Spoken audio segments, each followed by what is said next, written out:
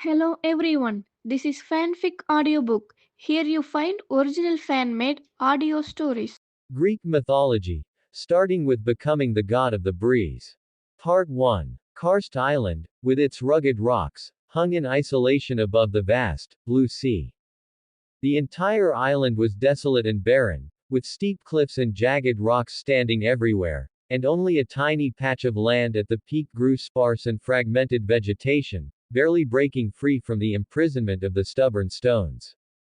A handsome youth stood quietly at the peak of the cliff, his white toga wantonly torn by the biting sea wind, his posture straight, and his brows and eyes gentle. He was Canas. He was the son of Eurus, the god of the east wind, belonging to the lineage of the Titan court, with a noble bloodline. His grandfather was Astraeus, the god of the stars, currently one of the high-ranking members of the Titan court. His grandmother was Eos, the goddess of dawn. Their union gave birth to a host of wind gods and star gods. These deities all inherited a portion of the divine powers of their father, Astraeus, the god of the stars. His father, Eurus, the god of the east wind, was one of them.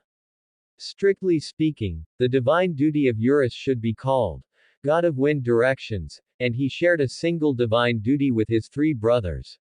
Notice the south wind, Zephyrus the west wind, and Boreas the north wind. Notice the south wind brought the hot and humid rainy season. Zephyrus the west wind gently delivered warm radiance. Boreas the north wind carried biting frost. And Eurus, the god of the east wind, governed the warm spring wind and rain, wielding the mild rising air currents from the east. Only when the four were combined could they form the complete god of wind. Logically speaking, as a member of the pantheon subordinate to the god of the stars, Canas should have inherited wind-type divinity from birth and become a deity. Yet Canas happened to be an exception. From the very beginning of his birth, he possessed not a shred of divine imprint, and except for an extraordinary physique tempered by divine power, he was no different from ordinary mortal flesh. For beings like Canas, this world had an exclusive term, demigod. Not a demon, demons, like nymphs, were spirits existing between gods and humans. Demigods, on the other hand, leaned closer to gods. Of course, this mediocrity was limited to the perspective of the gods. Living in the Golden Age ruled by Cronus, mortals were weak and simple-minded, while the Titans were naturally superior to all living beings. The essence of life, strength, and lifespan of Canas had long far surpassed all humans in the world. Yet within the Titan court, where deities stood like a forest and authority reigned supreme, he was the existence at the very bottom, the most ridiculous blank and defective product among the gods. Had his father Eurus not been full of loving kindness and felt not an ounce of aversion, this nameless and authority-less demigod would have long been abandoned to the earth to fend for himself. The birth of Canas was originally an accident. Years ago, when Eurus was out campaigning, divine blood sprinkled onto the earth, blending into the rock and soil texture of Gaia, and through the intermingling and gestation of the two, his ignorant, newly born self was catalyzed. In terms of bloodline origin, he was the offspring of Gaia, the mother goddess of the earth, and Eurus, the god of the east wind, and with a dual lineage, he seemed noble. Yet Gaia nurtured all things and had hundreds of millions of offspring, and had never cast her gaze upon this weak body devoid of divinity and authority. Only Eurus noticed the faint life quietly gestating within the earth, and brought the still ignorant him back to Karst Island, shielding him with meticulous care. The embryo broke its shell, and a living being was born. Eurus named him Canas, meaning the son of the wind, placing high hopes on him. But very soon, this deity who governed the east wind discovered that there was not a shred of divinity within the body of his offspring. Even so, Eurus still did not forsake him.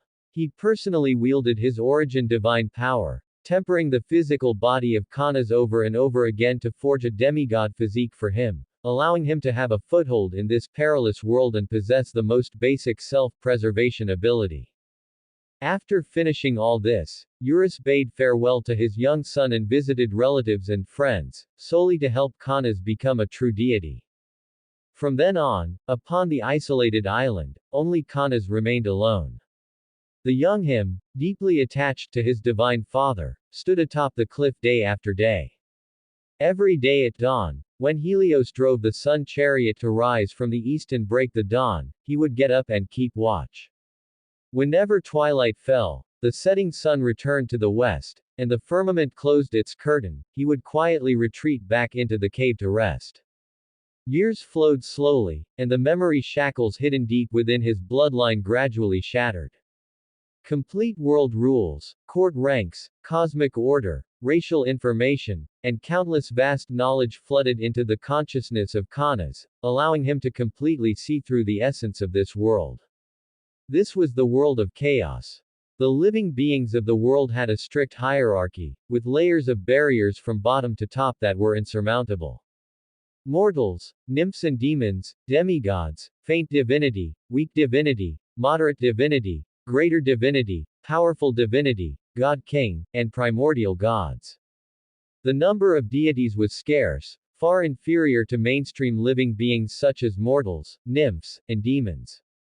Yet the few gods wielded the power of life and death over heaven and earth, standing high above and overlooking all living things. Countless living beings struggled and drifted, all living under the shadow of the gods. Having seen through all this, endless desire grew deep within the heart of Kanas.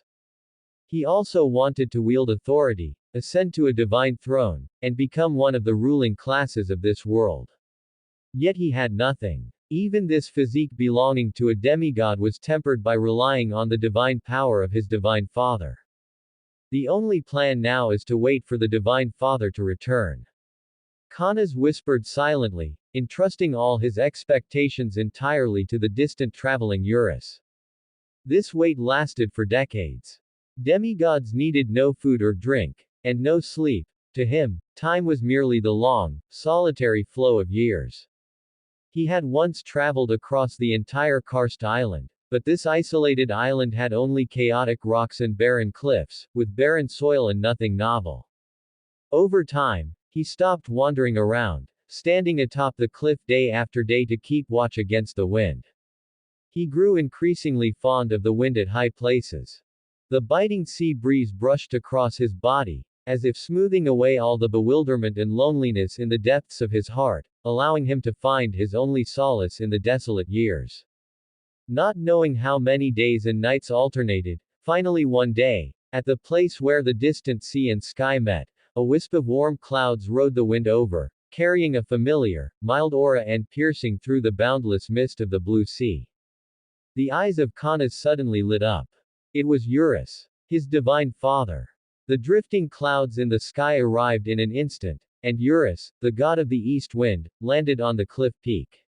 Looking at the young son who had bitterly waited for him for decades, his eyes were filled with burning longing and guilt as he bent down and tightly embraced him into his arms. Decades of time were merely the snap of a finger to a deity, but to Kanas, who had guarded the isolated island alone since birth, it was a long and agonizing lifetime. After a tender embrace and a brief reunion, the doubts and expectations piled up in the depths of their hearts for decades ultimately surged up to their minds. Kanas raised his eyes and asked softly, "My respected divine father, on your long journey this time, have you found a way to allow your child to step onto the divine path?" Having lived on the isolated island for a long time, he was naive to the ways of the world, direct in his speech, and did not understand circumvention. Yet this pure expectation made the heart of Eurus sink, and the joy on his face instantly faded, turning into heavy loneliness and self-blame. As the wind god, Eurus had a wide network of connections. But the Titan gods of today were almost 100% beings who had been deities from the moment of birth. How could they possibly have a method for mortals to become gods? Even if they did, they would never allow a lowly mortal to set foot in the domain belonging to their noble deities. Therefore, the harvest of Eurus from this trip was very little. Looking into the gentle and pure eyes of his young son, the sigh at the lips of Eurus ultimately turned into a gentle comfort. "Kanas, my gentle child, I am so sorry, I have failed your expectations." Even after decades apart, Eurus had not returned completely empty-handed. From his father, the star god Astraeus, Eurus learned a piece of news that could barely be of some use. First, there are two major categories of gods in the chaos world. The first are the primordial gods, naturally nurtured by the origin of chaos and the laws of heaven and earth. Some of the first generation, second generation, and even third generation titans also belong to this category of gods. They are born wielding the authority of the world, favored by heaven and earth, with transcendent talents. Eurus belonged to this type. Although relatively weak compared to his father god, he similarly symbolized a part of the world's origin, receiving the affection and protection of the world itself. The second are the divine descendants, which can also be called divine post-gods, bloodline gods, ordinary gods, and so on. Their birth did not receive the blessing of the world itself, so they could only inherit a portion of their predecessors' divine posts. This type of god is more numerous, but their strength is mostly average. Most importantly, they are not as noble as the primordial gods, and their divine posts or even lives can be stripped away. This type of god is generally subordinate gods or offspring of the major primordial gods. For example, the offspring of Astraeus, Phanon, Saturn, Phaethon, Jupiter, Pyrrhoi, Mars, Hesperophorus, Venus, Stilben, Mercury, etc., all inherited a part of his divine post and became gods. As the principal god, Astraeus could arbitrarily strip away their divine posts. This star god guessed that the reason Canas did not inherit Eurus's divinity was very likely related to his mother, Earth Mother Gaia. Gaia, who symbolized the earth itself, was simply too powerful. So powerful that Eurus's meager east wind divinity was completely unable to influence Canas, who was in a state of gestation at the time. Therefore, he suggested that Eurus bring Canas to the Earth Mother to see if there was a way to solve it. If lucky, catching a time when the Earth Mother's maternal nature was abundant, perhaps Canas could still obtain a bit of the Earth's divinity, using the demigod's long years to accumulate divine power, condense a divine post, and become an ordinary god of the Earth pantheon. Even if it was just a god of clay or a god of marble, it would be much better than the current demigod. But the problem was that Earth Mother Gaia had been slumbering for who knew how many years. Although a demigod's lifespan is longer than a mortal's, to a god, it was nothing more than taking a nap. Canas listened quietly, understanding in his heart. It seemed that his father god had already given him a wisp of divinity to try to help him when he didn't know, but for some reason it failed. He was even more clear that the supremely noble Earth Mother would never break her slumber and bestow divine grace for a tiny, insignificant demigod like himself. The offspring nurtured by Gaia numbered in the tens of millions and hundreds of millions. He was merely the most ordinary one among all living beings, with nothing special to speak of. This was also the real reason why Eurus was always unwilling to bring him to the divine temple. Looking at the father god before him, full of guilt and melancholy, Canas felt a wave of tenderness in his heart, and softly spoke out to comfort him, bit by bit dissolving the self-blame and guilt in Eurus's heart. He never wanted his destiny to drag down the only father god who cherished him. After Eurus's emotions gradually calmed down, the thoughts in Canas's heart grew even more resolute. Better to rely on oneself than others. He took the initiative to speak, inquiring in detail about the myriad states of the outside world, the survival status of golden humans, the habits of wild demonic beasts, and the traces of sea monsters in the sea, inquiring one by one about all living beings and the situation of heaven and earth.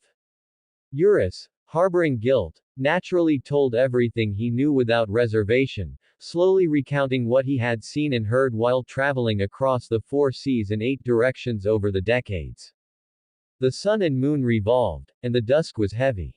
The solar chariot of Helios drove past the end of the firmament, day fell, and the warmth dissipated. The sea wind of Karst Island suddenly turned cold, biting and bone-chilling, sweeping across the entire barren cliff. As an orthodox intermediate primordial god, Eurus's physical body and divinity had long transcended the mortal realm, so this bit of cold wind naturally could not harm him in the slightest. But Kana's was merely a demigod's body. His body immediately trembled slightly, and he subconsciously shuddered from the cold. Seeing this, Eurus furrowed his brow slightly, whispered a reproach, and raised his hand to protect his young son, intending to take him back to the cave to avoid the cold. The Chaos World continent has a vast territory, and the wind gods of the four directions perform their respective duties. Manpower in the divine realm is already scarce, and we four wind gods run about tirelessly year-round. Earlier, I specifically instructed Boreas not to let his northern cold winds harass this island.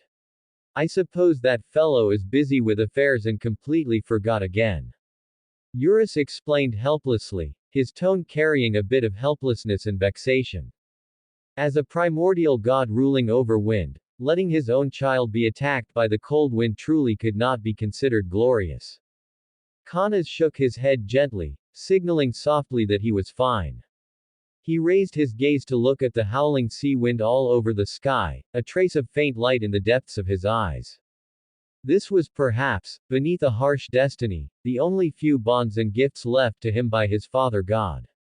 The cold wind howled, and the cliff top was silent. 2 months had passed since Eurus's last return. As a primordial god symbolizing 1/4 of the wind direction, Eurus himself also had his own divine post to fulfill. Previously, to help Kanas find a way to become a god, he had not brought the east wind to the chaos world for decades. Therefore, after accompanying Kanas for a few days, Eurus left the cave and went to the divine temple to fulfill his duties. And this barren and secluded karst island was a residence personally chosen and bestowed by Eurus for Kanas, a pure land uniquely belonging to Kanas that was peaceful and undisturbed. After the father god left, Kanas once again stood alone on the cliff top. Only this time, he was no longer waiting bitterly day after day for the returning person, but simply sitting quietly by the cliff edge, standing against the wind, quietly feeling the sensation of the sea wind sweeping across his body. Kanas's disposition was gentle and peaceful, perfectly inheriting Eurus's personality. Even knowing that his path to becoming a god was slim and nearly severed, although he had regrets in his heart, he never harbored resentment, and was even more afraid that his destiny would become his father god's knot in the heart and burden. He favored the feeling of the wind blowing on the cliff top. The cold wind brushing his face could allow his chaotic thoughts to settle completely, his mind to become increasingly clear, and his brain to become increasingly agile, enabling him to calmly examine his own situation. Today's sea surface, however, was completely different from the past. The sea wind was still biting, the sea surface was churning with waves, and in the deep blue sea in the distance, a dim figure was forging ahead through the waves, stubbornly approaching the direction of Karst Island. Kanas's eyesight was extraordinary, his demigod-level vision allowed him to see the full appearance of that figure at a glance. That was a sea monster, its entire body covered in rough fish scales, its tail fin violently slapping the surface of the sea, splashing up spray all over the sky. Its hair floated scattered on the sea surface like withered seaweed, its figure was hunchbacked, ferocious, and ugly, swimming hard toward the direction of the island. Karst Island hung alone in the deep sea, and various sea monsters wandered in the sea area year-round. Kanas could occasionally catch a glimpse of them in the past. It was just that this island was by no means an ordinary barren island, it was a treasured place meticulously chosen by Eurus. The sea area on the outer periphery of the island was surrounded year-round by a circle of extremely violent wind walls, with sharp and murderous air currents, enough to slaughter all living beings below the demigod level. The entire Karst Island was like being in the eye of a storm surrounded by fierce winds. The outer wind wall was monstrously high, while the inside of the island was stable and secluded. The uniquely endowed terrain made this barren island the most perfect residence. The island was barren, so it would not give birth to nymphs or daimons.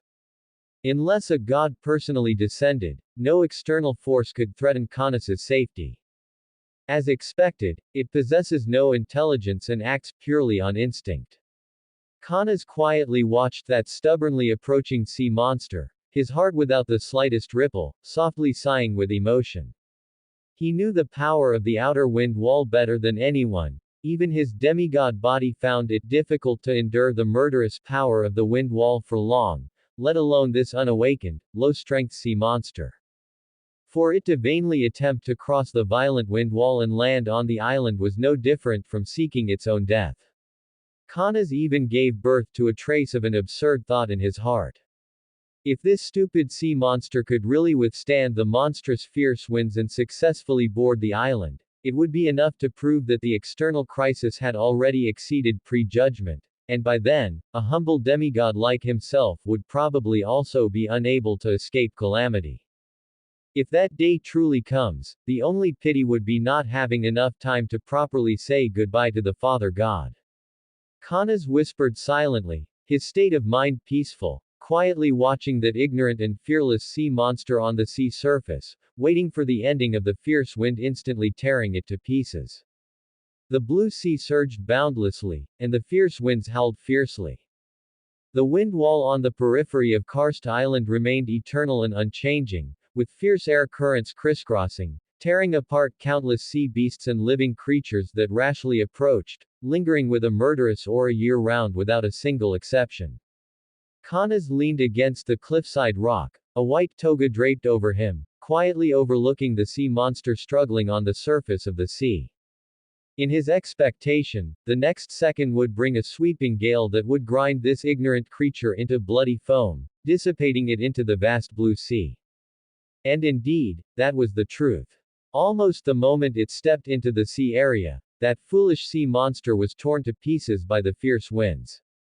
Watching the scene of the sea monster being rolled into pieces by the fierce winds, Kanas suddenly felt waves of revulsion. Make no mistake, it was not because he felt the scene before him was too bloody. What he loathed was this fierce wind that symbolized destruction and violent tyranny. Having guarded the isolated island alone for decades, feeling the wind atop the cliff was the sole solace in his long and lonely years.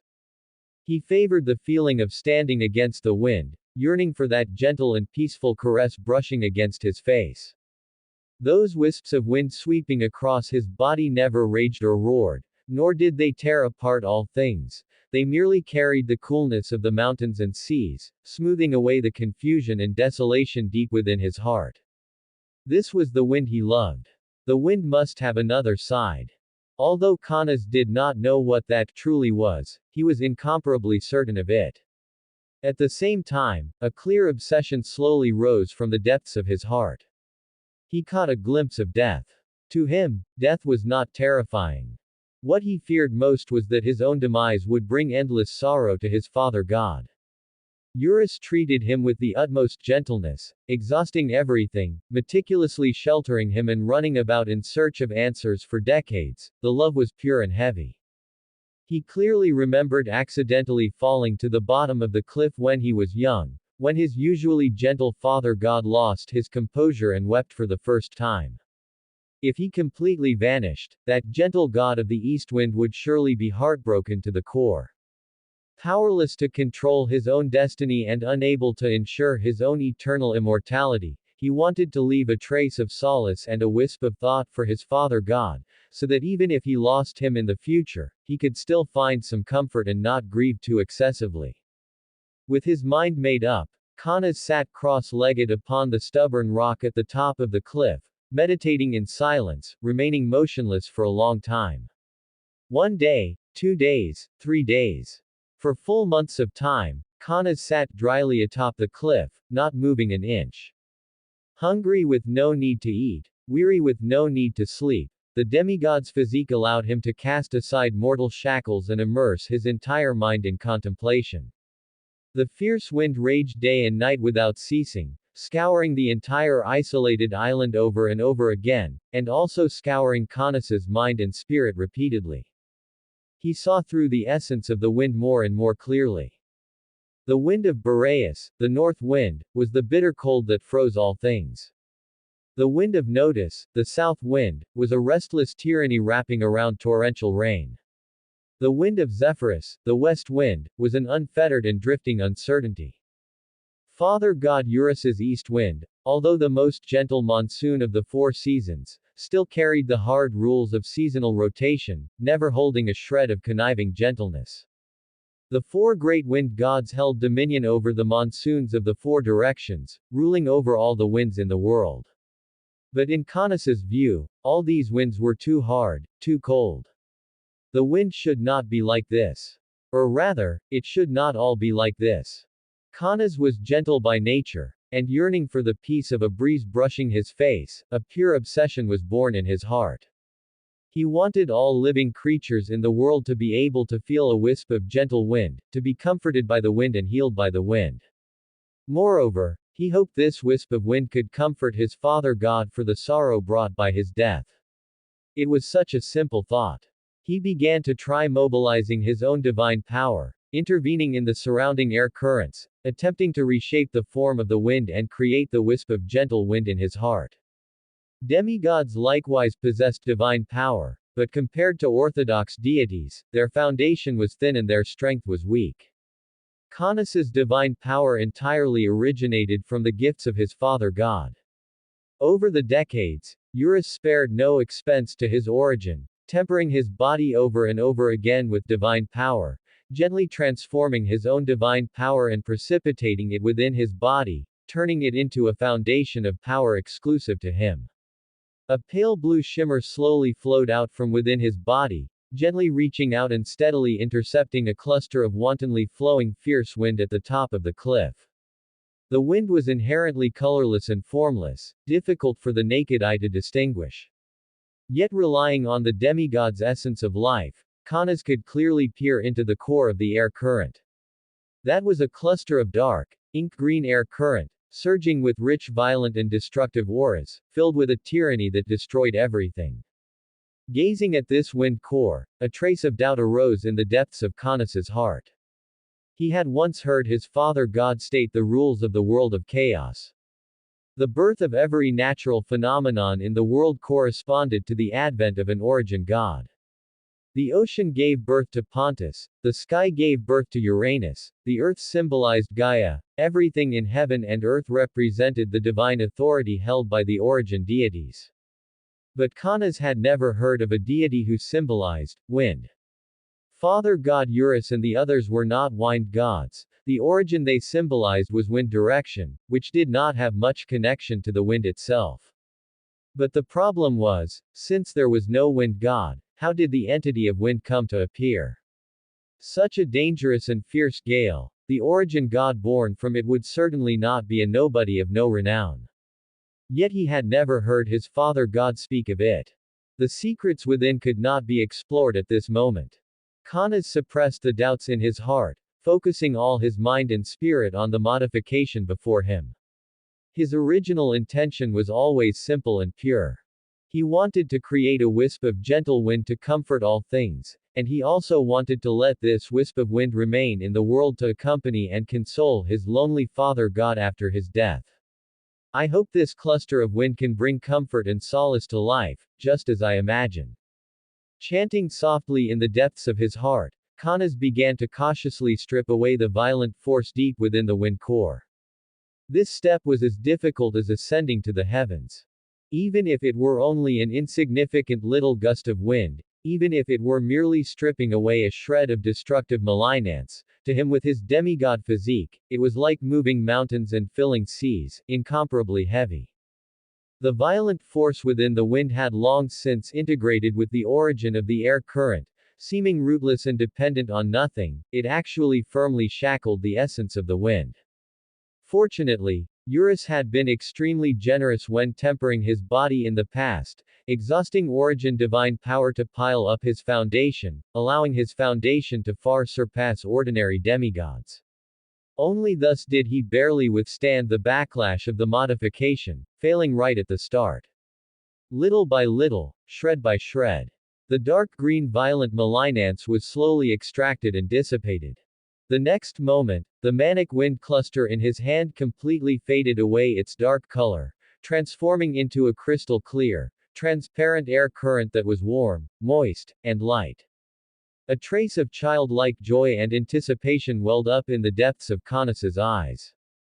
Next, inject what belongs to me. He quietly invigorated himself, his mind and spirit growing increasingly clear and transparent, failing to notice the subtle changes occurring within himself.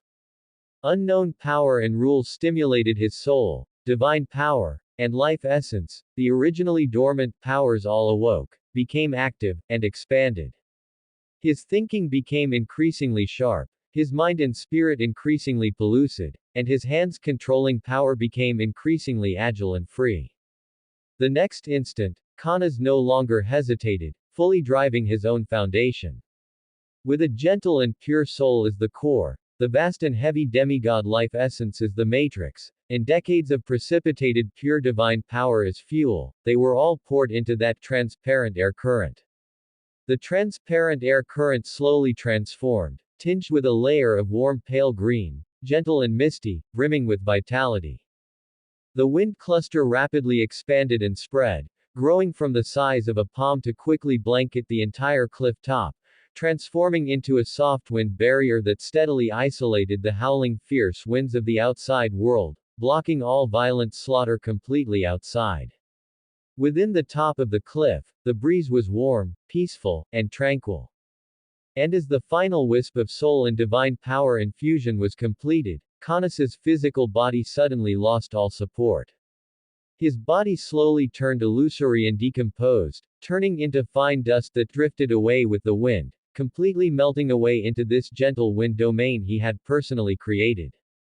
The world's first wisp of gentle breeze that comforted all things was born from then on in the world of chaos. There was no wind on the cliff top, forming its own tranquility. When the last wisp of dust settled with the wind, this desolate cliff of Karst Island was completely cut off from the violent heaven and earth outside. Outside were still the raging waves of the vast sea, the howling gales, and the sharp, murderous wind walls. It was still that cold, tyrannical chaos world that only knew how to destroy all things. But in this tiny space atop the cliff, a gentle and lingering breeze blew softly, and the sound of waves coming from outside also became gentle, resembling a pure land independent of the heavens and the earth. There was no earth-shattering anomaly, no thunderous divine might, only a pale green breeze gently enveloping the entire cliff top, quietly flowing. But if a god were here, they would discover something. Within it, something seemed to be gestating. The will of the chaos world, silent for eternity, quietly awoke at this moment. An intangible and boundless gaze gently cast toward the isolated karst island above the distant vast sea, with movements extremely gentle and cautious, without alarming any god or any wisp of rule between heaven and earth. In its gaze, there was obvious joy and favoritism. For the still immature and continuously improving heaven and earth of chaos, the birth of every new authority and the completion of every flaw could inject new vitality into the origin of the world, making the rules more and more perfect. These newborn authorities that broke new ground and completed the world had always been most favored by the world's will. Under this gentle care of heaven and earth, in the center of the cliff top, the core of the breeze, jointly forged by Kanas's complete soul, heavy life essence, and pure demigod divine power, began to slowly condense, reshape, and sublimate. The pale green wind breath, which was originally dispersed, drifting, and erratic, constantly contracted, condensed, and regulated, completely shedding the loose and illusory nature of airflow, and precipitating the heaviness, constancy, and eternity unique to the origin authority. A brand new divine persona that was crystal clear throughout, shimmering with a faint pale green light, and limpidly flawless slowly took shape in the air. It was not large, did not look dazzling, and lacked a powerful momentum, but without a doubt, this was a divine persona symbolizing an origin god. Breeze divine persona. The moment the divine persona took shape, the winds across the entire heaven and earth of chaos suddenly paused. The northern cold wind, the southern storm wind, the western drifting wind, and the eastern monsoon, the violent airflows across thousands of li in all four directions stagnated simultaneously. Above the firmament, the temple of the wind god was solemn and silent. Eurus, who was sitting upright in the hall abiding by his divine duties and maintaining the rotation of the eastern wind's timing, suddenly stiffened his body, his mind shaking violently. As an origin god wielding a regional monsoon, his perception of the world's wind veins far exceeded that of 10,000 gods. At this moment, a wisp of aura piercing through mountains and seas and connecting heaven and earth surged straight into the depths of his soul along thousands of wind veins. Familiar, warm, clean, and pure, carrying a trace of clumsy yet stubborn gentleness, it carved into his bone marrow and soul. It was the aura of Kanas. There was definitely no mistake. Kanas. Eurus murmured in a low voice, his gentle voice slightly trembling. Extreme panic and an ominous premonition instantly swept over his entire body, causing the fingertips of this traditionally peaceful and calm god of the east wind to tremble uncontrollably. He clearly perceived that on Karst Island, that wisp of youthful and vibrant life aura that had accompanied him for decades had completely dissipated and returned to nothingness. Yet at the same time, a brand new, immature, but deeply rooted origin god seat was slowly rising above that isolated island. The divine aura was gentle and unfamiliar, yet it shared the same bloodline source with him, closely linked. On one side was the dead silence and demise of flesh and blood life, and on the other was the vigorous rebirth of a deity. It was contradictory and bizarre, yet perfectly fitting, fully explaining the profound mystery of the transformation between life and death. Eurus could no longer sit calmly in the temple, whatever divine duties or rules were thrown to the back of his mind. The eastern wind around his body suddenly rioted, tearing through layers of clouds and transforming into an afterimage traversing the firmament, galloping toward the eastern sea area. The location of Karst Island happened to be directly east of the temple. This was a sanctuary he deliberately selected for Kanas, just to look out from afar every day with the help of the eastern wind and protect Kanas' safety. Yet today, the pure land he personally selected had undergone changes he never expected. At this moment, atop the cliff, the breeze was constant and tranquility remained as before. The suspended and flowing breeze divine persona completely stabilized, and amidst a gentle vibration, a hazy yet extremely clear consciousness slowly awoke. The soul was still the soul of Kanas, only it had become extraordinarily powerful. This time, he completely shed his frail mortal flesh, broke free from the demigod shackles, and became a god. The true form of a god was the divine persona. And the divine persona of an origin god symbolized a part of the world and could not be destroyed by external forces. This was the supreme and noble root of an origin god. The origin divine persona carried the authority of heaven and earth, was rooted in the origin of the world, and was one with the world. As long as the world does not perish, the origin does not die. From now on, he was the breeze, and the breeze was him. This feeling is so strange. The breeze divine persona emitted a slight glow, which was a natural phenomenon brought about by the fluctuations of Kanas' soul. In Kanas' current perception, throughout the entire world, wherever the wind flowed, his consciousness was reflected. The bitter cold of the north wind, the restlessness of the south wind, the wandering of the west wind, the rigidity of the east wind, all the rhythms of the wind in the world, the changes in airflow, and the myriad states of all things disturbed by the wind were all clearly mapped into his soul without omission. Father God. The hazy wind consciousness sounded softly, with a gentle tone.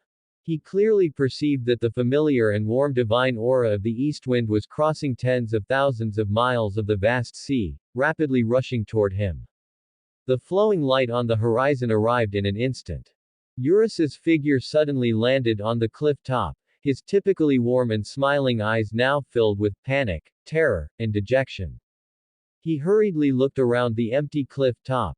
The bizarre rocks remained, the sea breeze remained, but he could no longer find that plain white toga, nor could he see the figure of the young boy waiting day after day facing the wind for his return. Only a gentle breeze lingered around him, lingering and inseparable, seeming like attachment, seeming like comfort. A wisp of soft breeze gently brushed across his knitted brows and eyes, and his trembling fingertips.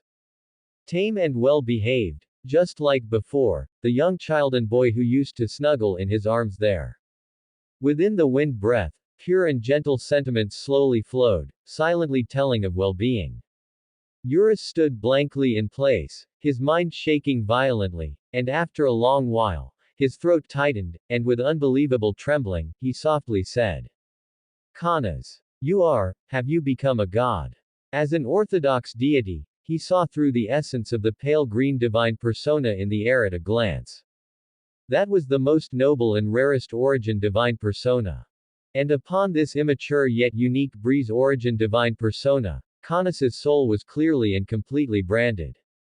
MN. Kanas's voice sounded a bit clumsy, and also a bit awkward after having done something wrong and being discovered by a parent. He did not know how he had become a god. In his memory, he only remembered that he was preparing a gift for Father God, and as a result, he inexplicably became a high and mighty god. Good. Good. Eurus wept for joy. He did not expect that his son could rely on his own efforts to become a god, and an origin god just like himself. The gentle breeze flowed softly, in absolute silence. The birth of a primordial god was a joyous event worth celebrating for the entire world. All deities felt that something new had been born in the world they lived in. Breeze. Whether it was the Titans living in the Titan court, or the deities living in the earth, oceans, and underworld, all of them felt this trace of breeze symbolizing gentleness, comfort, and ease. A new primordial god has been born, breeze. What a weak divine office. In the Titan court, a bare-chested, muscular man with a thick beard sat upon the throne, a look of disdain on his face. At his feet lay a pitch-black sickle.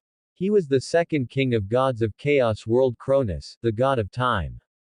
As the king of gods, Cronus's control over the world was stronger than that of other deities. Coupled with the fact that he attached great importance to his throne as the king of gods, he was deathly afraid that a powerful deity with an unknown stance would appear out of nowhere and threaten his position. Fortunately, the newly born deity did not grasp any powerful authority. Breeze. Hey. The combat power of this thing was practically non-existent. If the primordial god who mastered wind were to appear, perhaps it really could pose a certain threat to him. As for breeze, Cronus didn't take it seriously in the slightest. Astraeus. After a disdainful chuckle, Cronus issued an order toward Astraeus, the god of stars, not far away. I have already figured out the identity of that newly born primordial god. It is the offspring of your child, Eurus, the god of the east wind. Since it is your descendant and belongs to the lineage of wind gods, you shall be the one to guide it to the Titan court to take up a post. As the time he spent as the king of gods grew longer, Cronus's personality gradually became rude, eccentric, and self-willed. Even though Astraeus was a mighty divine power and the god of stars, he bossed him around just like a small minion. As you command, king of the Titans. Astraeus calmly glanced at the black sickle beside the throne, a trace of apprehension flashing through his eyes. His strength was already weaker than that of King of Gods Cronus, and coupled with that sickle, his odds of winning against Cronus were even lower. To avoid trouble, Astraeus could only respectfully accept the task. On the other side, Kanas, who had just become a deity, was condensing his divine body under the guidance of his divine father, Eurus. As a deity, the physical body possessed naturally had to be different from mortals and demigods.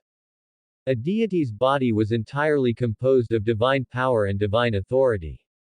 Even if the weakest feeble divine power stood still and let others hit it, demigods and creatures below the demigod level couldn't even dream of injuring them. This was the might of a deity. Under Eurus's guidance, Kanas began to actively absorb the large amount of light green breeze previously transformed into the interior of his divine lattice. The gentle breeze filling the sky suddenly converged, and the wind aura of the entire cliff top completely gathered, condensed, and united toward the center of the void. The light green flowing lights intertwined, wrapped, and solidified layer by layer. Amidst the surging flowing lights, a slender and upright youth figure slowly condensed and formed from within the clear breeze. It was still the appearance most familiar to Eurus, with gentle and clean brows and eyes, and delicate and soft facial features. However, compared to before, Kanas had shed the frail greenness belonging to mortals, turning into the noble and dignified temperament unique to deities. His skin was far more delicate than before. Moreover, Kanas's hair had also changed from its original brown to cyan. A suit of pure white toga fluttered slightly with the wind, surrounded by a faint light green wind halo. Warm, comfortable, gentle, cozy. These were the most intuitive adjectives Eurus thought of after seeing Kanas. When the last wisp of wind aura condensed into his body, Kanas slowly opened his eyes. The depths of his eyes were likewise cyan, his gaze sparkling and clear. He raised his eyes, glancing first at Eurus who was gazing blankly at him, the corners of his lips lifting slightly to bloom with a gentle smile. Divine Father. A soft voice sounded. Having recast his divine body, Kanas's voice had also changed. This was a vocal line truly belonging to a god, warm, clean, carrying its own divine power, sounding just like the warmth carried by breeze, drifting above the pure land on the cliff top. Eurus trembled all over, his eye sockets instantly turning red. He had finally seen his child once more. Not the dissipated dust, not the illusory wind aura, not the suspended divine lattice, but the truly real, standing before his eyes, vivid and eternal Kanas. He stepped forward, raising his hand to gently stroke the youth's soft hair crown. What his fingertips touched was finally that warm and real divine body, stable, eternal, and within reach. My child. Eurus's voice trembled slightly, concealing an undisguisable sob. You have returned. Becoming a god was undoubtedly a transformation from body to soul. But what Kanas found strange was that after becoming a deity, a flood of bizarre and motley memories suddenly appeared in his mind. In those memories, he had a new name, a new identity, and even the world he lived in was quite peculiar and strange. Those things were very unfamiliar, but strangely, the moment Kanas saw them, he could think of their names. Building, car, dad. These vocabulary words were quite novel and unique to Kanas. Is this my past life? After integrating all the extra memories, Kanas gave a most reasonable summary through the vocabulary in his mind. His soul was incomparably powerful, and the influx of decades of memories from his past life didn't bring much burden to him. Because there was no concept of so-called reincarnation in the underworld of this world, Kanas could only describe them through the vocabulary accumulated from his past life. Regarding his past life, Kanas spent almost no time accepting its existence. In his view, no matter how colorful his past life was, it didn't affect his present self in the least. He was the god of breeze of chaos world, ruling over multiple divine offices such as gentleness, healing, and solace. At the same time, he was also the offspring of his divine father, Eurus. However, perhaps certain memories of his past life could help him develop better in this world. Concealing the memories symbolizing secrecy in his mind, Kanas began to share the process of his becoming a god with Eurus. Upon hearing that Kanas burned everything just to leave behind a token of remembrance for him, Eurus's expression became very complicated. Only at this moment did he realize just how fortunate a primordial god like him was. From birth, he had enjoyed the top-tier treatment of this world. What he possessed at birth was something others had to pay with their lives to strive for. Eurus didn't care about others. But Kanas was his child. My dear Kanas, my child. Actually, overcome with emotion, Eurus wanted to say something, but just as he opened his mouth, he was interrupted by a sudden voice from outside. My most worrisome child, Eurus who commands the east wind, bring the newly born god of breeze to see me outside the island, and listen to the command of the king of gods. Kanas's mind stirred slightly, and he subconsciously turned half a step to lean against Eurus by his side. Even though he was now a god, in terms of foundation, divine power accumulation, and practical combat strength, he was still far inferior to those powerful titans. When facing this god's matter, letting his father step forward was the safest and most natural choice. Eurus had long been accustomed to this, and protecting Canas had almost become his instinct. Hearing the sound, he naturally stood up, his posture gentle and upright. Raising his hand to gently shield Canas, they stood together at the highest point of the cliff, facing the visitor outside. At the end of the firmament, the flowing light of the sea of stars crossed the vast ocean. A towering figure stepped through the air, hovering in the airspace outside Karst Island, and did not rashly set foot on Karst Island. This indicated that the other party had no malicious intent in this trip. With a god's keen perception, Eurus instantly perceived the identity of the newcomer. A trace of surprise flashed across the depths of his eyes, and then it returned to peace. Father, why did you come in person? Before that god could respond, Eurus turned his head, looked gently at Canas beside him, and softly introduced him. Canas, this is your grandfather, the god of stars, Astraeus. He rules the starry sky and commands the wind direction, being a powerful Titan god. Even in the current Titan pantheon, he is one of the top powerful existences. Eurus's introduction was unhurried, incidentally sorting out the origins for Canas. Astraeus's own fundamental divine persona was related to the starry sky, and his divine duty was the same. The starry sky, located in the sky, was a part of Uranus, the god of the sky. However, after this first-generation god-king fell into a deep slumber, the authority of the sky precipitated, and the starry sky gradually began to grow and become more independent. However, this god who managed the starry sky did not directly rule the wind. The reason why he could be crowned with the prefix title of commanding the wind direction was mainly because the offspring he gave birth to all ruled the wind directions of the four directions. The chaos divine realm had always been like this. A god's authority, title, and majesty never came solely from themselves. Flourishing divine offspring and extended bloodline branches were also excellent proofs of a god's strength. The more offspring there were and the broader the bloodline, the heavier and more profound the god's voice and foundation became. If Astraeus gave birth to new offspring in the future, his title could also be stacked and extended accordingly, becoming more and more revered. Hearing his father's introduction, Canas nodded gently, took half a step out from behind Eurus, and raised his eyes to look earnestly at the distant Titan god.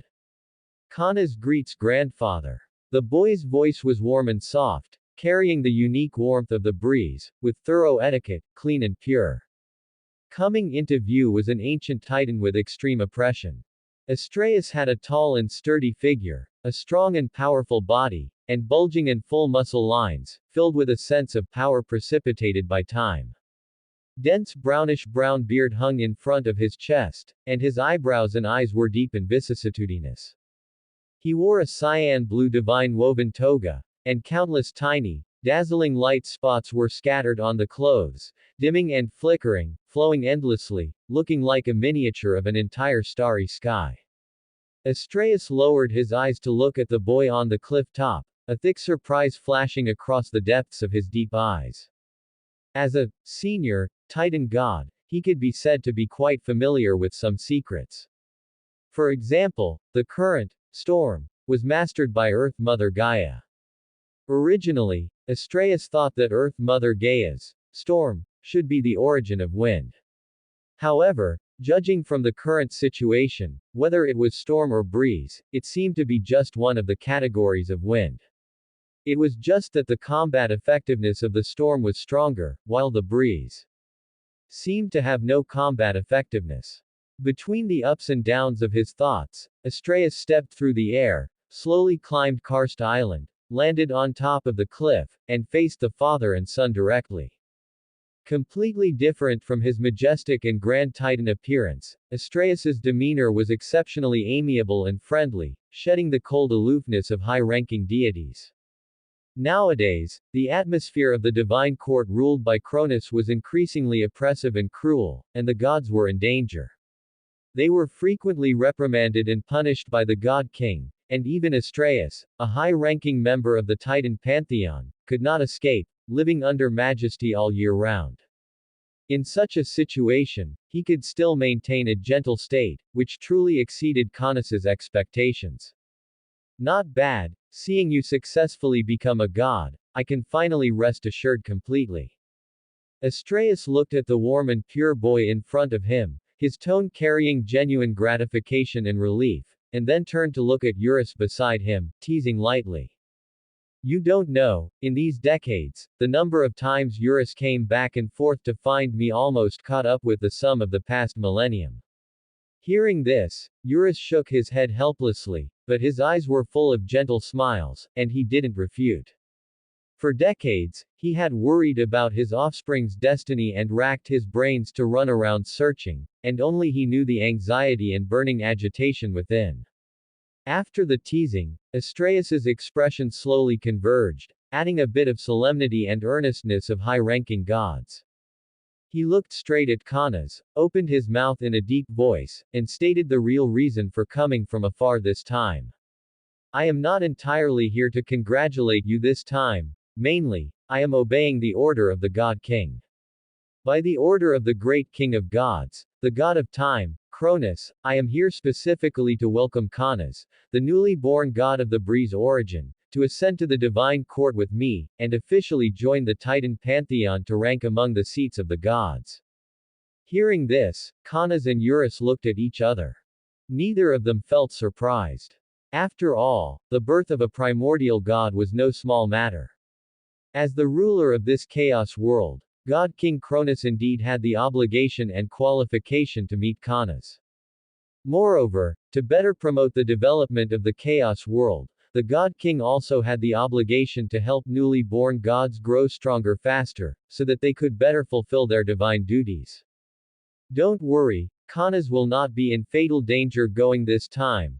On the contrary, he might even be able to get something from the God King's hands. Seeing this, Astraeus spoke out to explain. Because of the previous curse, the God King has always worried about being overthrown by his own offspring, and consequently, gods like us who can threaten his position have also been squeezed out and suppressed. However, the origin ruled by Caunus is not very powerful, nor can it threaten the God King's rule. For a weak primordial god like Caunus, as long as he behaves a little obediently, he can probably get a lot of good things from that God King. After all, that God King still has a wise and martial side. For the sake of the chaos world, he will definitely fulfill his duties. Gods are complex. Caunus quietly calmed his mind, searching through the dusty fragments of memory from his past life for scattered records and evaluations regarding the current King of Gods, Cronus. Although Cronus currently ruled the entire chaos world, the records about him could probably fit on a single page. Among those fragmented impressions, this Titan King of Gods who controlled time and ruled over all deities was brutal and bloodthirsty, arbitrary and autocratic, consistently deaf to advice, and paranoid and gloomy in his actions. What sent the coldest shiver down one's spine was that universally known secret. To solidify his supreme status as King of Gods and remain firmly on his throne of rule, Cronus had gone so far as to personally devour his own offspring to sever the prophesied destiny of a child committing patricide and usurping the throne. Devouring his own children. No matter the time or world, this was something truly terrifying. Just recalling such ruthless behavior caused Caunus's delicate brows to furrow slightly, his face involuntarily showing an undisguisable resistance and discomfort. However, the general trend was already set, and he was powerless to resist. He could only turn into a gentle breeze, concealing his human form, and quietly follow beside his grandfather Astraeus, flying together toward Mount Othrys, the holy land of the Titan court. In his past life's memories, he had heard of the famous Mount Olympus of later generations, knowing it as the dwelling place where the new King of Gods would rule heaven and earth in the future. Yet in the eyes of Caunus, who had already reached their destination, Mount Othrys standing between heaven and earth at this moment seemed even more grand and majestic than Mount Olympus. From Caunus's perspective, Mount Othrys was less a mountain, and more a pillar supporting the sky and the earth. If Canas hadn't known that the severed part of the first king of gods, Uranus, was thrown into the sea, he probably would have immediately thought this pillar was the incarnation of that thing. Spectacular, isn't it? Mount Othrys is the highest mountain in the Chaos world, and also the place closest to the sky. Sensing Canas' shock, Astraeus spoke up to explain. It is said that the primordial earth was completely flat, with no mountains, hills, rivers, or lakes. As the noble Earth Mother Gaia birthed the gods, the sky, the depths of the sea, and the contours of the earth came into being. This Mount Othrys was a gift to the first king of gods, Uranus, from Aurea, the god representing the raised contours of the earth. After all, back then, their relationship was quite good. As a veteran of the Titan pantheon, although not as ancient as his father Creus, Astraeus still understood quite a few secrets well. Canas did not answer, mainly because he didn't know how to respond, so he could only reply with silence. Fortunately, Astraeus didn't mind. Toward his godly descendant, he had always possessed a good deal of tolerance and patience. All right, we've arrived. Manifest your Titan form. Audience with the King of Gods still requires following certain etiquette. Following a swift flight, the two finally reached their destination. What caught Canas' eye was a flat expanse of ground. The summit of Mount Othrys was not as rugged as he had imagined, but flat as if sheared off with a blade. At the summit, grand palaces rose from the ground, accompanied by numerous trees, flowers, and other decorations. Groups of beautiful nymphs went about in packs, proactively tending to the affairs of the temple for their Lord God. The largest among them was likely the palace of the King of Gods, Cronus. Led by Astraeus, Canas soon arrived before Cronus's palace. The two nymphs standing at the entrance bowed respectfully to the two deities, then opened the gates and let them inside. The King of Gods had given orders in advance, so the two nymphs had no right to block the path of two source gods. Astraeus did not move, but gestured with his hand, signaling Canas to go in alone. The King of Gods summoned you, it has nothing to do with me. Astraeus said. Upon entering the main hall, Canas immediately noticed the imposing figure sitting on the throne. In the Chaos world, the average height of the Titans was between 3 to 5 meters.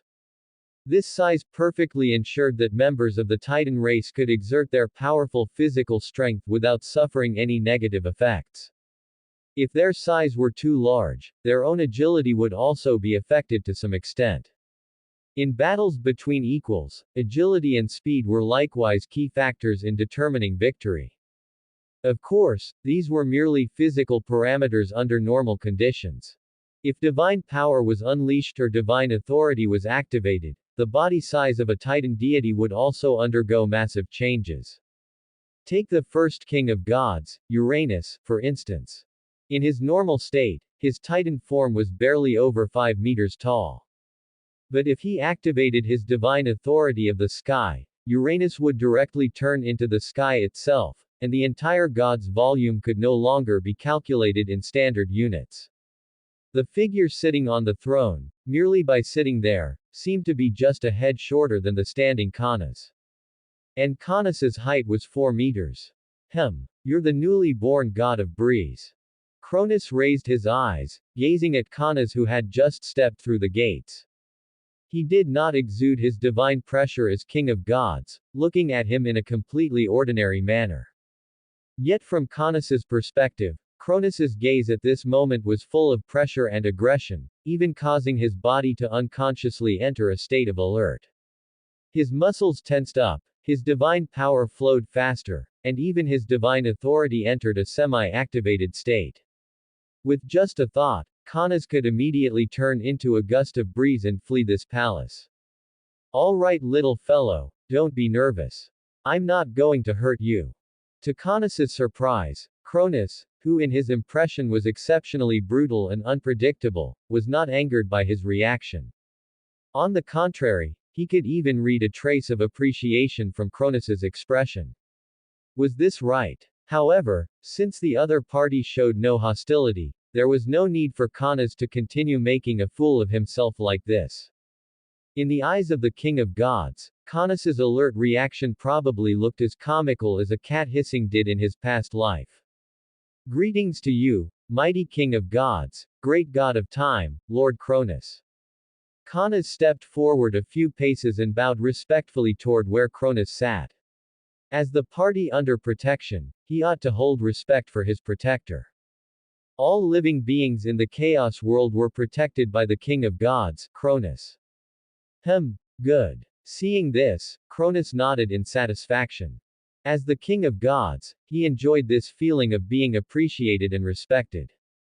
Although Connus appeared somewhat weak, he performed well enough and seemed genuinely sincere in respecting him.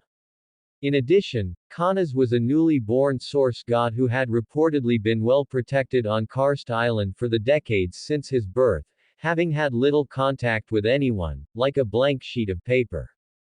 Connus's respect was far more precious than the respect of those slick, old veteran gods. This gave Cronus, who always felt surrounded by hypocritical gods, a slight favorable impression of him. As the king of gods, I have the duty to help newly born deities better integrate into the Titan court and master authority. However, your source divine authority was created by yourself, so there isn't much I can help you with. How about this? By my authority, you make a trip to Earth Mother Gaia yourself and demand that authority representing Tempest, which shall serve as my gift to you. I see that she has been nurturing it for a long time without yielding anything of note, so we might as well give it out and completely perfect the wind authority of the chaos world. Holy crap! How generous! After hearing Cronus's words, that was Connus's immediate thought. An origin symbolizing storm, that was a precious item capable of directly nurturing a noble primordial gods. Although he didn't know why Earth Mother Gaia had never birthed the so-called storm god, Connus was confident that within the first 100 years of obtaining this origin, he could become the newly born storm god. However, after a brief moment of shock, Connus quickly snapped back to reality.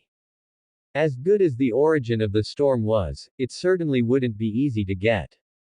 The first hurdle Connus had to cross was Earth Mother Gaia, who stood at the absolute top tier of the chaos world and was even stronger than God King Cronus. He didn't believe for a second that Cronus hadn't tried asking Earth Mother Gaia for this origin of the storm. From Cronus's tone just now, Connus could tell that Cronus had definitely set his sights on this origin before. Thinking about it, it made sense. While he, symbolizing breeze, posed no threat, the power of storm far exceeded that of ordinary gods. Given Cronus's personality, he would never allow such a powerful force to remain outside his realm of rule forever. Considering that this origin still belonged to Earth Mother Gaia, it was clear that Cronus's attempt had failed. The reason he told Connus to ask for it was likely because he had a new plan in mind. But listening to Cronus's tone, did it mean he was giving Connus permission to become the new storm god? So, the reward given by God King Cronus was merely permission, or perhaps even just tacit consent. Well then, how generous indeed. Praise your generosity, great God King, ruler of chaos tilde. However, I have heard that Earth Mother Gaia is currently still in a deep slumber. How can a weak god of breeze like me awaken Earth Mother to request the origin of the storm? Connus's concern was justified. Earth Mother Gaia was currently asleep, and even though he had become a deity, to a being as powerful as Earth Mother, he had merely upgraded from a bug to an infant. How could an infant have the power to wake a sleeping adult? Except by crying. But unfortunately, Connus couldn't even cry. The divine duty and godhead he possessed were skewed towards support. Abilities like soothing, healing, and comforting would only make Gaia sleep better, and could not awaken her at all. Ah, that's easy to deal with. Cronus paused in rare surprise. In the Titan pantheon, very few gods lacked combat capabilities. Connus was the sole exception. From his godhead to his divine duty, he truly possessed not a single combat capability or stat boost. Wait, was the Titan Court's education for 4th-generation Titans really that slack nowadays? Although there was indeed a shortage of support-type deities, you couldn't just let a support god have zero combat power, right? Or was Astraeus neglecting his own grandchildren? Combining this with Cronus's experiences over the decades since his birth, Cronus surmised that this was likely Astraeus's own fault. Decided, in a few days, he would find another excuse to make things difficult for him. These fellows always feigned compliance with his orders while secretly disobeying. Did they still stubbornly believe in the prophecy made by his foolish father? Laughable. All his children had ended up in his stomach. It was impossible for anyone to overthrow his throne as God King. Sooner or later, these guys would learn who the true, eternal ruler of the Chaos world really was. Take this. As long as you approach Earth Mother's temple, she will awaken, and then you can state your request. Cronus bent down and casually threw the sickle-shaped weapon beside his throne to Cronus. Seeing this, Cronus almost instinctively manipulated a breeze to form a basin-sized vortex, catching and holding the sickle securely. Thank you for your help, great and generous God King. Taking the sickle, Cronus couldn't help but shiver.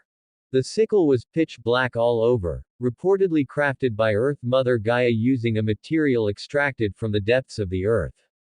Just touching it briefly, he felt a chilling and deadly aura emanating from the sickle. Go now. Cronus waved his hand somewhat impatiently. He still needed to ponder what measures to employ next to solidify his rule. After leaving Mount Othrys, Cronus did not immediately hurry to the earth to search for Earth Mother Gaia. As a deity of the wind god lineage, Cronus had backers within the Titan court. His father Eurus, his grandfather Astraeus, and his great-grandfather Creus, each held a higher status than the last, and each possessed greater strength than the last. Therefore, Cronus felt he should discuss this matter with his elders first. This habit seemed to be something Cronus had inherited from his past life. At the very least, in this life, he didn't actually have the habit of seeking elders' advice whenever indecisive. The origin of the storm. I knew he hadn't given up. Eurus was not in the divine court, so Cronus could only go to his grandfather to clear his doubts. And his grandfather, truly a veteran who had navigated the court for many years, quickly deduced Cronus's intentions. It's simple. Before you created the concept of breeze, the entire chaos only had the single concept of storm. Therefore, the origin of storm in Earth Mother Gaia's hands appeared exceedingly precious, for it symbolized the concept of wind itself. However, after you created the concept of breeze, the importance of storm diminished compared to before. After all, setting power aside, breeze and storm stand on equal footing in rank. Hearing this, Cronus understood the gist of it. Simply put, previously Cronus wasn't just eyeing the concept of storm, but wind as a whole. After all, before he became a god, the chaos world only had storm itself, so the gods naturally assumed that storm represented wind. But once Cronus became a god, the value of the storm dropped significantly. Now that there was breeze, wouldn't hurricane follow next? Gale, typhoon, tornado. By that time, the value of the storm would only drop lower and lower, while the likelihood of wind manifesting as a unified whole would become even slimmer. This was not a good thing for the chaos world. Too many authority domains meant fragmentation and redundancy. Raising 10 gods was worse than raising 1. 10 haphazard wind element primordial goddess were far less useful than a single all-powerful wind god. Moreover, the burden placed on the world by one primordial gods managing a dozen subordinate gods was completely different from having a dozen primordial goddess. Yet the workload of both would be identical. As the god king, Cronus also wanted to reduce the burden on the chaos world as much as possible, thereby enabling the world to nurture more and even stronger deities. So you're saying my chances of success in visiting the Earth Mother this time are high? Cronus asked. Astraeus had talked for a long time, but he only deduced one conclusion: the value of the storm authority had decreased. As for the impact of having too many gods on the world, Kanas felt that was something the king of gods should consider, not a newly promoted deity with weak divine power like himself. Oh, my child, your chances of success are almost zero. The Earth Mother would never give you the storm authority for nothing, especially when you're carrying that item. And even if you weren't carrying it, the Earth Mother wouldn't give it to you for free. She has kept that authority all this time, so she definitely has a use for it. Astraeus pointed his right index finger at the sickle in Caunus's hand and shrugged. Clearly, he held no hopes for Caunus's trip. My advice is to wait until you reach intermediate divine power before seeking out the Earth Mother to trade for the Storm Authority. By then, your strength won't be too weak either. Most importantly, the value of Storm will be even lower by then. Astraeus's approach was simple. Since Earth Mother Gaia placed great importance on Storm, it was better to let her keep it to complete her plans. Once the number of wind-related deities increased later on, the preciousness of Storm would only diminish. To be honest, while Breeze might not be strong in actual combat, its potential is in no way inferior to Storm. I don't recommend involving yourself in this muddy water while you're still weak.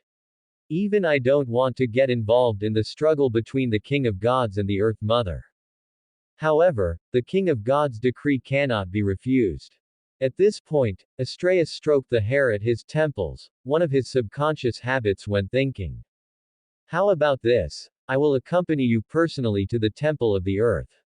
If anything comes up, I'll do my best to help you resolve it. After hesitating for a moment, Astraeus decided to lend Caunus a hand after all. In his bloodline lineage, Caunus was definitely an outstanding figure among the fourth-generation Titans. Not only had he become a source god through his own ability, but his prospects for growth were also vast. The category of wind was undoubtedly one of the top natural authorities in the entire Chaos world. Most importantly, in the entire Chaos world right now, Caunus was the only one who could truly be called the god of wind. The four wind gods under his domain were actually just a branch of the wind gods, aspect of wind. Gods of wind directions were naturally subordinate deities to the god of wind. After all, without wind, how could there be wind directions? Eurus was simply too excited upon seeing his son achieve godhood to realize this. He had probably calmed down by now and was agonizing over the fact that he had become his own son's subordinate. Thank you, grandfather. I was indeed quite worried that the Earth Mother's wrath might fall upon me. After all, everyone knows, her relationship with the King of Gods hasn't been great. Caunus thanked Astraeus and then glanced at the sickle in his hand. Hey! The Earth Mother doesn't get along with anyone. She seems full of hostility toward all deities of the Titan pantheon. The first King of Gods fell into a deep slumber under her schemes. Ever since Cronus imprisoned the Hecatoncheires and Cyclops in Tartarus, this Earth Mother, who birthed all things, seems to have extended the tentacles of her conspiracies straight into the palace of the King of Gods. Cronus was not supposed to be so foolish and fatuous. As he spoke, Astraeus's expression turned exceedingly complex. As an elder among the third-generation Titans, he remembered very clearly just how brave and resourceful Cronus used to be. After all, when Cronus became the King of Gods, it was what everyone desired, with hardly anyone opposing it. After the usurpation by sickle event, Cronus stood at the pinnacle of the Chaos world in terms of both strength and prestige. But now, corroded by Uranus's prophecy, the supreme power of the King of Gods, and the Earth Mother's schemes, that wise and mighty King of Gods seemed to have become a completely different person. Caunus, you must remember that in this world, nothing is absolute or eternal. Even the high and mighty King of Gods or the primordial gods who created the world are no exception. After saying this, Astraeus gradually lost the desire to continue speaking. Some things were not yet meant for a young Titan god like Caunus to know. Alright, we set off for the Temple of the Earth immediately. Speak less, do less. With the Earth Mother's power, she'll likely know why you're here before you even open your mouth. Given Astraeus's urgency this time, he did not have Kana's turn into a breeze to wrap around him as before. Instead, he transformed into a shooting star and streaked straight toward the earth with Kanas in tow. In Kanas's memory, the location of the Temple of the Earth should be in Delphi, the site of Gaia's most famous early temple, regarded as the center of the world, and the original source of Gaia's oracles. But the place Astraeus brought him to later was clearly not Delphi. Because Delphi was a temple, a physical structure. Yet the place Astraeus brought him to had no buildings at all. It was just a patch of open land, seemingly unremarkable. If anything, this area just appeared somewhat more peaceful and serene. But did Earth Mother Gaia possess an authority related to serenity or peace? We have arrived. This is the Temple of the Earth. Astraeus's shooting star incarnation came to a halt, reverting to his Titan form before Kanas could even react. However, it's quite obvious that the Earth Mother does not seem to welcome our arrival. Astraeus looked at the land, still serene and peaceful, and couldn't help but shake his head slightly. He had made no effort to conceal his aura during this trip, not even hiding the aura of the obsidian sickle. With Earth Mother Gaia's power, she had likely discerned the purpose of his arrival the very moment he left Mount Othris. And yet, her acting as though she were completely unaware revealed most of her intentions. As for sleeping, Astraeus gave a helpless smile. Given Earth Mother Gaia's divine status, as long as a deity recited her name or devised a conspiracy targeting her, she would perceive it. On Mount Othris, Astraeus had hidden nothing, even speaking ill of Gaia quite a bit. Astraeus certainly didn't believe she hadn't sensed it. Therefore, Earth Mother Gaia simply did not want to see them, or rather rejected their arrival. In that case, Astraeus could only play the rascal and actively knock on the door. Earth Mother who nurtures all things, noble primordial god Gaia, we come on behalf of the King of Gods. Please awaken to discuss matters of great import. Astraeus's tone was merely respectful in appearance. Although he positioned himself as the weaker party, a closer look revealed that Astraeus's attitude toward Earth Mother was more strictly business, or even a bit cold. For the Earth Mother who nurtured all things, such an attitude could actually already be considered disrespectful. After all, strictly speaking, Earth Mother Gaia was Astraeus's grandmother. His father was one of the 12 titans born to the Earth Mother and the first god king, Uranus. Yet Astraeus's attitude did not seem like one a grandchild should have toward a grandmother. Rather, it resembled respect paid solely to the power of a formidable deity. Knocking at the door while holding the God King's token, Astraeus's tone, though faint, was laced with a subtle hint of command. If Gaia's strength had dropped to a level comparable to Astraeus's, he likely wouldn't have given her a second glance. Clearly, what Kanas could hear, Earth Mother Gaia could hear as well. Thus, the moment Astraeus finished speaking, the previously tranquil earth suddenly shook violently. An earthquake. A manifestation of the earth's fury. Amidst the intense shaking, the once flat earth instantly split open, revealing a pitch-black abyss of a fissure. Boundless and bottomless. This place is the true birthplace of our Titan pantheon. It was precisely the union of Earth Mother Gaia and the first god King Uranus that gave birth to the 12 titans who founded the Titan pantheon back then. Looking at the darkness before them, Astraeus was in no hurry to enter, instead taking the initiative to explain to Kanas beside him. As a new generation deity of the Titan pantheon, Kanas needed to learn some of the secrets and knowledge from the previous era. After finishing his explanation, Astraeus finally led Kanas and flew inside. As soon as they entered the fissure, the starlight points glittering around Astraeus instantly dimmed, and his originally erect, majestic body slumped slightly despite himself. Clearly, this powerful god of stars was bearing immense pressure at this moment. Unusually, however, Kanas felt no pressure at all. On the contrary, he even sensed a remarkably warm, unfamiliar yet deeply familiar feeling of closeness. This feeling acted directly upon his own bloodline. Could it be that I really count as a child of the Earth Mother? If that's really the case, wouldn't I become Earth Mother's youngest son, usurping Cronus's title? Canas was very smart. Judging from Astraeus's reaction, the god of stars was likely being directly targeted by Earth Mother Gaia. This indicated that she was indeed quite resistant, or even hostile, to their arrival, just as Astraeus had said. But he himself was not targeted, which meant the Earth Mother did not reject his presence. Canas didn't believe for a second that the meager bloodline connection he had with the Earth Mother would earn him such favorable treatment. Earth Mother Gaia had far too many offspring. If chaos hadn't ultimately created this world, it probably would have become Gaia's world long ago. Most living beings currently in existence, including gods, demons, nymphs, and even sea monsters, possessed more or less some bloodline connection to the Earth Mother. The Titan gods went without saying. Their very first ancestor, Uranus, was nurtured from the Earth Mother's fingertips, to say nothing of bottom feeders like them. Demons and nymphs were the same. Whether land nymphs or sea nymphs, the original forms of their births were equally inseparable from Earth Mother Gaia's nurture. Dryads, Nereids, Aurae, these types of spirits were theoretically also Gaia's offspring.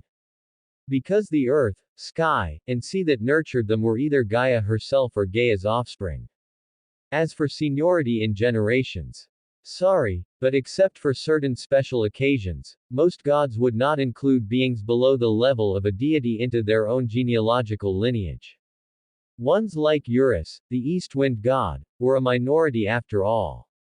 Therefore, Earth Mother Gaia would definitely not give him special treatment just because of that tiny bit of bloodline he carried. Just as Canas was pondering, he suddenly felt a powerful gravitational pull. Having been following closely beside Astraeus, he had no time to react before being sucked straight into the depths of darkness by that mighty force. Meanwhile, Astraeus could only watch helplessly as Canas's figure vanished from beside him, completely unable to react under the crushing weight of that immense pressure. Astraeus's face flushed red instantly. He had never imagined that Earth Mother Gaia would actually act against a newly born deity. Could it be that her resentment toward the Titan pantheon over all these years had completely erased her motherly nature? Wasn't Canas a direct descendant of the Earth Mother? Astraeus knew that he had indeed been careless this time. Since Canas was a newly born deity with no enemies and was himself a direct descendant of the Earth Mother, this trip should have been extremely safe. That was why Cronus had entrusted the task of requesting the authority of Tempest to Canas. For Cronus was certain that with Gaia's overflowing motherly instinct, she would never harm her own direct offspring. Had Cronus not imprisoned his two brothers, the Hecatoncheires and the Cyclops, in Tartarus, Gaia likely wouldn't have acted against him either. That was why, on this trip to the Temple of the Earth, Astraeus had taken the initiative to take on the task.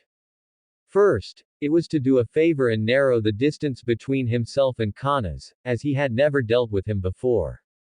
Second, it was to instruct him, explaining the current situation and general state of the chaos world.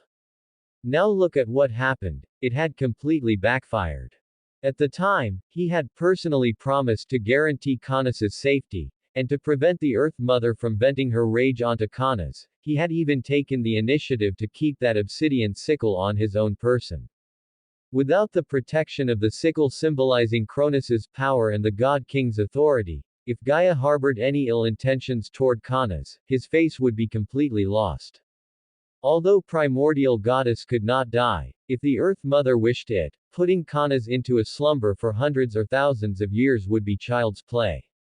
By then, more and more wind-aligned gods would emerge, and Canas's existing potential would likely be severely compromised. After all, Canas's current advantage was being the very first god of wind to truly come into being in the chaos world. As the pioneer who created something from nothing, Canas's understanding of wind was absolutely supreme in the chaos world. Given enough time, he could establish his own wind pantheon and become a paramount figure in the chaos world. Therefore, Canas absolutely could not meet with misfortune here. Astraeus looked at the sickle in his hand, the hesitation in his eyes gradually fading away to be replaced by resolve. Awake, my gentle child, Kanas, who symbolizes the breeze and holds sway over soothing and healing. A call carrying endless warmth, brimming with maternal love and an ancient aura, slowly echoed, softly brushing across the depths of his silent consciousness. Kanas, who had passed out from dizziness, finally slowly woke from his stupor. His surroundings were no longer the pitch black, deathly silence from before, but a deep, naturally formed cave. The rock walls were naturally formed, without a single trace of artificial polishing. At this moment, he lay outside the entrance of the cave. The clear breeze around him had dissipated, and his soul was in a hazy state. Yet, Kanas still saw the person who had called out to him. At this moment, that figure stood quietly deep within the cave. Judging by his assessment, she seemed to be a mature woman with a dignified and gentle poise. After all, with those curves and that aura, she had to be a goddess. Kanas tried with all his might to get a clear look at her appearance.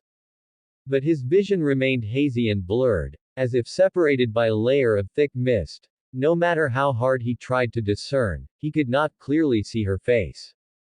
Yet deep within his heart, an indescribable sense of intimacy arose naturally, as if there were an extremely close blood connection between them. This feeling of blood connection made him instinctively want to draw closer to that figure. He subconsciously tried to prop up his body and step forward, but the divine power that usually surged endlessly was inexplicably dormant, and his body, once full of vitality, suddenly became soft and weak. Forget riding the wind, even the simplest act of standing up or slowly shuffling forward had become immensely difficult and heavy. Yet even though Kanas's body was weak and powerless, that mysterious pulling force deep in his heart remained strong, driving him to refuse to stop. Kanas steeled his mind, standing up with difficulty through sheer obsession, moving slowly toward the depths of the cave with heavy, hesitant steps. Yes. That's it, my child. Come closer, get a little closer to me. Watching the youth struggle to rise and advance with difficulty, the woman deep within the cave spoke with an excitement and joy she could hardly conceal. Her gentle call rang out again and again, reaching straight into his soul. Accompanied by these calls, Kanas only felt his dormant divine power begin to slowly awaken, and his empty, exhausted body gradually regained strength. His faltering, stumbling steps gradually became steady and solid, changing from a struggle to a calm, steady stride as he walked firmly into the depths of the cave. As the distance shrank, the hazy mist enveloping her figure gradually dispersed, and the face that had been blurred bit by bit grew clear and real. This goddess was very beautiful, though not in a striking way, rather, it was a beauty of gentleness, maternal love, and all-encompassing acceptance. What attracted Kanas's attention most were the goddess's eyes. Gentle, tender, dignified, with a heavy, endless aura of the earth lingering around her. Soft light shined around her body. It was not blinding, but bright enough to illuminate the entire cave. Her smooth long hair fell naturally, and she wore a simple, ancient gown in earth tones. Between her sleeves, plants seemed to sway gently and living beings seemed to sing. Although Kanas had never met her, thanks to his restored mind, he instantly recognized her identity. It was none other than the Mother of all gods, the embodiment of the earth, the supremely revered Earth Mother, Gaia. Gaia looked down at the youth before her with gentle features and a pale green breeze lingering around him, her eyes filled with unconcealed affection and joy. As a mother who had constantly suffered harm from her rebellious children, Gaia fell in love at first sight with Kanas, this seemingly well-behaved and harmless good child. As the Earth Mother, as long as Gaia wished to investigate, she could immediately learn everything about Kanas from his birth to his ascension to godhood. All living beings rely on the earth, even islands upon the ocean. What's more, even the ocean itself rests upon the earth. So, when Gaia saw that Kanas, in order not to make Eurus sad, was determined to burn his life to create a gust of breeze to soothe the pain, she was deeply moved. Such pure emotion was truly too rare in today's chaos world. Gaia even dared to say that in the chaos world, no deity had yet been able to do what Kanas did. In her eyes, it was only natural for Kanas to become a god. Even if he failed to create breeze, relying solely on that emotion, Kanas would still have a high probability of becoming an emotion type or even concept type god. For example, the god of family affection, or the god of gratitude, and so forth. Gaia preferred that Kanas become a deity of the latter two types. That way, he could also serve as a proper constraint on her ungrateful, heartless, rebellious sons. The chaos world was desperately lacking deities of this type. Unfortunately, Kanas ultimately created Breeze, rather than embodying those emotions and concepts to become a concept-type deity. Furthermore, natural-type deities at least possessed means to face enemies, allowing Kanas to better ensure his safety whether in combat or survival. Great Mother of all gods, it is a pleasure to meet you. Kanas didn't know what Gaia was thinking, but he reacted instantly. Unsure whether she acknowledged him as her son, Kanas could only use a relatively conservative title to address her. Unexpectedly, upon hearing Kanas's address, the warm smile on Gaia's face instantly froze until it vanished completely. In her eyes, this form of address from Kanas was a sign that he did not acknowledge her as his mother. Yet she could also understand. After all, from the very first day of Kanas's birth, Eurus had cared for him single-handedly, while she hadn't played the slightest role. Had it not been for that drop of Eurus's divine blood dripping onto the earth, Gaia might not even have held the status of a nominal mother. Therefore, even though Gaia felt uncomfortable in her heart, she could not vent this anger on Kanas. But conveniently, right in front of her was a substitute that could be used to vent her rage. At this moment, Astraeus, who was still in the boundless darkness, suddenly felt an even more immense pressure bear down upon him. This struck so suddenly that Astraeus had no time to prepare before being pinned to the ground by the sudden, overwhelming pressure.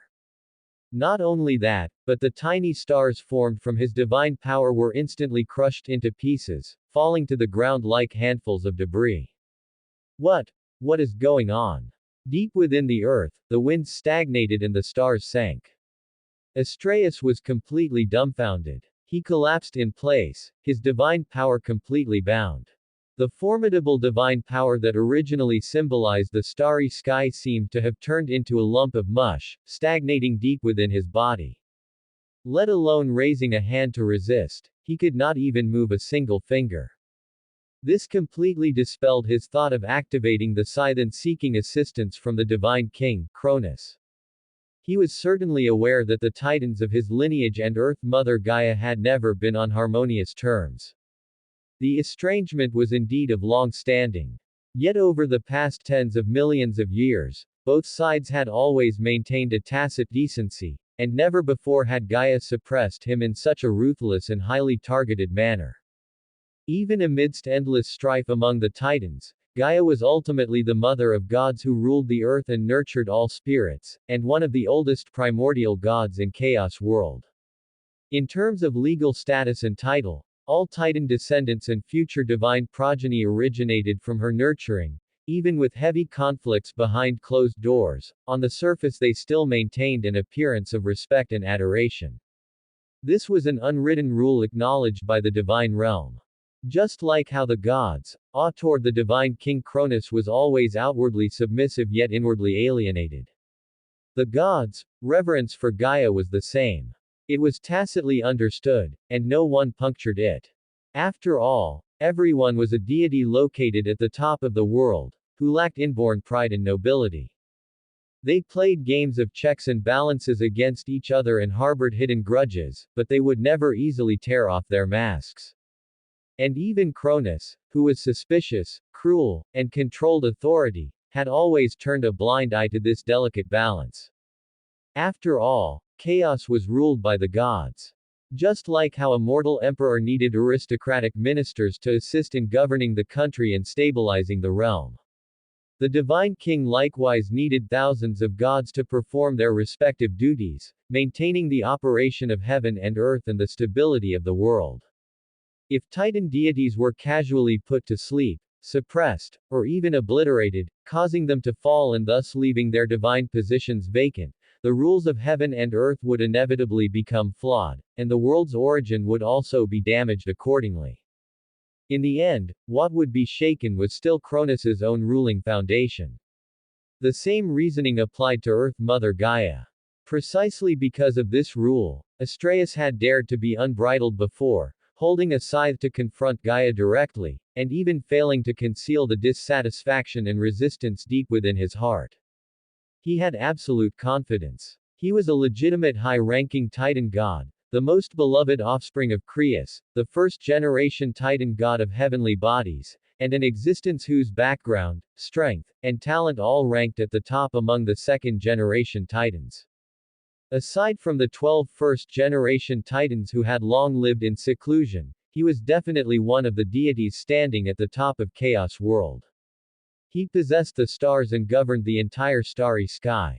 The Earth was indeed very powerful, but if Gaia wanted to obliterate the starry sky, she would also need to pay a considerable price. It was merely a few casual grumbles, merely an ordinary contest of pride among gods. Why should he be targeted like this?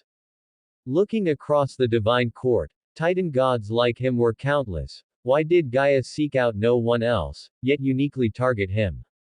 With his entire body bound, Astraeus was filled with utter bewilderment and incomprehension, along with a trace of grievance. At this moment, he suddenly felt somewhat glad that Canas was taken away by Earth Mother. Otherwise, if the other party were to see him in such a pathetic state, the majestic image he had just established would probably shatter into pieces instantly, right? Yet inside the cave at this moment was another scene entirely. There was no darkness, nor any formidable divine pressure, only a picture full of gentleness, warmth, and coziness. Come, try this. Gaia's eyes brimmed with an unshakable maternal affection as she warmly pressed Canas onto a stone stool. These are spiritual plant fresh fruits growing in the deepest part of the magical beast danger zone. They are sweet, soft, and glutinous. Every single century, I personally pick them and use divine power to forcibly maintain them at the exact moment they were picked for storage. As she spoke, her fingertips lightly tapped the stone table, and various brightly colored, diverse melons, fruits, and vegetables were fully displayed and spread out, dazzling to the eyes. Most of these things were rare items Canas had never seen before. Among them, several were even lingering with pure and gentle fluctuations of earth divine power. Obviously, these were top-tier crops planted and cultivated by Gaia using her own earth divine power. He had never heard that Earth Mother Gaia usually had a hobby of planting crops, right? Canas's heart stirred slightly, yet he still obediently and politely expressed his gratitude, raising his hand to taste them. He vaguely remembered that just now there shouldn't have been anything, right? Had Earth Mother Gaia's strength already grown so powerful that when she used divine power, he couldn't even perceive it? Truly terrifying. However, looking at the busy Gaia before him, a sense of emotion suddenly arose in the depths of Canas's heart. Possessing partial memories from his past life, whenever he encountered certain matters, he was always able to jump out of the shackles of this world's framework and discover things that others had never noticed. It turned out that regardless of whether they were deities or mortals, and no matter which world it was, mothers all over the world were of the exact same appearance. Even though he was now a deity of origin, long since transcended from the mortal and vulgar, having no need for food and drink, food had long become an optional adornment to him. Yet in Gaia's eyes, he was still that young child who had just descended into the world, ignorant, weak, and even nearly starved to death. I admit that at the time you were just born, I was still slumbering and did not cast my gaze upon you, nor would I cast my gaze upon a mortal life. This point cannot be changed.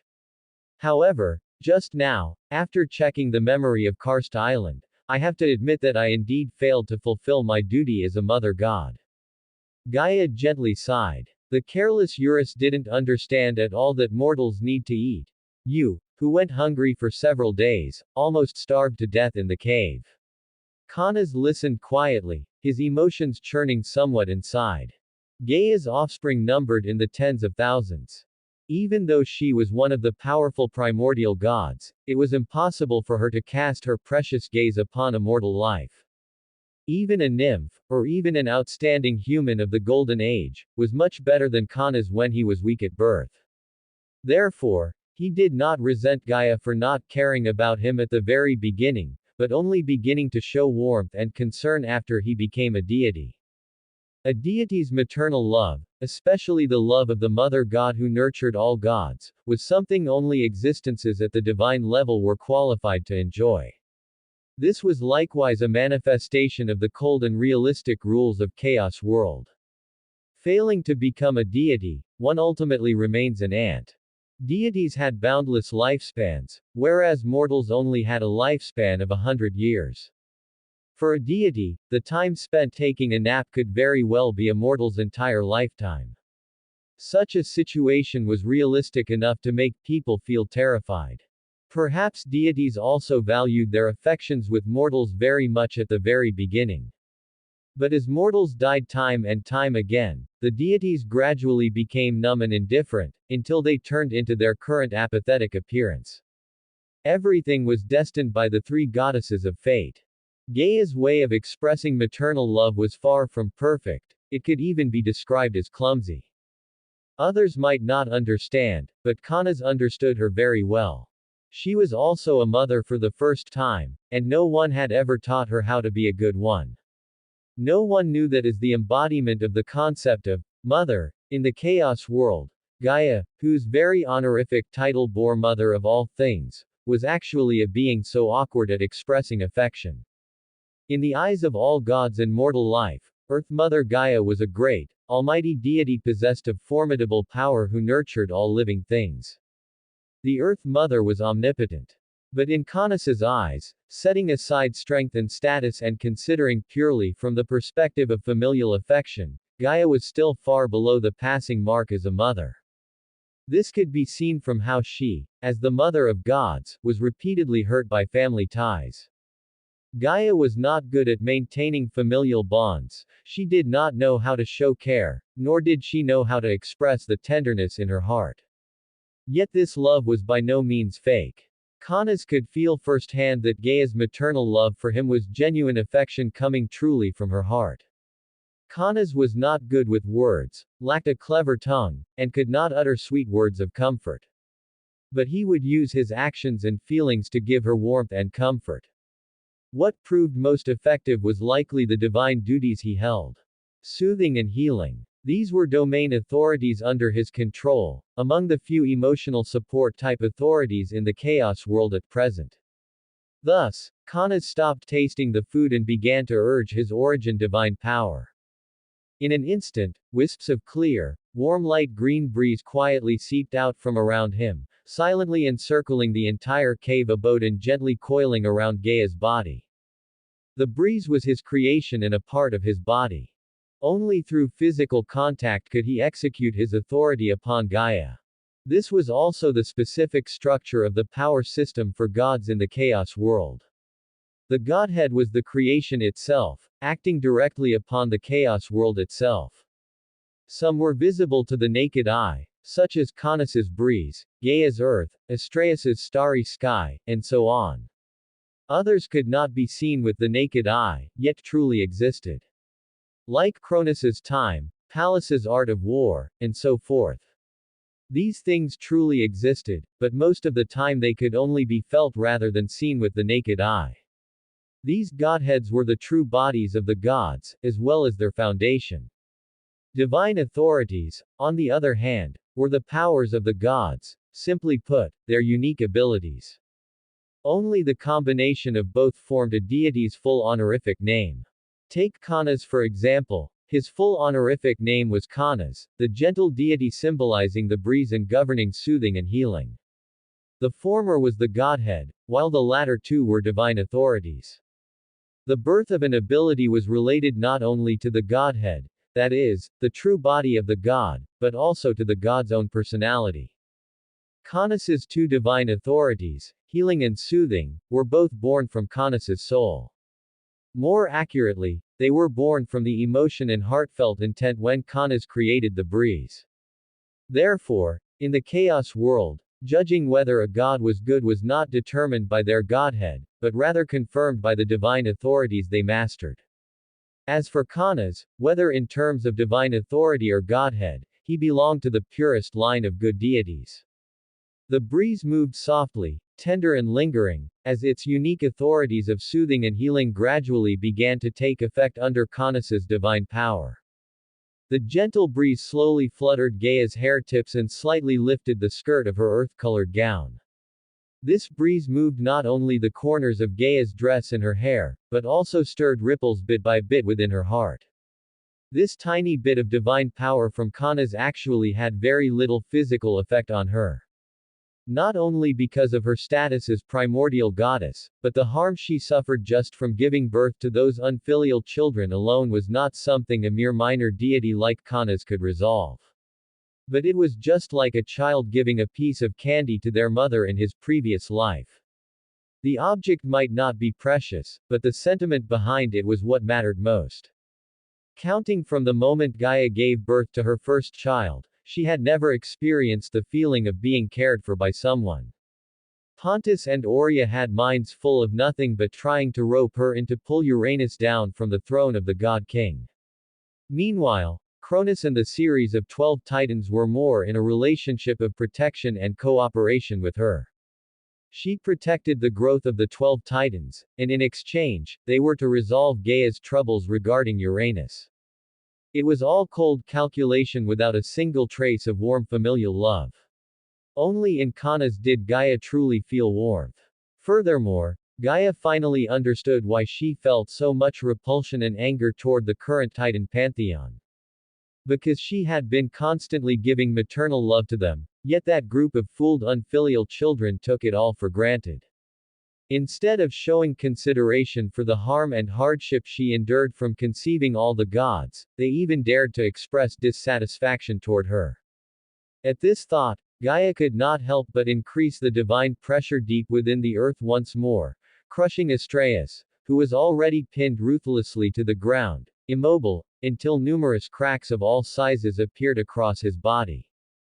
Astraeus. After doing this, Gaia suddenly felt her chest grow much lighter, as if the pent-up resentment originally lingering inside had vented somewhat. With her body feeling lighter, Gaia's mood naturally improved quite a bit as well. Thus, in high spirits, she began to discuss serious business with Caunus. I know the purpose of your visit this time. It's the storm, isn't it? Gaia's tone remained soft, as if the origin of storm she spoke of was merely a common item. I'm very sorry, but I cannot give you the origin of storm. It has been completely absorbed by me and has already begun nurturing a new Titan god. Speaking to this point, Gaia's tone turned somewhat strangely guilty. She had received Caunus's care, yet was unable to give him what he desired. Had Caunus come even a few centuries earlier, she would have gifted the storm origin to him without hesitation. But now the storm origin was already in a state of gestation. Interrupting it recklessly would not only cause extremely severe damage to the storm itself, but would also inflict harm upon Gaia herself. After all, the practical implication of interrupting gestation was little different from a miscarriage.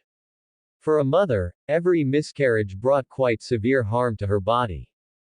Previously, in order to give birth to the gods, Gaia's body had already become riddled with wounds, and even her strength had dropped considerably.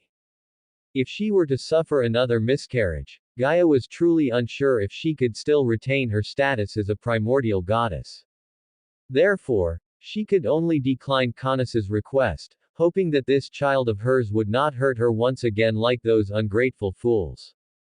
Gaia looked at the youth before her, a trace of thinly veiled apprehension and unease subtly rising in the depths of her eyes. She had lived through myriad ages and had also nurtured thousands of living beings and descendants in the world. She also knew that she could not be considered a qualified mother. She had never been good at expressing emotions, nor did she know what appropriate way to use to care for and cherish her children. Otherwise, how could she have become a solitary figure? This was also why she would tacitly allow her children to hold dissatisfaction and complaints against her. Even toward their disdainful attitudes, she turned a blind eye.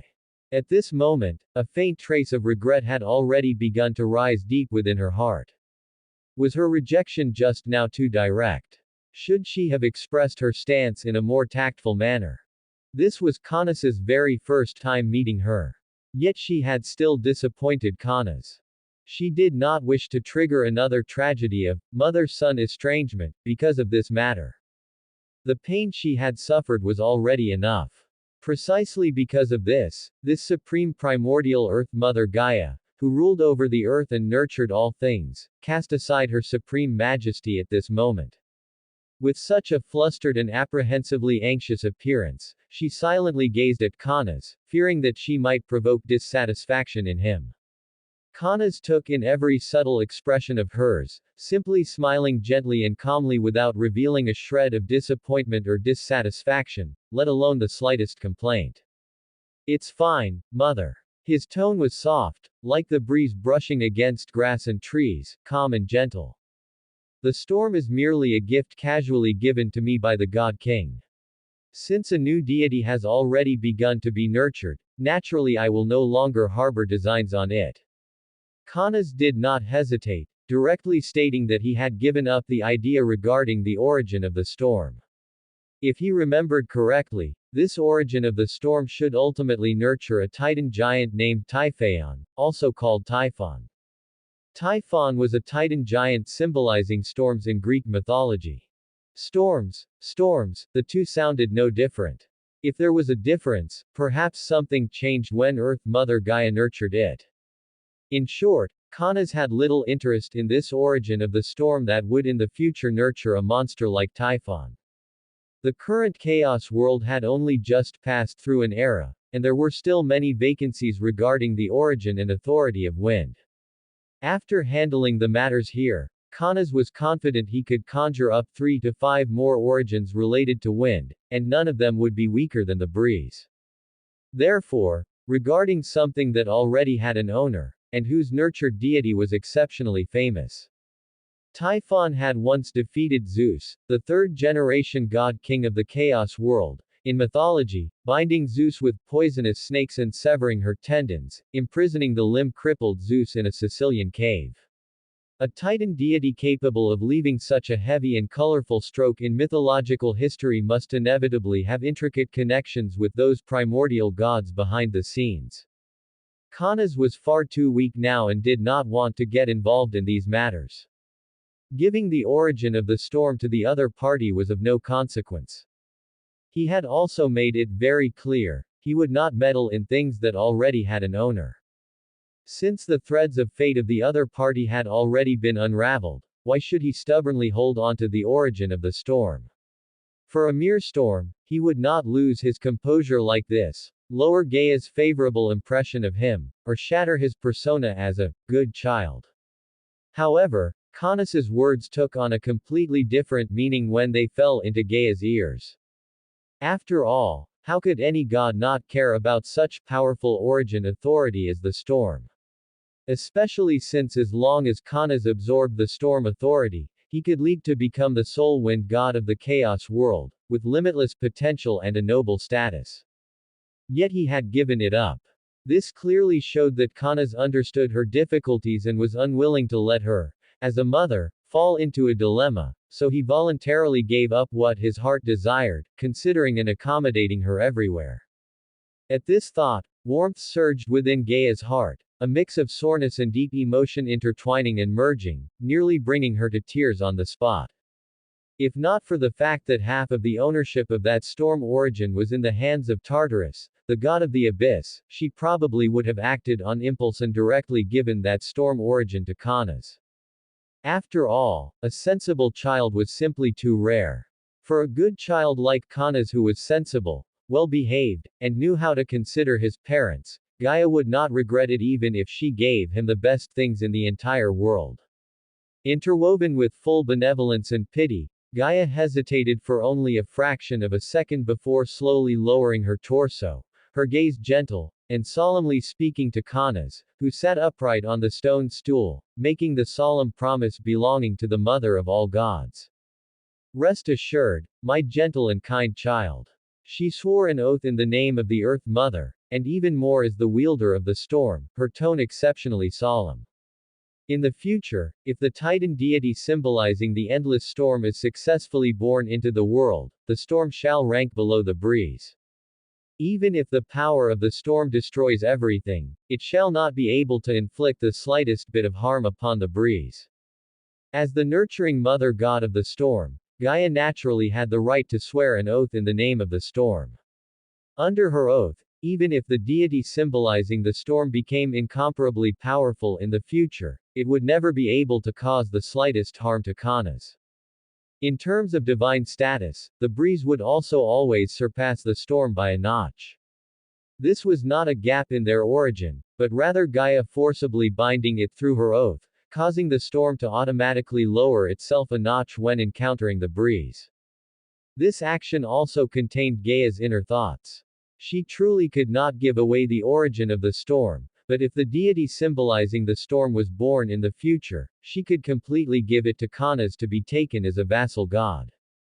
In this way, Kanas would also have capable people under his command, and he wouldn't need to personally fulfill divine duties and waste his prime years on these trivial matters, but could instead wholeheartedly enhance his own strength. As for that storm god whose future was decided before birth. Sorry, we are not very close. How could a deity born through a cold transaction with Tartarus be as exceptional as her own well-behaved and sensible Kanas? With the promises falling, every single word came from the depths of her heart, filled with unreserved partiality and protection. Hearing this, Kanas was slightly stunned, and then warmth welled up in his heart as he hurriedly thanked her softly. He himself had no calculations or schemes, he simply felt it was troublesome and didn't want it, nor had he ever thought of getting any gifts from Gaia's hands. Yet he did not expect Gaia to be so generous to him, practically packaging and giving the future storm god to him as a subordinate. With the major matter settled, Gaia continued to radiate her maternal glow, beginning to show tender concern for Kanas. From the application of divine power to the development direction of future new divine godhoods, Gaia unreservedly imparted her own experience. Not only that, as Gaia looked at Kanas, who was still solitary at present, a not-so-mature idea gradually began to be born in her heart. Anyway, the storm god will be a vassal god to Kanas in the future. In order for the two of them to get along better, why don't I just change her gender right from the beginning? Love is selfish. Maternal love is no exception. It is true that Gaia is the mother who nurtured the gods, but her love is not selfless or without asking for anything in return. For the vast majority of children who hurt and defy her, Gaia's maternal love will diminish, or even be reduced to only the most basic parts. As for a good child like Kanas, who knows how to give back, feels gratitude, and most importantly, knows how to care for his mother, naturally more maternal love must be poured into him. Therefore, in Gaia's heart, Kanas's status has risen to a very high level. At the very least, it is higher than that unknown storm god who has yet to be born. Although the rank of storm is theoretically on the same level as Kanas's breeze, storm is different from breeze and is a powerful divine persona focused on combat. If a conflict arises between the two, Gaia is very worried that Kanas will suffer losses. Therefore, she made an oath to ensure that Kanas will not suffer harm from the other party in the future. Not only that, Gaia is even considering fixing a gender for this unborn storm god. The native gods of the chaos world originally had no distinction of gender. It was not until Eros, the primordial god symbolizing love and desire, felt that everything was completely rewritten. Since then, chaos has male and female distinctions. After the differentiation of genders, mutual reproduction and the continuation of bloodlines made the originally barren and ignorant chaos world increasingly prosperous. Divine descendants spread and all spirits thrived, constructing the currently fledgling order of the divine realm. Gaia is one of the creator gods of the chaos world, having long figured out the underlying logic of this set of rules, and even summarized a set of unknown laws. Under the same level of strength, if a conflict, standoff, or outbreak of disputes occurs between a male god and a goddess, the historically brave and bellicose male gods tend to have the upper hand. Goddesses mostly fall into a disadvantage and are prone to suffering losses. Take her as an example. In the past, whether it was her personal strength, origin foundation, or divine authority, she was somewhat stronger than the first king of gods, Uranus. Yet in countless disputes and games, she was repeatedly suppressed and manipulated by the other party, suffering all sorts of shackles. If she had not been meticulous, secretly laid out plans, and used some methods to break the deadlock, I'm afraid that even to this day, she would still be living under the oppression of Uranus. Fortunately, she won in the end. This also made her realize that in struggles between gods, besides power, schemes and wisdom can also play a rather important role. That aloof and peerless sky god no longer enjoys his former glory. To put it bluntly, I'm afraid that first sky god can already change his name and become a sky goddess. After all, having lost his male symbol, Uranus can no longer be considered a male god. Since he is not a male god, then he is a goddess. Therefore, in order to resist the erosion of the gender laws, refuse to become a female, and fall from the divine altar, Uranus chose self-slumber, at the cost of complete silence, barely guarding his final dignity and form. Gaia is extremely clear in her heart that once Uranus forcibly awakens one day in the future and the rule erosion is completely formed, that arrogant first king of gods will ultimately become a complete joke.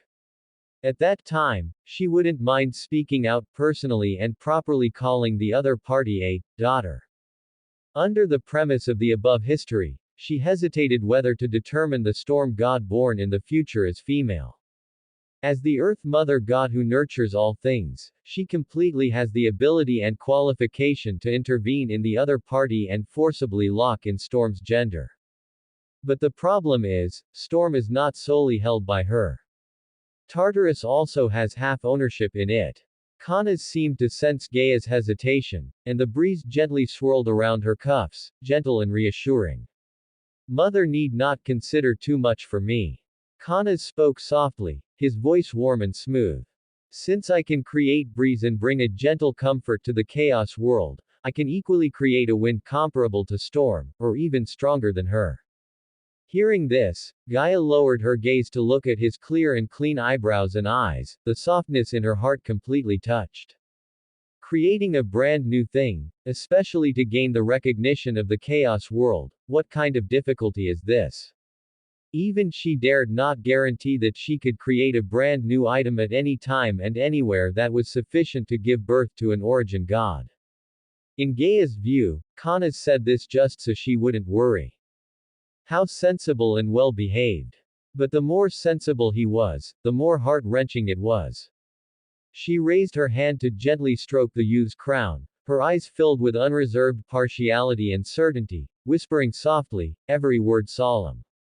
My child, people's hearts are sinister, and disputes in the world are endless. I really like your personality, gentle and pure, but being a god cannot be too kind and pure, you need to mature. But before you mature, Mother will block all wind and rain for you. Under such pure emotion, the hesitation in Gaia's heart was instantly smoothed away, replaced by absolute firmness. She is the mother god of storm. Tartarus is just a gloomy fool. If he is dissatisfied, he can come to find her anytime. Storm's gender, she has decided to change it. Just as the thought fell, a wisp of divine power emerged from Gaia's fingertips, silently flying across the air toward the source of storm deep inside her body, which was currently in a pregnant state. Typhon. No, Mother. Gaia's action was very covert, far beyond the level that Kanas could discover. Therefore, she did not know that Typhon, the storm titans, father of monsters, who defeated Zeus in future myths and almost destroyed the world, and forced the Olympian gods to transform into animals and flee, had already become a female deity. At this moment, he was racking his brains over what method to use to prove that he truly had the ability to create a brand new item or phenomenon recognized by the chaos world. Thanks to the memories of his past life that inexplicably appeared in his mind, Caunus's vision was not as narrow as that of the native life forms of the chaos world. Just various natural phenomena, there were quite a few in his mind. Earthquakes, tsunamis, volcanic eruptions. But none of these things were something Caunus could simply create. Earthquake is a symbol of the Earth Mother's anger. Although it is not yet mature, the so-called earthquake is merely tearing a gap on the Earth. The truly mature concept of an earthquake is actually the violent vibration generated by the collision between two pieces of land. Ground splitting, trees falling, mountains collapsing, these are all just superficial phenomena of earthquakes. The essence of an earthquake is that vibrating force. Theory was established, next was practice. Then the question is, what kind of method should Caunus use to persuade Earth Mother Gaia to self-harm? That's the end of part 1. Part 2 is coming soon. Thanks for watching. Please subscribe and support our channel for more stories. Hello everyone, this is Fanfic Audiobook. Here you find original fan-made audio stories. Greek mythology, starting with becoming the god of the breeze. Part 2. Caunus was a wind god, or more accurately, the god of breezes. The godhood and authority he governed had absolutely no possibility of shaking the earth. Unless he could get Gaia to cooperate with him, the possibility of seeking the earthquake godhood was practically zero. However, the moment this thought appeared in Caunus's mind, he immediately dismissed it. For no other reason than that the earthquake godhood was not a rigid demand for him, nor did he wish to profit himself by harming others in such a way. If the benefits were exceptionally massive and tempting, it wouldn't be entirely out of the question. But clearly, the domain of earthquake was far from reaching that level. As for the volcano domain, Caunus gave up on it without a second thought. There were considerable differences in the personalities of the gods. Caunus's personality was relatively gentle, matching almost perfectly with the breeze godhood he had created. But just from the sound of it, one could tell that a god who obtained the volcano godhood and domain would likely have a personality more inclined toward being hot-tempered, irritable, and easily ignited. Although this influence would be relatively minor for Caunus, whose primary godhood was breeze, he did not want to turn into a terrible-tempered, easily triggered, hot-headed fellow. Not only would he be terrible at interpersonal relationships, but he would also provoke enemies for no good reason on various occasions. The essence of chaos was, in truth, a world of social relations. The most direct point was that primordial gods could not die. In this chaos world where primordial gods could not die, making an enemy for no reason was equivalent to finding oneself a permanent piece of shit. Disgusting to look at, disgusting to get close to, and even more disgusting to interact with. Because of this, upon awakening his past life's memories after becoming a god, Caunus almost instantly made up his mind to learn from the great figures of his previous life. To make as many friends as possible, and as few enemies as possible. Only in this way could he live a better life in the chaos world. As for tsunami, it was a godhood that Caunus was quite fond of. It had a significant connection with wind and could further expand the scope of Caunus's authority. The ocean, after all, was incredibly vast. Before this, he had already sought out his grandfather, Astraeus, to gather information. According to him, among the offspring born to god King Cronus and god Queen Rhea, there were no primordial gods associated with the ocean. This was something god Queen Rhea and god King Cronus had personally admitted.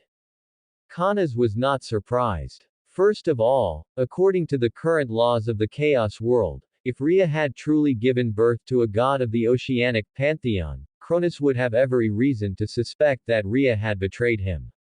After all, the oceanic pantheon had always been exclusive. Whether it was Oceanus, the god of the ocean and rivers, or Pontus of the sea depths, the oceanic pantheons they ruled almost always stayed quietly in their own domains, living peaceful lives.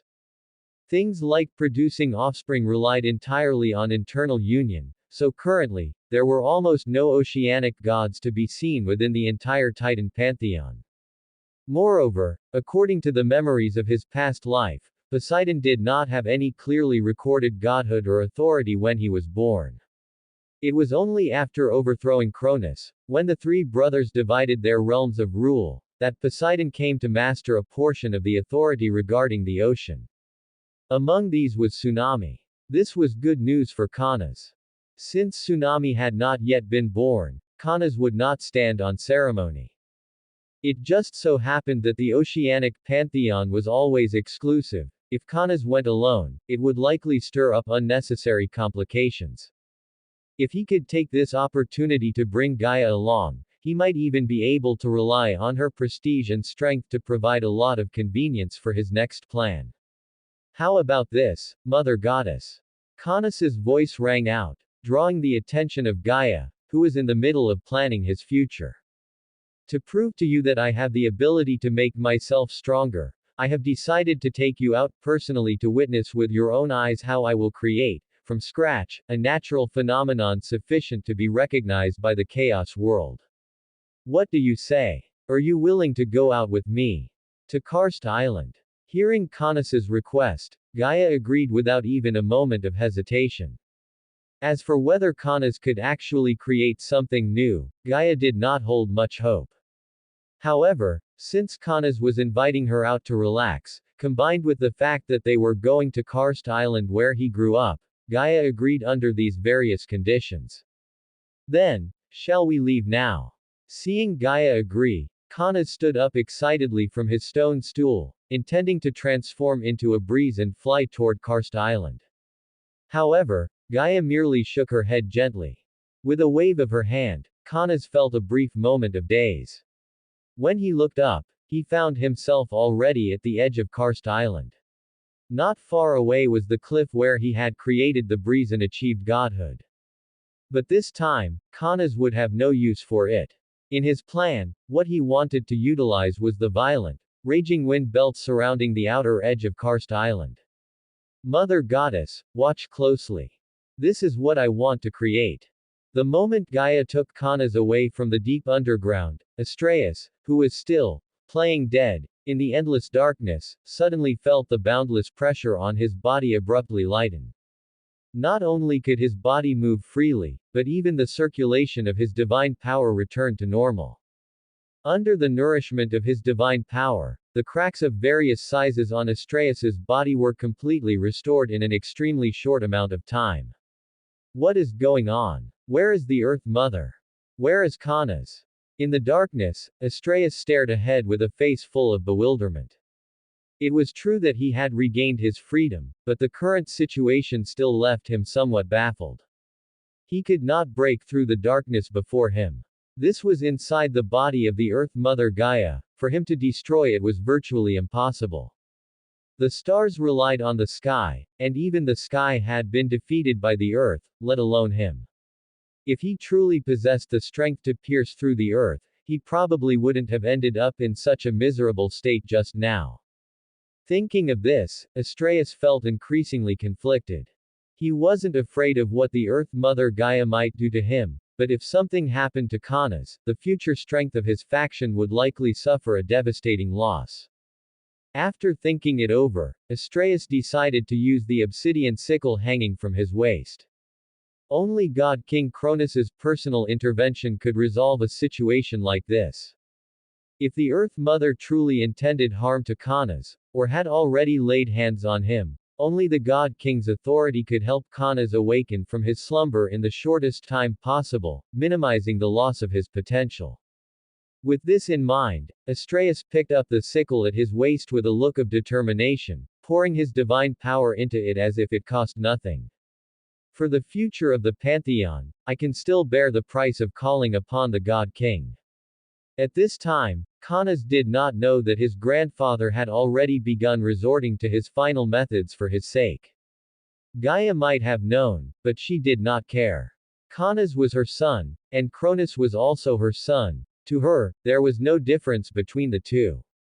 Even so, Canas held a slightly higher place in Gaia's heart than Cronus. At this moment, Gaia wore a look of curiosity as she observed her good son's actions.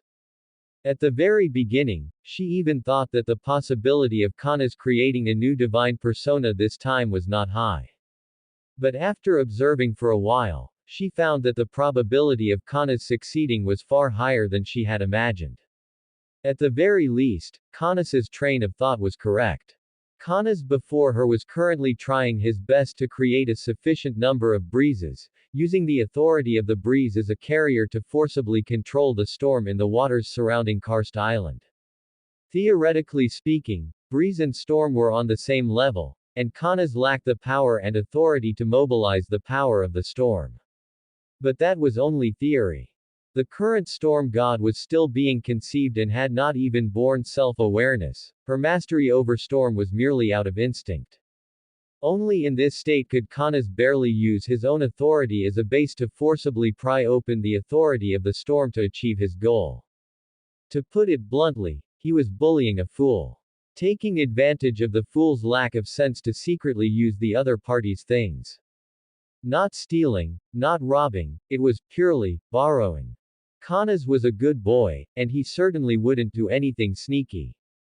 Especially in front of Gaia, since this nurturer of the storm had tacitly approved of Canas's actions. Didn't that mean from a certain perspective that the storm god herself had also tacitly approved of Canas's moves? Then this action of his could indeed be called borrowing. Under Canas's borrowing, the circle of storms surrounding Karst Island began to rotate according to his will. If the boundless waters surrounding Karst Island were divided into the large map grids of a past life game, then the storms in every single expanse of water here were independent entities, representing one of the grids. Operating independently and blowing scattered, severed from one another and unconnected, although powerful, it was ultimately difficult to gather a grand momentum.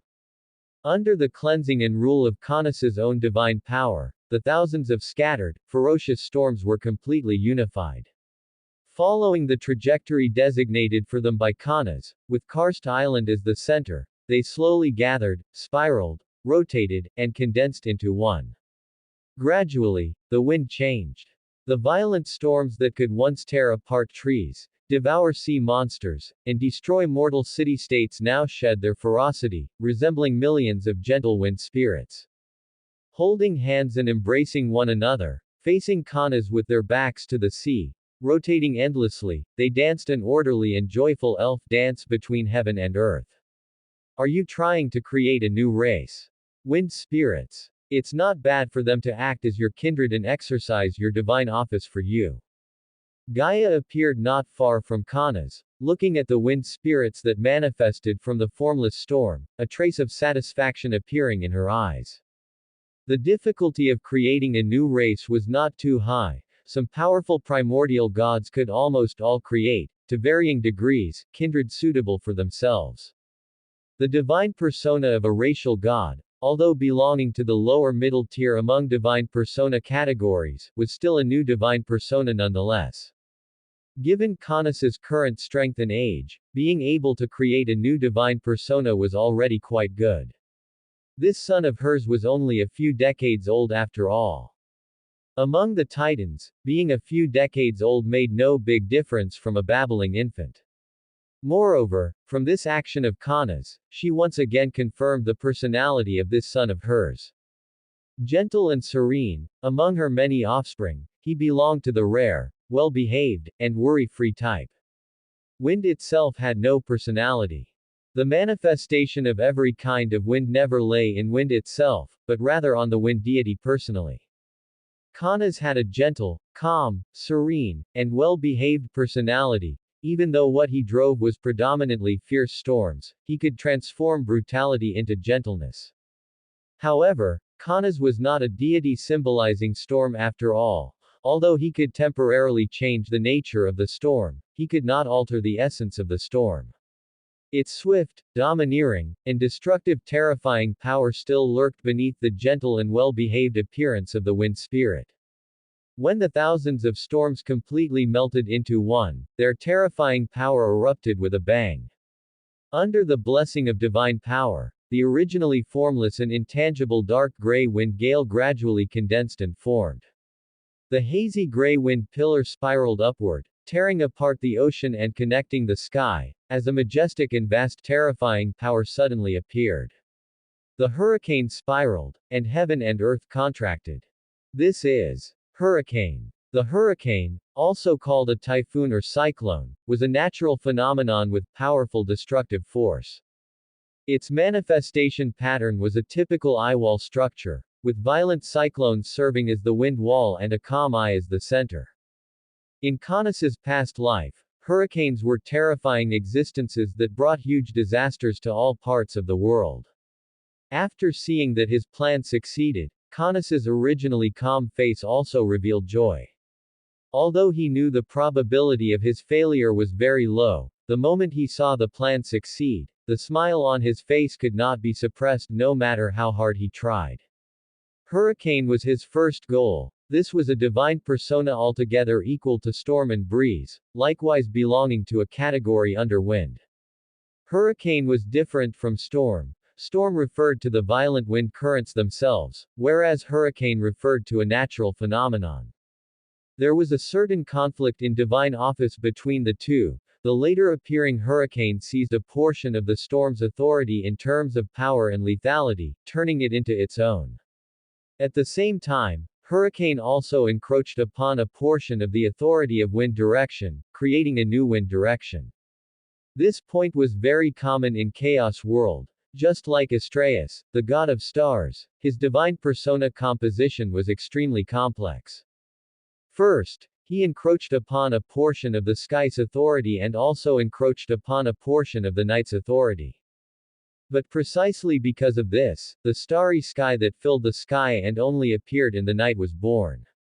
It was also the birth of this complex divine persona that made Chaos World become increasingly prosperous. Existence was rationality. Since it had obtained the recognition of Chaos World, then no matter how unwilling the gods whose authority was encroached upon were, they could only endure it. Caunus seriously suspected that it was precisely for this reason that the rule that primordial gods could not be killed appeared in Chaos World. The moment Caunus's voice fell, the originally silent Chaos World suddenly throbbed. This feeling was just like the phenomenon that occurred when Caunus created the breeze previously. The awakening of chaos was inconspicuous, it merely watched Caunus silently with full of joy, and after giving its approval, left quietly like that. Caunus did not know, and the god King Cronus did not know. Only Gaia, standing behind Caunus, relied on her status as a primordial god to perceive the traces of chaos's arrival. Hurricane. It looks a bit more powerful than a storm. Gaia wore a look of surprise. She found that she could no longer quite understand her youngest son. If Caunus, who had previously created the breeze, was a good child with a gentle and tranquil personality, then Caunus, who now created the hurricane, was a walking natural disaster specializing in destruction and devastation. With her vision and strength, the moment the hurricane itself was recognized by the Chaos World, she understood the essence contained within this natural phenomenon. Give the airflow enough speed to condense it into a thick wind wall that sweeps and tears apart everything. With Caunus's original feeble divine power, he was able to form a hurricane around the entire karst island. Could Caunus, who had created a new divinity and whose strength had now greatly increased, manage to make the hurricane sweep across the entire earth? You must know that Caunus at this time was merely a weak divine power. That's right, the moment Caunus created the hurricane and gained the recognition of the Chaos World, a new divinity was born within Caunus's body. The hurricane divinity. With the help of this new divinity, Caunus's strength leapt directly across a tier, growing from his original feeble divine power to the level of weak divine power. One must know that the improvement of a deity's strength is quite slow. The number of deities in the Chaos World was not small, and the vast majority of them possessed feeble divine power and weak divine power. Anything above moderate divine power was already the backbone of the Titan pantheon. Take Caunus's father, Eurus, the god of the east wind, from the feeble divine power at his birth to today's moderate divine power. How much time and effort had he spent during this period?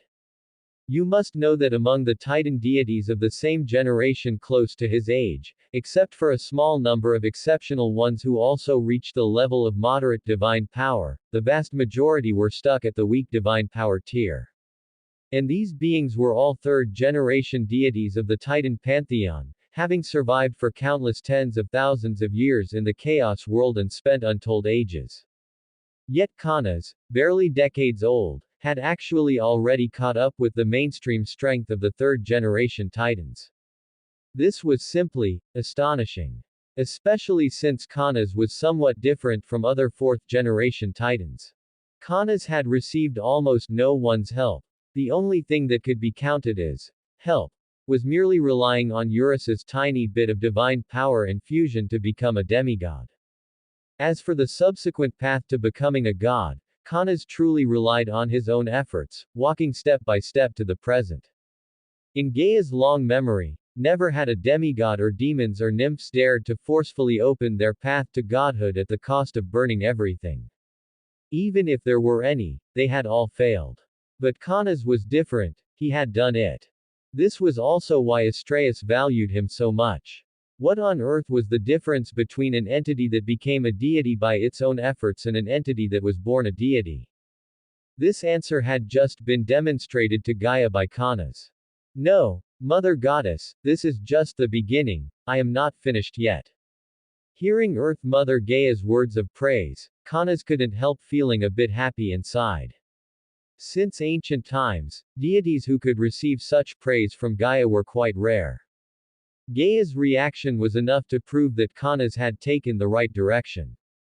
Therefore, stimulated by this sense of joy, Caunus decided to go a step further and unfold a small portion of his original blueprint. Not over yet. Gaia's astonishment, which had originally subsided somewhat, returned once again. She looked at Caunus's back, and the look of surprise in her eyes began to grow. Under Gaia's gaze, Caunus continued to use his divine power to maintain the operation of the hurricane. Under his manipulation, the violent storm pillar carrying endless seawater began to rise into the air. Water and wind fused together, balancing hardness and softness. Between the sky and the sea outside Karst Island, they suddenly condensed into a colossal waterspout that stood between heaven and earth with magnificent momentum. Not only that, but he also condensed two more groups of hurricanes. One of them was thrown by Caunus onto the distant land, forming a massive landspout carrying trees, gravel, and vegetation. The last one flew into the air, carrying clouds and atmosphere, and became the largest white sky tornado among the three tornadoes.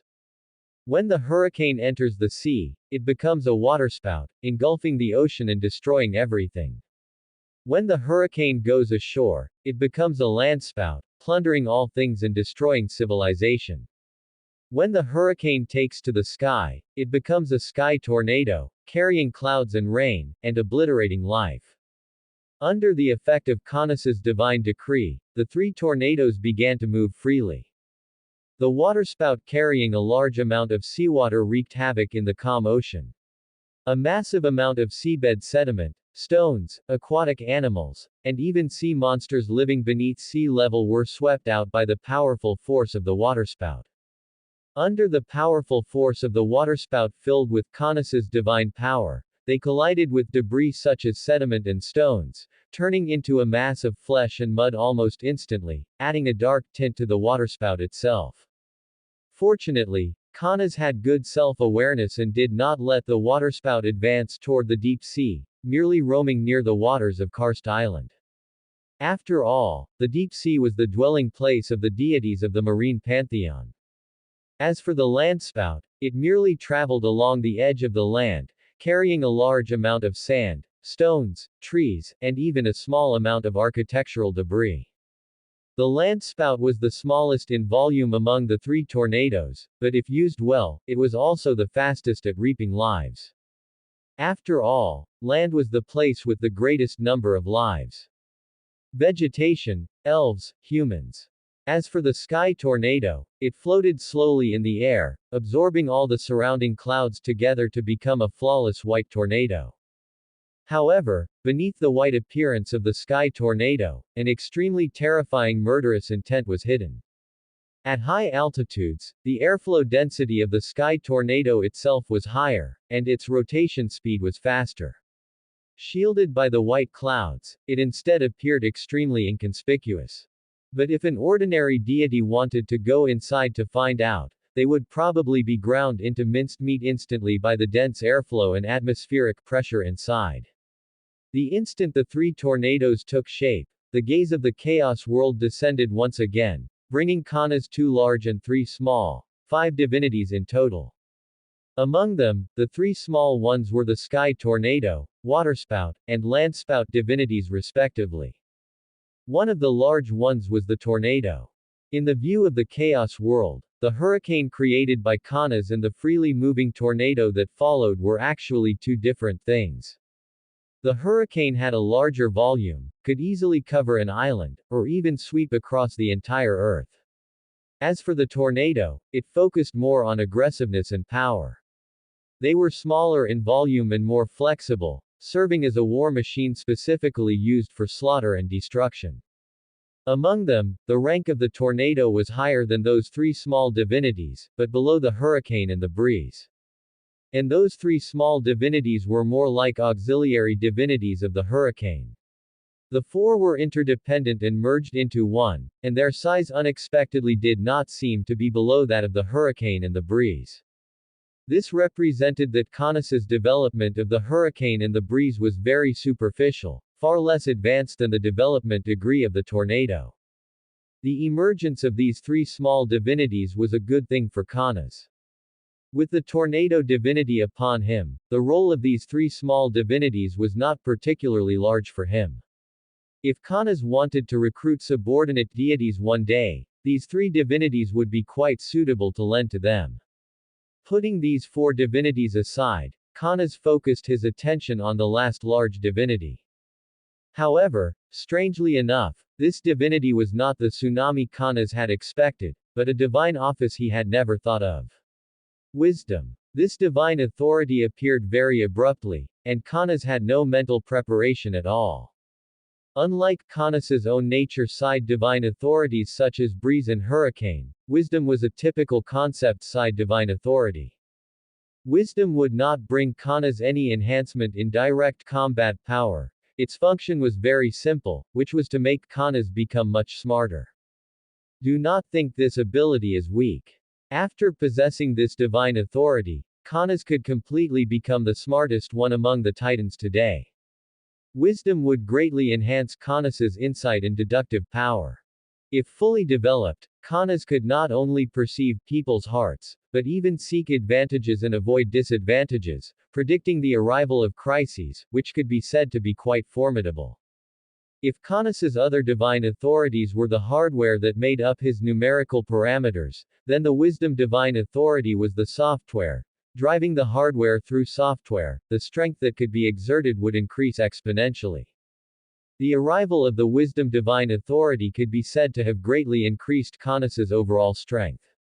This divine authority is wisdom. Gaia appeared behind Kanas, the expression on her face appearing quite strange. If she remembered correctly, the wisdom divine authority should have an owner, right? Among the Oceanids born from Oceanus and Tethys, the mother of all waters, there was a deity named Métis who held the wisdom divine authority. How did another wisdom come out? Yes, Mother Goddess, it is indeed the wisdom divine authority.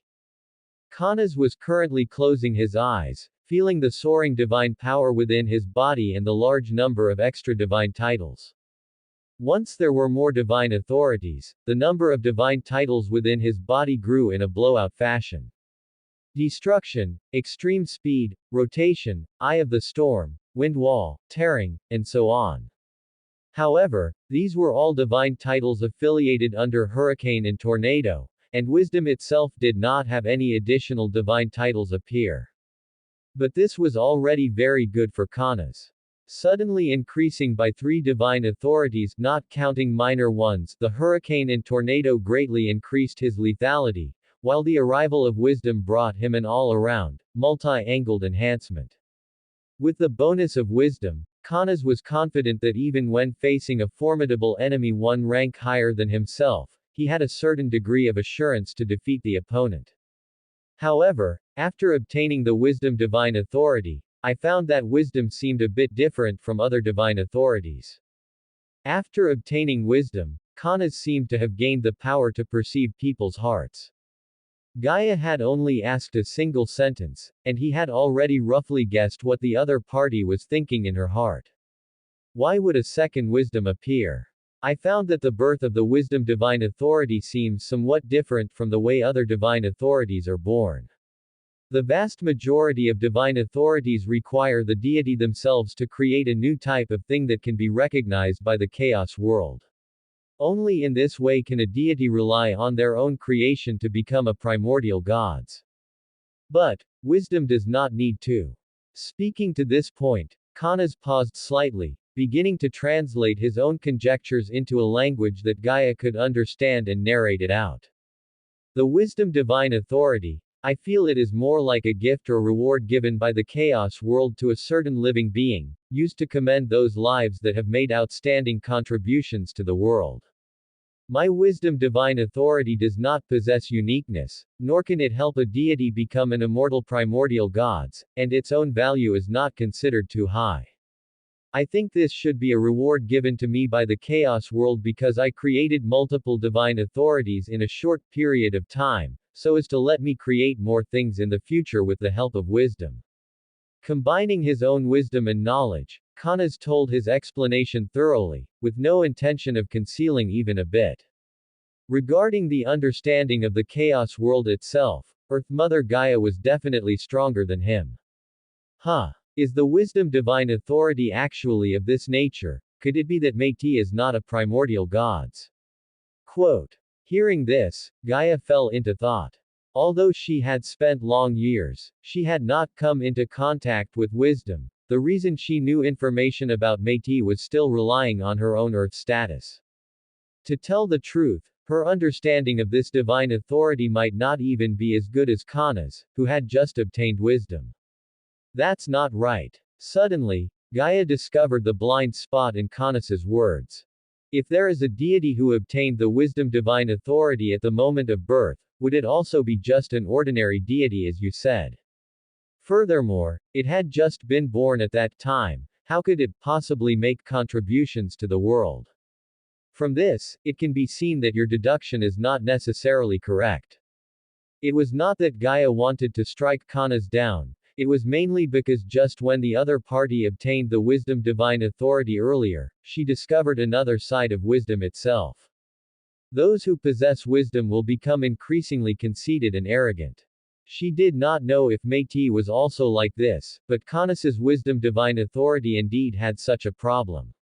In order not to let Kanas become like that, she had to dampen Kanas's self-confidence to a certain extent, preventing him from becoming an arrogant egotist. And she was not talking nonsense. Métis was indeed already the goddess of wisdom from birth. This point was sufficient to prove that the viewpoint put forward by Kanas was wrong. Hearing this, Kanas was slightly stunned. He knew that Gaia was talking about Métis, the lover of Zeus, the future third-generation god-king, and also the mother of Athena. But Gaia's sudden refutation made Kanas sense a trace of a different flavor from it. Gaia's action just now seemed not to argue right or wrong with himself, but to refute him. Why was this? What was the reason that caused her attitude to undergo a change? After he created hurricane and tornado, Gaia's attitude had not undergone a change. So, it is wisdom. Mother Goddess, are you worried that wisdom will produce some bad influence on me? Combining the memories of his past life, Kanas quickly reacted. Gaia was worried that he had become a puppet of wisdom. Hearing this, the corners of Gaia's mouth twitched. She suddenly felt that wisdom was a bit annoying. Sometimes, children are more cute when they are a bit foolish. Once they become smart, she, as a mother, suddenly lost that sense of majesty from before. However, just as Gaia was about to speak, a familiar fluctuation of divine power suddenly appeared in the sky not far from Karst Island, forcing her to interrupt the words that were about to escape her lips. Look! Who is this coming? Look! Who has come? Upon sensing the aura of the newcomer, Gaia's tone instantly turned sarcastic. This tone didn't sound like something the mother of gods and incarnation of the earth could utter. It sounded much more like the tone of some empty nest elderly person or a resentful woman. This wasn't because she was losing her composure or disregarding her dignity and poise as the mother of all things. It was mainly because the identity of the newcomer made it impossible for her to remain calm and collected. So it is the God King who rules heaven and earth, the noble and powerful Cronus. Why aren't you waiting to be overthrown on your throne of the God King, instead appearing on such an ordinary island? Amidst Gaia's tone, which was filled with mockery and dissatisfaction, a tall and imposing figure appeared in the air. It was precisely Cronus. Mother Goddess, I have told you many times, the Hecatoncheires and the Cyclops are simply too powerful. They can already completely threaten the rule of us Titan gods. That I didn't kill them is already for your sake. After all, locking them into Tartarus is not the end. Even if I can lock them in, sooner or later someone will let them out. For our Titan pantheon, it remains a hidden danger after all. After Cronus manifested his figure, a trace of helplessness appeared on his face, but it was quickly replaced by determination. What did you say? Those are your brothers. Upon hearing Cronus's words, Gaia predictably erupted into anger. Those giants were her children, and there was no difference between them and her other children. She would absolutely not allow her children to be regarded as a threat. Hearing this, a trace of gloom flashed across Cronus's brows and eyes. In the long years of the past, he had already argued with the Earth Mother over this matter no less than hundreds of times. But the result every time was always unsatisfactory. He could not persuade Gaia to let go of her so-called maternal affection, nor could Gaia make him ignore the threats posed by those giants due to their formidable strength. Because of this, the relationship between him and Gaia had only grown worse and worse, eventually developing into a situation where they would mock each other a couple of times upon meeting. Completely suppressing the irritability deep in his heart, Cronus cast his gaze onto the main target of his trip, Caunus. Caunus's current strength had leapt from his original faint divine power to weak divine power. Not only that, once Caunus completely digested this harvest, becoming a medium divine power was estimated to be a matter of natural course. In his perspective, the divine power within Caunus had expanded to a peak, and it was only limited by Caunus's own state that he hadn't immediately risen to the level of medium divine power. How much time had passed since Caunus attained divinity? Had it been a year? The calendar of the Chaos world is not yet complete, and the nearly immortal Titan gods generally use years, centuries, and millennia as units of measurement. Recalling what he had done over this past year, Cronus found that apart from guarding against those illusory rebellious actions, it seemed he had done nothing at all. Thinking of this, Cronus couldn't help but feel somewhat hesitant deep in his heart. Was he really wrong? Should he not have taken that prophecy seriously? Should he have placed all his energy into governing the Chaos world? Upon seeing Caunus's growth and feeling the positive vigor and vitality on the younger god, Cronus's originally cold and stubborn inner self produced a slight fluctuation. He had lived for too long.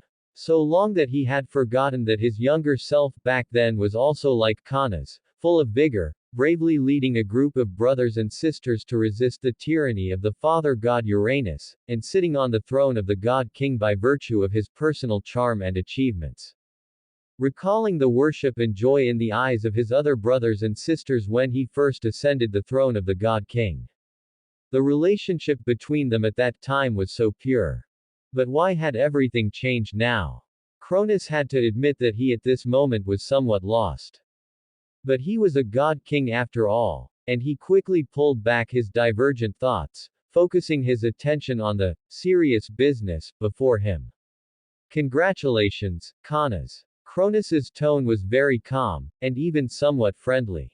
Within mere decades since your birth, you created the breeze with your own ability and successfully attained divinity, becoming a primordial god protected by the world.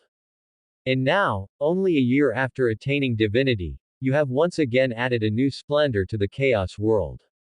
The hurricane. What a powerful destructive force, and what a marvelous structure. Cronus exclaimed with emotion. At this moment, the three major tornadoes created by Canas had disappeared, and the main body of the hurricane that had originally condensed the water tornado shed the water currents, once again shrouding around Karst Island. The place where the three gods stayed was the eye of the storm at the center of the hurricane. Here, there was absolute tranquility, which was a completely different feeling from the violently raging wind wall on the periphery. In the chaos world, there had never appeared such a thing that blended two completely opposing concepts together. Upon seeing the hurricane, Cronus was certain that in the coming era, Canas would definitely be the most dazzling one.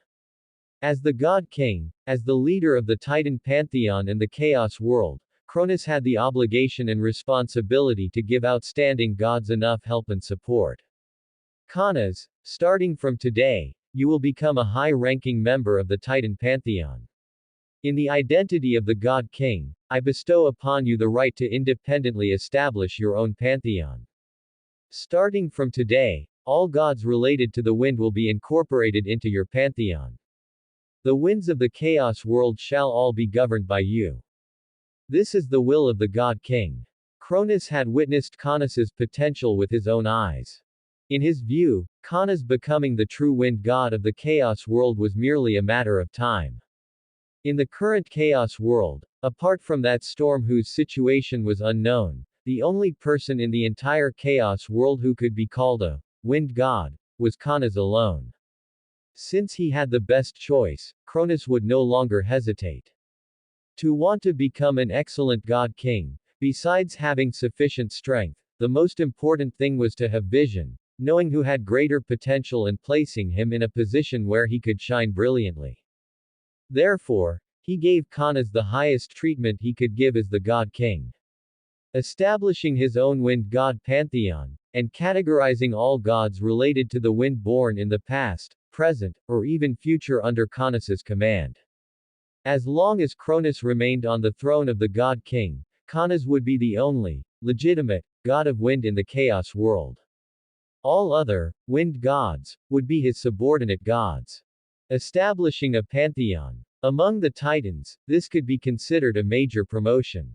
If Chaos World were regarded as a company, then the several primordial gods would be the founding shareholders holding the largest shares, possessing the strongest strength, and holding the highest status. However, these founding shareholders generally didn't manage affairs much, delegating the vast majority of the company's business outward. As for the God King, he was the executive officer, that is, the CEO.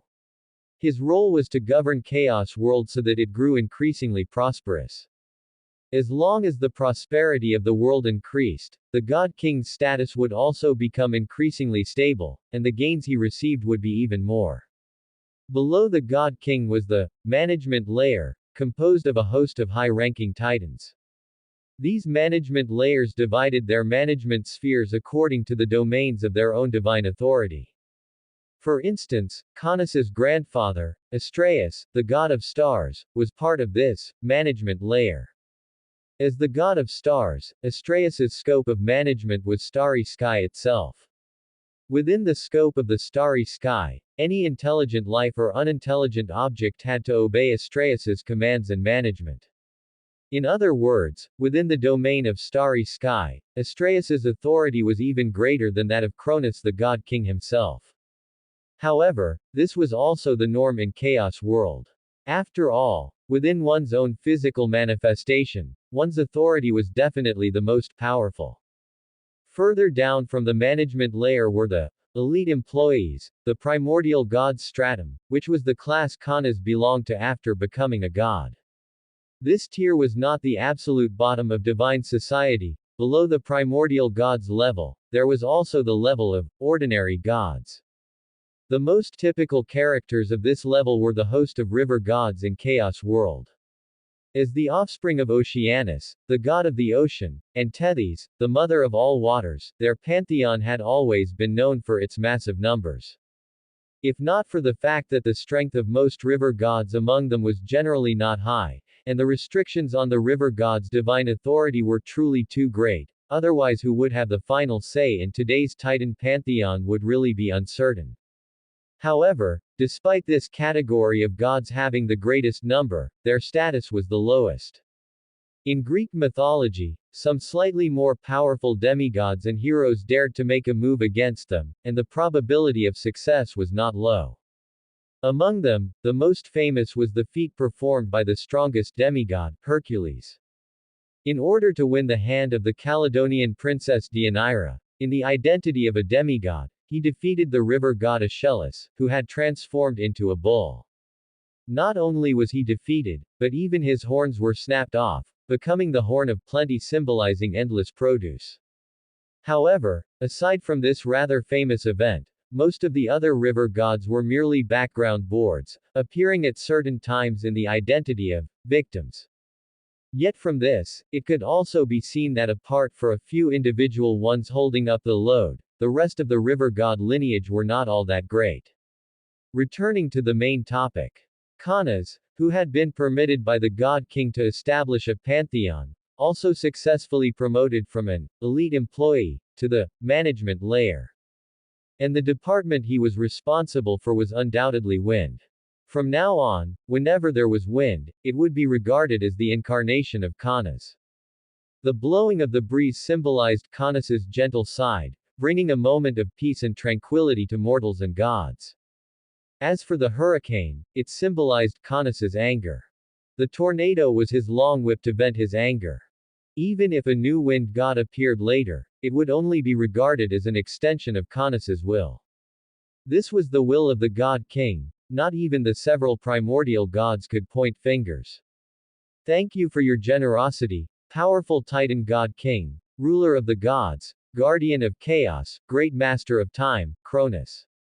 Upon hearing the news of his promotion, a smile also emerged on Cronus's face. Even though he was already a god, perhaps due to the awakening of memories from his past life, his personal emotions seemed to have always been quite rich compared to other gods. He was able to empathize with Gaia, who did not know how to express maternal love, and would also express gratitude and adoration from the bottom of his heart toward Cronus, who had guarded the safety of the entire world. It was precisely because of this pure personal emotion that he was able to walk step by step to the present. The God King reciprocated his gratitude and adoration, bestowed his own sickle upon him, and let him demand storm from Gaia's hands in his own name. Although it ultimately did not succeed, giving up an origin sufficient to nurture a storm god just like that, how could that not be a kind of reward? After all, as the god king, Cronus could completely order Kanas to demand the origin from Gaia's hands in his own name and then take it for himself. But he did not. Gaia was the same. Upon feeling the most pure care on Kanas and that warmth seeking nothing in return, Gaia's attitude toward Kanas could be said to have consistently maintained an absolute state of radiating maternal love. If not for the fact that Storm had already begun nurturing offspring and half of the ownership belonged to Tartarus, she probably wouldn't have hesitated at all and would have directly given that storm origin to Kanas. However, even if this storm origin was not absorbed by Kanas, the deity nurtured by that origin had long since been pre-designated to serve as Kanas's subordinate god. Originally, this action was merely Gaia's own decision, forcibly binding the storm by virtue of her identity as a mother and her powerful earth divine power, making her submit beneath Kanas. Yet with Cronus's enfeoffment, the future storm god would, both legally and personally, without a doubt become Kanas's possession. For this yet unborn storm god, this was undoubtedly bad news that was quite difficult to accept. After all, before she even had time to do anything, an immediate superior suddenly popped up out of nowhere. Who could withstand that? Haha, this is something you obtained through your own efforts, I merely did a favor of convenience. Even without my involvement, you will definitely become a powerful god ruling over the path of wind in the future.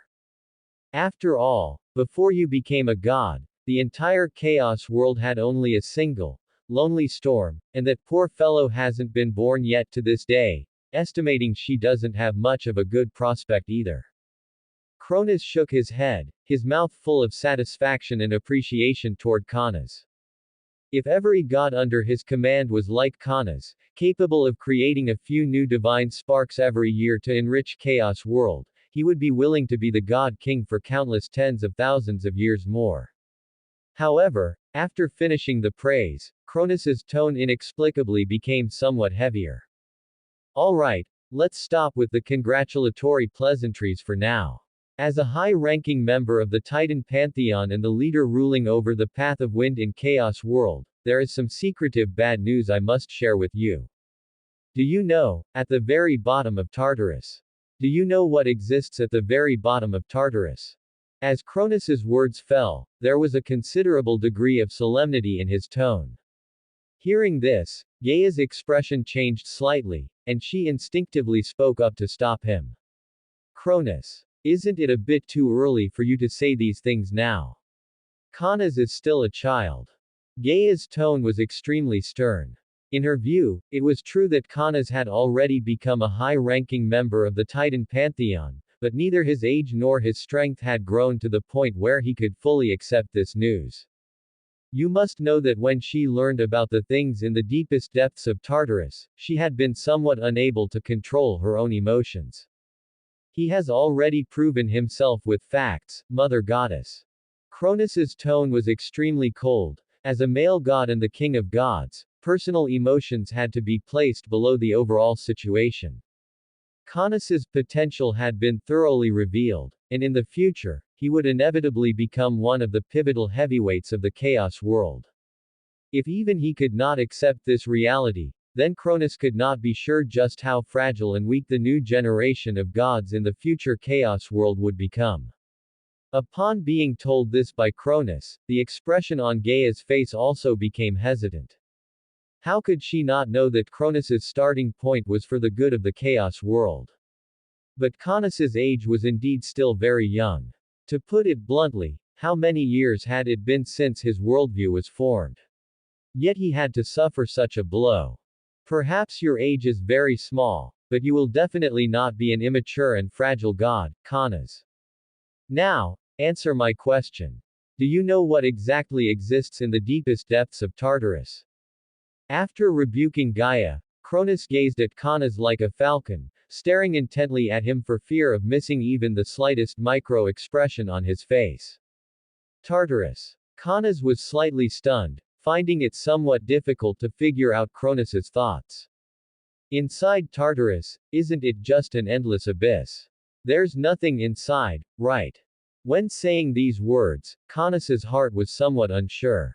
Even in the memories of his past life, the information recorded about Tartarus was very little, only knowing that it was a place where the Titans and various heinous creatures were imprisoned. Aside from that, he knew nothing else. As expected, you know nothing. Seeing Cronus's performance, Cronus heaved a slight sigh of relief. In order to prevent the growth of the Titan gods from being affected, the high-ranking members of the Titan Pantheon like them had agreed not to spread the news outside. Looking at it now, the confidentiality work done by these fellows was considered pretty good. As the king of gods, I have the obligation to personally inform you. In the depths of Tartarus, what exists has never been any so-called abyss. Or rather, the so-called bottomless abyss in your mouth is actually the first line of defense of our chaos world constructed by Tartarus with his deified body. While saying these words, Cronus slowly descended from the sky, landing directly in front of Kanas. This meant that he had thoroughly recognized Kanas and granted him the qualification to look him in the eye and converse with him on equal terms.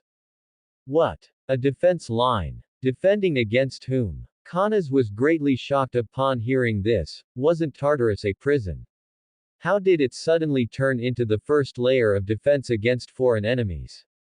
And what were foreign enemies? Heavenly demons? Or some weirdly shaped invaders? It couldn't be aliens, right? Come to think of it, the place where the chaos world is located is Earth, right? Upon seeing Cronus's undisguised shock, Cronus slightly pursed his lips, as if struggling with how to continue speaking. Of course it's to guard against enemies, which are those gods from other worlds. When saying these words, Cronus spoke through gritted teeth. Ah. Cronus was already somewhat speechless. Yes, you didn't hear wrong. Seeming to worry that Cronus might be unable to accept this for a moment, Cronus directly abandoned discussing business and instead began trying to comfort Cronus. However, Cronus's emotional intelligence was comparable to a mature banana. His comfort to Cronus could not be said to have had little effect, it could only be said to be completely useless. Upon seeing that Cronus seemed to have completely accepted this reality, Cronus then continued speaking.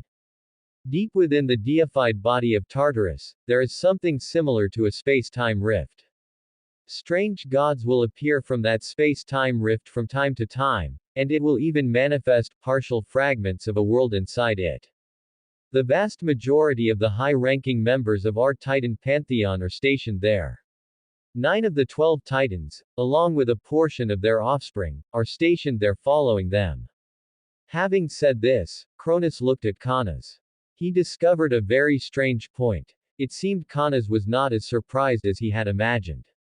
You must know that back then, after learning of this news, he as the king of gods had been shocked for a full several years before barely recovering. Currently, our attitude towards that rift is still relatively conservative, and we have not dispatched gods to reconnoiter there. However, this does not mean we know nothing about the intelligence there. During these years of defensive operations, we have also figured out the general situation there. Speaking of this, Cronus manipulated his own divine power, intercepting the scene he wanted to show Cronus from the river of time and projecting it into the air. Based on our garrisoning over these years, we have discovered that space-time rift is expanding outward on a scale of tens of thousands of years. Although the current volume is still very small, the fact that the space-time rift is expanding cannot allow us to ignore it. I once gathered the high-ranking combat power of the entire Titan pantheon, attempting to seal that space-time rift. For this, I even invited Earth Mother Gaia, Nyx, and Pontus, these 3 powerful deities who are still in a conscious state, to come and assist. But unfortunately, even if we gathered all our strength, we were still unable to seal that rift, nor could we even weaken the speed of its expansion. Under Cronus's divine power manipulation, the screen in the sky fully displayed that scene which had happened back then. Earth Mother Gaia's earth power, Nyx's tranquil power of the night, and Pontus's boundless and mighty ocean all crashed toward the rift, yet they didn't even stir up a single splash, as if that rift did not exist at all. This actually cannot be considered bad news yet. After all, it merely represents an unknown enemy. What comes next is truly the bad news. I am going to tell you a few things that are enough to shatter your common sense. When speaking of the true bad news, Cronus's demeanor and tone had become serious to the extreme. First is the immortality and uniqueness that we Titan gods have always prided ourselves on. These 2 points do not work in the deepest parts of Tartarus. It seems to be because of the influence of that space-time rift, which has caused the rules of Chaos World itself to be affected in that region.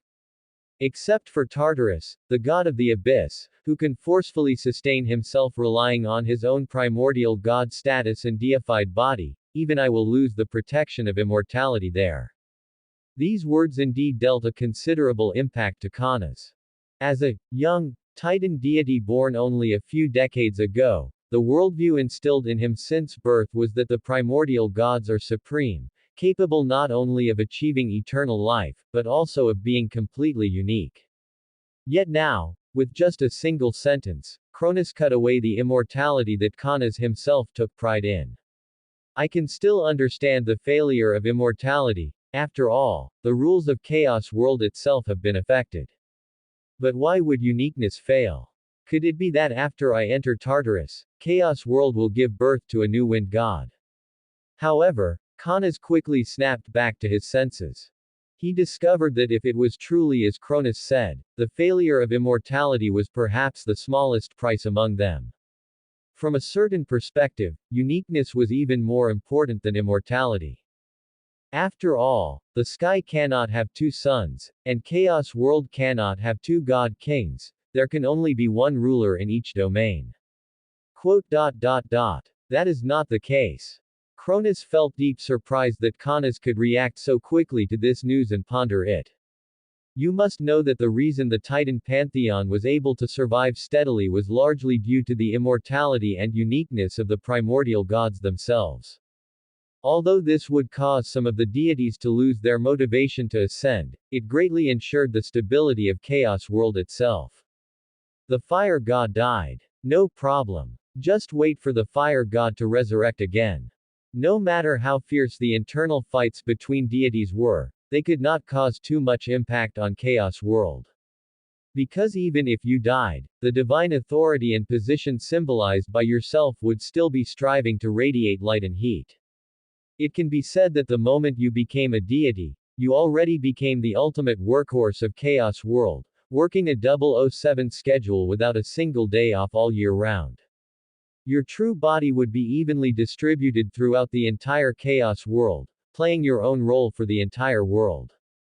Kanas was just like this. After becoming the breeze god, his original body had long turned to ashes, and his true body became a wisp of light green breeze.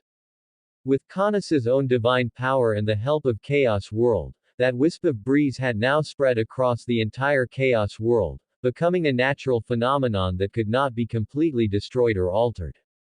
As for those divine images that manifested in Titan forms, they were not actually the true bodies of the deities, but at best mere avatars. It was just that this avatar was equivalent to carrying all the soul of a deity, which made it look closer to the true body.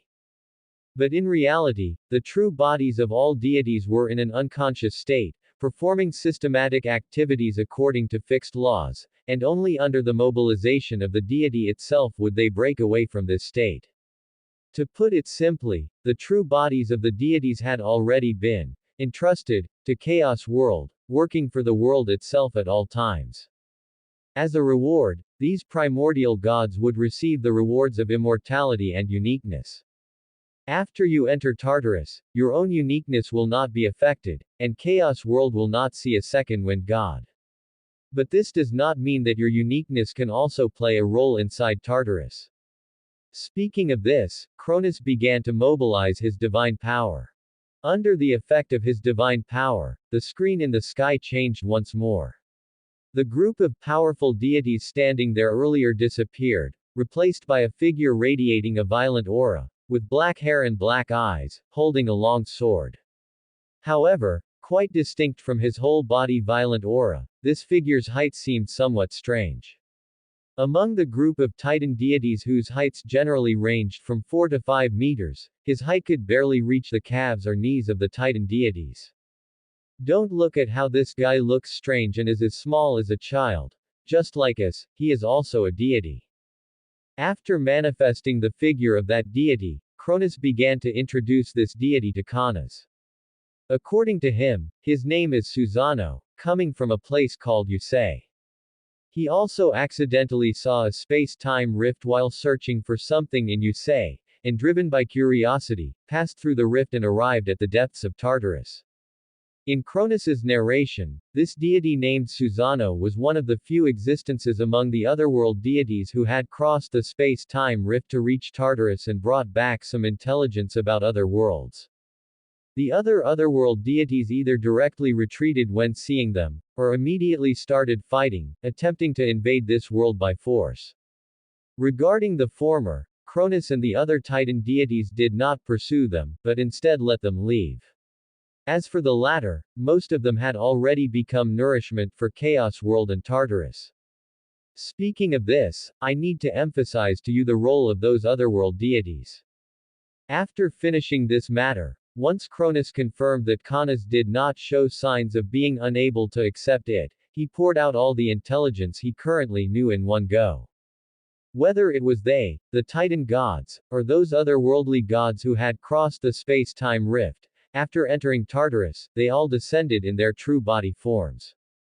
Cronus deduced that deities from some other worlds might not entrust their true bodies away like Chaos World did, but rather were more like the Takamagahara divine realm where Susano resided, where the true body was inherently humanoid. This could not be considered good news for the deities of Chaos World. Because given the system of Chaos World, the combat style of the Titan deities was primarily based on manipulating their true bodies to fight. The sea god manipulated the oceans, and the fire god drove the raging flames. In the vast majority of cases, the Titan deities were not good at fighting in humanoid forms. What made them even more unable to understand was why the deities of other worlds, when not stimulating their divine power, generally had heights less than half of their own. 4 or 5 meters fighting 2 meters seemed to hold an advantage, but those otherworld deities were each experienced in combat, being quite agile and ruthless in close quarters combat.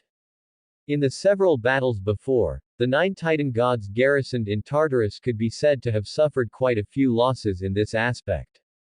Having listened from beginning to end, Canas had to admit that Cronus's action of binding the upper echelons to keep the secret was correct. He did this, firstly, to prevent panic, and secondly, to ensure the stability of the Chaos World. According to Cronus, the current scale of the space-time crack was still very small, but it always maintained a slow expanding trend, and no god could stop this. This indicated that sooner or later, this crack would expand to a point sufficient to accommodate the entire Tartarus, or even the entire Chaos World. At that time, would the Chaos World still exist? And could these gods continue to live eternally? If this news leaked out, Canas could imagine what kind of foolish things that group of gods driven by fear would do. Fortunately, however, the threat of the space-time crack from deep inside Tartarus should not be very big at present. This could be seen from the fact that Cronus had not sent the vast majority of the combat power of the Chaos World over there. Several primordial gods were still staying inside the Chaos World, living in retirement. Gaia was still nurturing gods, and Nyx and her husband had remained in deep sleep, with the only god remaining steadfast on the front line being Tartarus. This showed that not only did Cronus think the threat of this space-time crack was not large, but even the several primordial gods considered its threat level to be minor. Therefore, they did not want this news to spread across the entire Chaos World and cause panic among all living beings.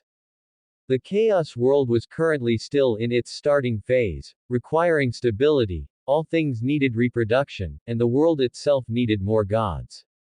If all this news was spread out, it would break the current stability of the entire Chaos World. In fact, Cronus did not know the consequences caused after this news was disseminated. Unknown, everything was unknown.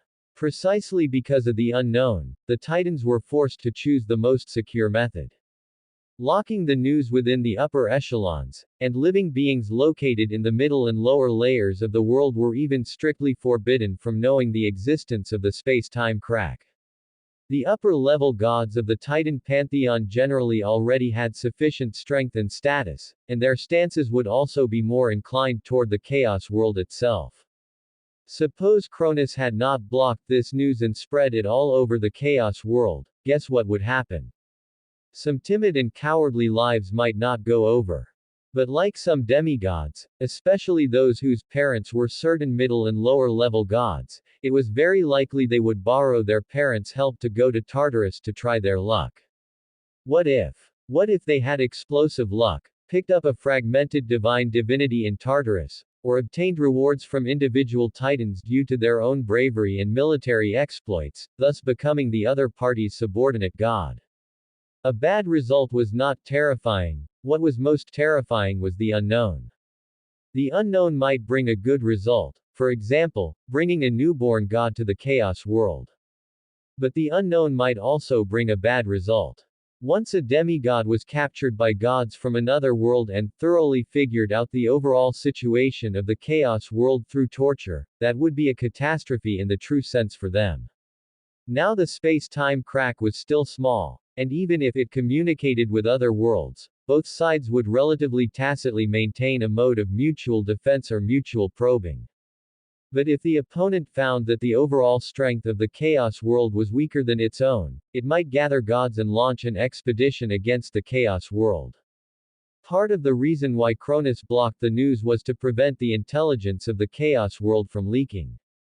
He was not worried about the upper-level gods, as long as they did not cross the space-time crack to reach another world, with their strength coupled with the home field bonus of Tartarus itself. As long as it was not in existence at the level of primordial gods, it was impossible to pose a threat to them. Moreover, no matter who it was, as long as they stood in the position of a ruler, they would subconsciously pursue stability. Changing to kanas, he would also do this, because people's minds were truly too hard to fathom. No one knew what kind of choices a weak life would make in order to become a god. Nor did anyone know whether a weak ordinary god would choose to betray relatives, friends, or even parents who raised them in order to become primordial gods. On this point, Kanas had already learned enough lessons from his memories of his past life. In the entire world, the most fickle thing was human nature, and what tugged at people's hearts most was profit. He also walked over from an ordinary demigod, having personal experience. What price would an ordinary demigod pay in order to ascend the divine throne? To them, would the life or death of the chaos world really be that important? They were not high and mighty gods, but belonged to the very bottom layer in the ecological system of the chaos world, and their recognition and perception of the chaos world certainly would not be too strong. To them, as long as they could become high and mighty gods, it wouldn't matter even if the chaos world was destroyed. As long as they could still become gods, it would be the same for them even if they changed worlds to live. Escaping the bottom layer was the goal those lives wanted to achieve most. It was precisely because he knew this that Caunus said the actions of Cronus and the Titans were correct. I understand, great Titan King. I swear by the river Styx, which symbolizes oaths, hatred, and disgust, that I, Caunus, will never reveal the slightest bit of news about the space-time crack. If I violate this, I will lose breath and movement, becoming a corpse. Since he understood the other party's painstaking efforts, Caunus naturally had to follow the other party and bring out his own sincerity. Swearing to the underworld river was his sincerity. The importance of the river Styx naturally needs no further elaboration. As the most famous river of oaths in the Greek world, no god dared to violate the oath sworn to it, and even the third-generation god King Zeus was no exception. Mn. Cronus nodded with satisfaction. Regarding Caunus, he was 100% at ease.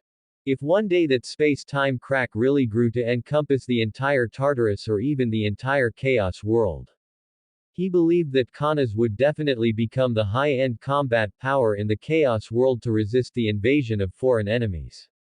Although neither in the chaos world nor in the countless different worlds located at the other end of the space-time crack had he ever seen the so-called wind god. But through hurricane and tornado, he believed that Caunus would definitely become the most headache-inducing enemy for the gods of other worlds, and also his most relied-upon right-hand man in the future. Alright, since you already know, I won't waste time here with you. As the God King, I still have many things to deal with. After saying these words, Cronus's figure suddenly dissipated. My child. After Cronus left, Gaia moved close to Caunus at the first moment, pulling him into her embrace. Although she acknowledged what Cronus had just said, this did not affect her heartache for Caunus in the slightest. Young Titans that had been born for only a few decades and had become a god for less than a year actually had to accept such a fact. Such a fact might be impossible for even a Titan's deity who had survived for tens of thousands of years to accept. After all, the originally quiet and peaceful world was destined to head toward destruction, and their so-called eternal lives would definitely reach an end. If it were some gods with unsteady minds, they would probably truly become decadent, self-abandoning, and pleasure-seeking. After all, the future was already destined for destruction and death, so what necessity was there for them to work hard?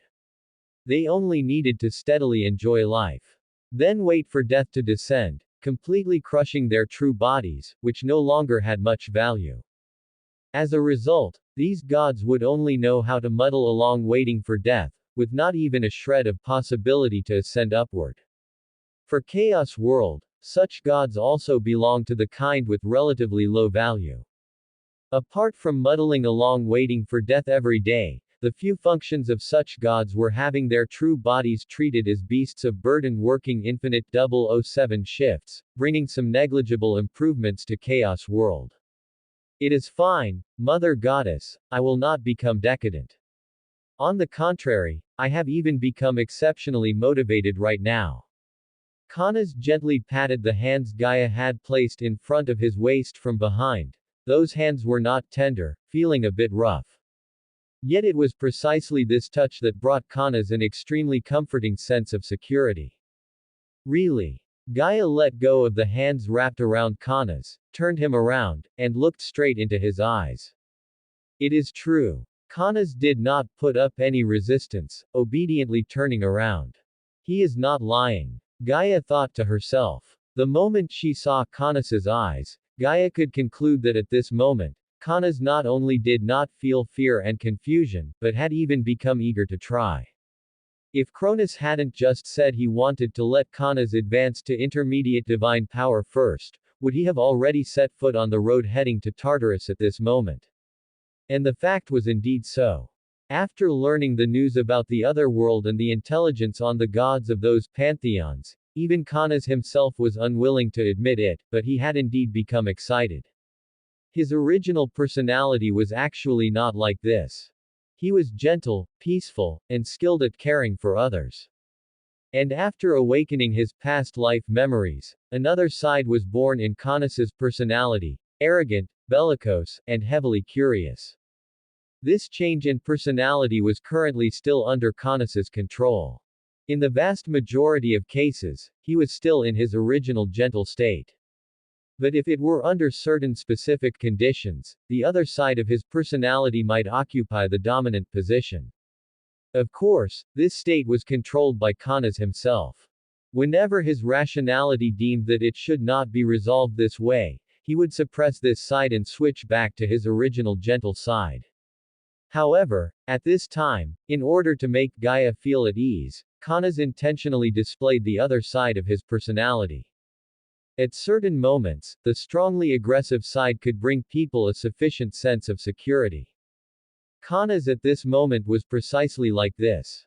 Good. Good. Gaia excitedly stroked Kanas's face, growing increasingly satisfied with her youngest son's disposition.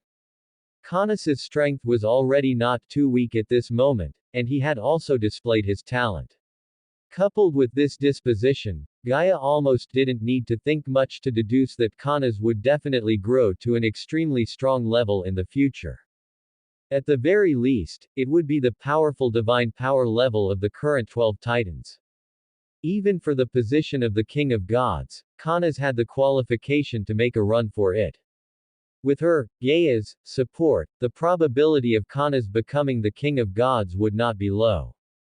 Mother, I intend to build my own temple of wind on Karst Island and begin preparing to forge my own divine artifact. After exchanging a few words, Kanas smoothly stated his thoughts.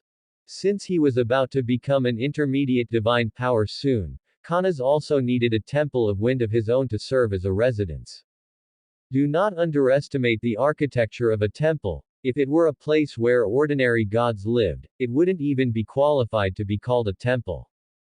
As a place where gods resided, a temple was an important building that integrated subordinate gods, armies, attendants, and a comprehensive administrative management system. Gods with ordinary, weaker strengths generally did not have their own temples. Only upon reaching the intermediate divine power level and above, as well as individual weaker primordial gods, were they qualified to possess their own temples. Kanas, who had just become a god, was actually also qualified to build a temple, but after all, his strength was too weak at that time, and the years since becoming a god were also short, lacking attendants, subordinate gods, and armies loyal to him. However, once he became an intermediate divine power, he would probably have the ability to create his own dependents and armies. But at that time, the system of the Temple of Wind would still be incomplete.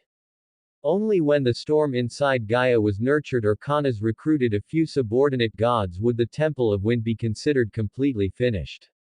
A temple with a sound system could help gods handle the vast majority of affairs, and only some things they could not resolve would be reported to Kanas for him to handle personally. As for the forging of the divine artifact, Kanas also had to put it on the agenda. A divine artifact, as the name implied, was a weapon used by gods. This type of weapon generally conformed to the domains and authorities mastered by the gods themselves, so in combat and other aspects of use, a divine artifact could often elevate a god's own strength by another small step. However, unlike the setting in Kanas's past life memories where forging a divine artifact required various types of metals, Kanas's divine artifact apparently did not need any materials to assist in forging. The only thing he needed was a tornado condensed from his divine power.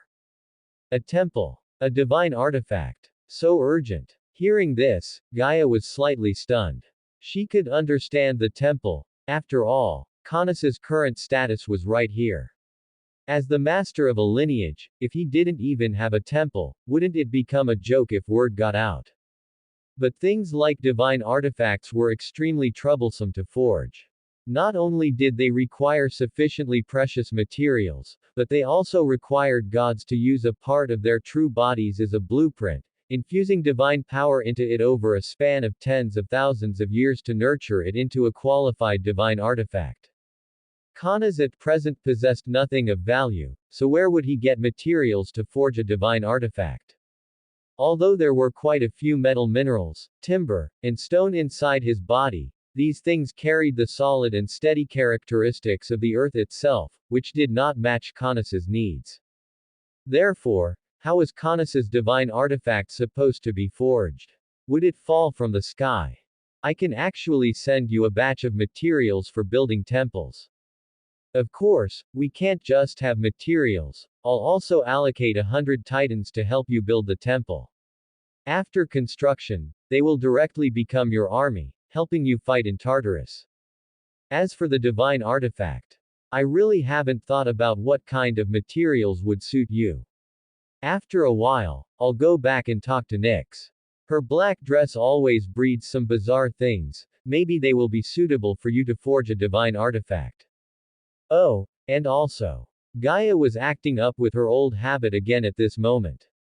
As a mother, her maternal love was truly touching and great, but under the flaw of being long-winded, this touchingness and greatness were almost cut in half. However, Kanas did not feel annoyed or dissatisfied at this moment. His original warlike and arrogant personality was reined in, and at this moment, he was still that gentle and tranquil breeze god.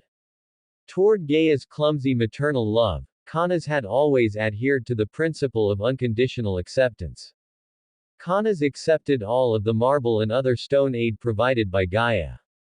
Even for those 100 Titan demigods, Kanas didn't say a single polite word. He truly needed materials, labor, and even more so, soldiers who would fight for him in the future. Although these titans were only demigods located at the very bottom of Titan society, their racial stats were right there after all, and living for several thousand years was not a problem, barely able to keep up with the gods' schedules. In Chaos World, exchanging polite pleasantries was not popular.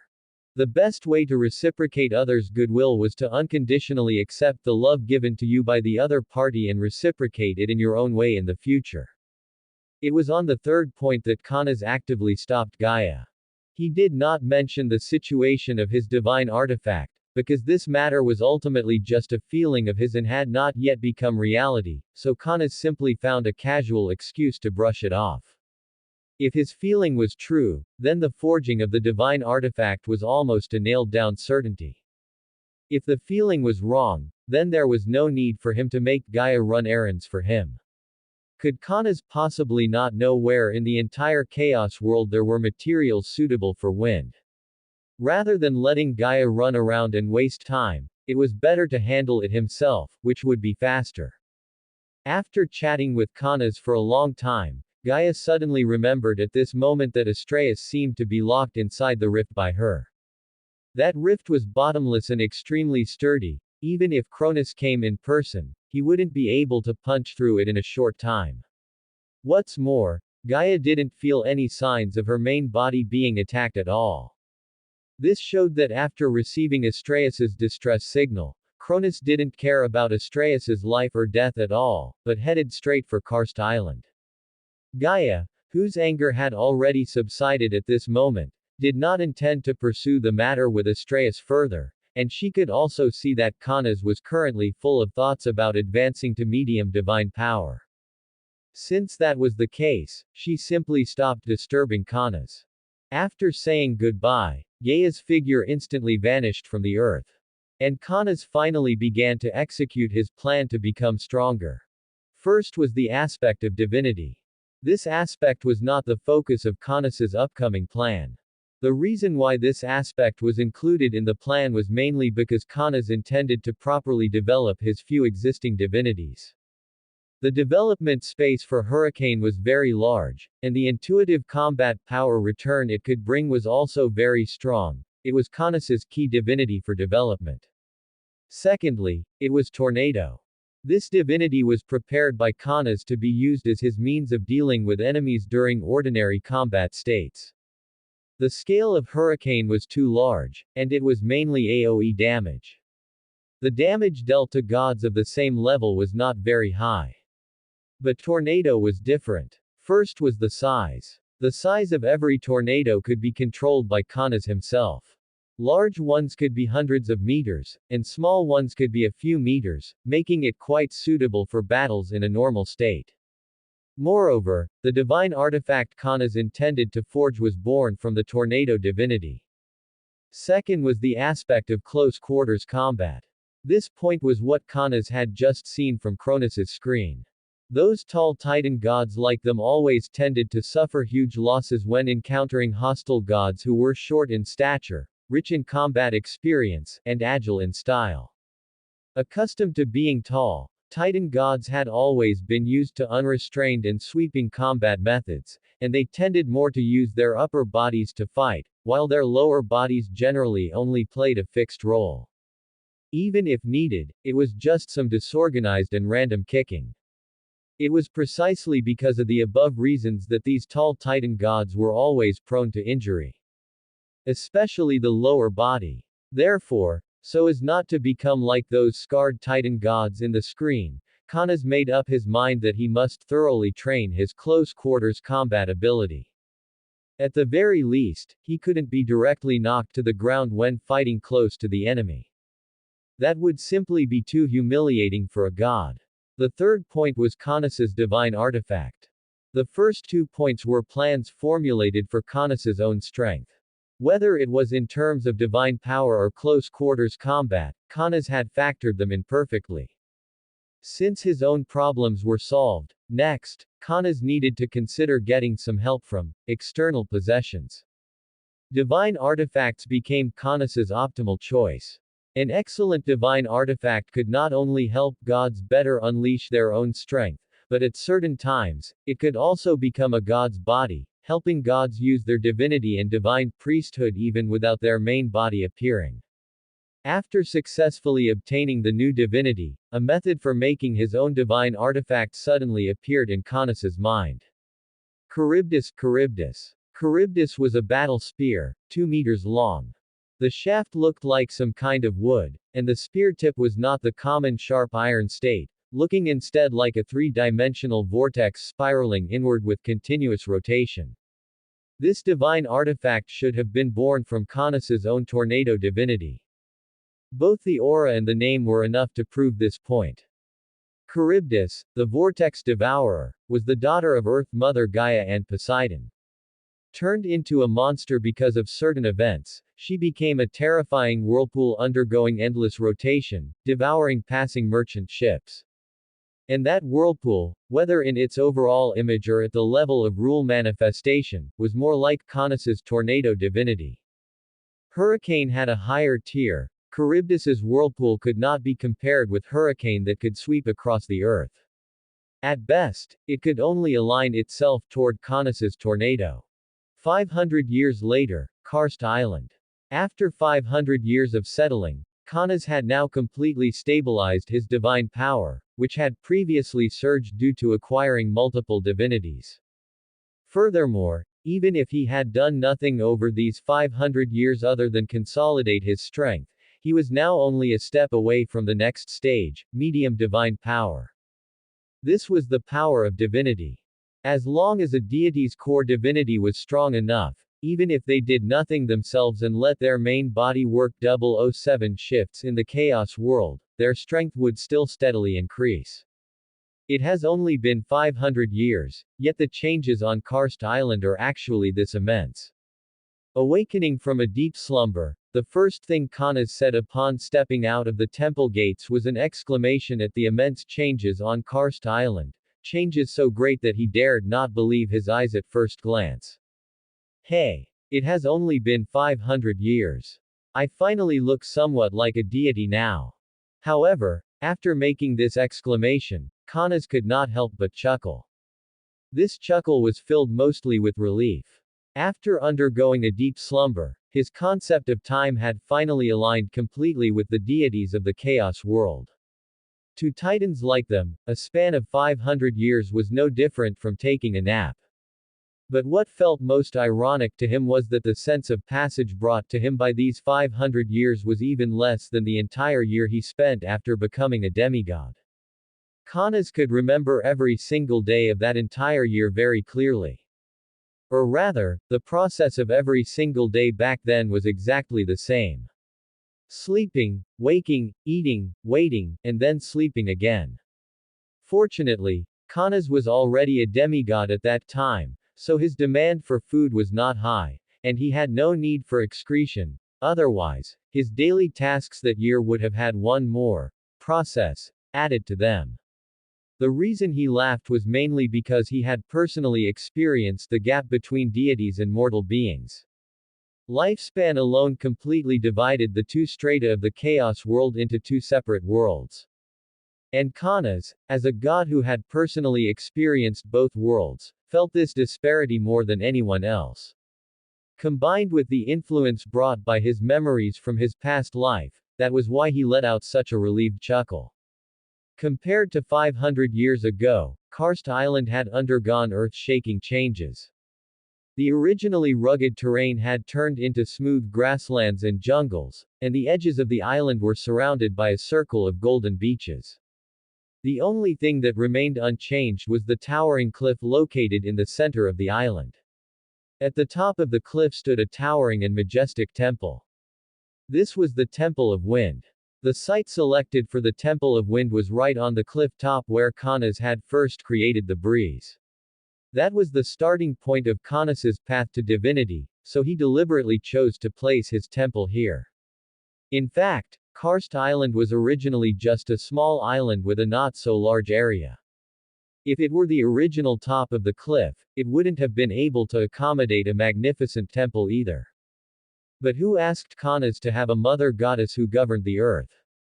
As the primordial god symbolizing the earth, Gaia only needed to slightly move a thought to completely renovate Caunus's Karst Island. First was the area. Karst Island was previously just a small island, and its overall area was no different from a small village. But now, under Gaia's fine processing, Karst Island had turned into a large island spanning hundreds of kilometers. Actually, Gaia originally wanted to continue expanding the area of Karst Island for Caunus, but Caunus himself felt it was unnecessary. The main reason he gave up establishing temples in other scenic places was the special significance Karst Island held for him. Ever since he could remember, he had been living on Karst Island. Although this place did not look beautiful or rich, it bore all of Caunus's memories from his birth until after he became a deity. More importantly, Karst Island was a sanctuary given to him by his father god, Eurus, the god of the east wind. When Kaunas was still fragile, it was the storms on the periphery of Karst Island that sheltered him, protecting him from harm by external hostile creatures. After all, the strata of the chaos world were extremely distinct. At the deity tier, they controlled the vast majority of the resources in the chaos world. Without major conflicts of interest, coupled with their own immortality, fighting each other would only bring unnecessary trouble upon themselves. Therefore, among the tier of deities, the number of direct clashes was actually countable on one's fingers. Below the deity level, however, countless battles and killings occurred almost every day. After all, creatures below the deity level still had physiological needs. They feared the cold and dreaded hunger. To grow stronger step by step from mortal beings and embark on the path to deification, these mortals would often seize every single possibility. A portion of food sufficient to let them survive longer, or a piece of metal ore capable of forging stronger weapons to gain an advantage in upcoming battles. Even more, some extremely lucky guys would acquire a few precious items in certain places, items valuable enough to make deities cast their gaze upon them.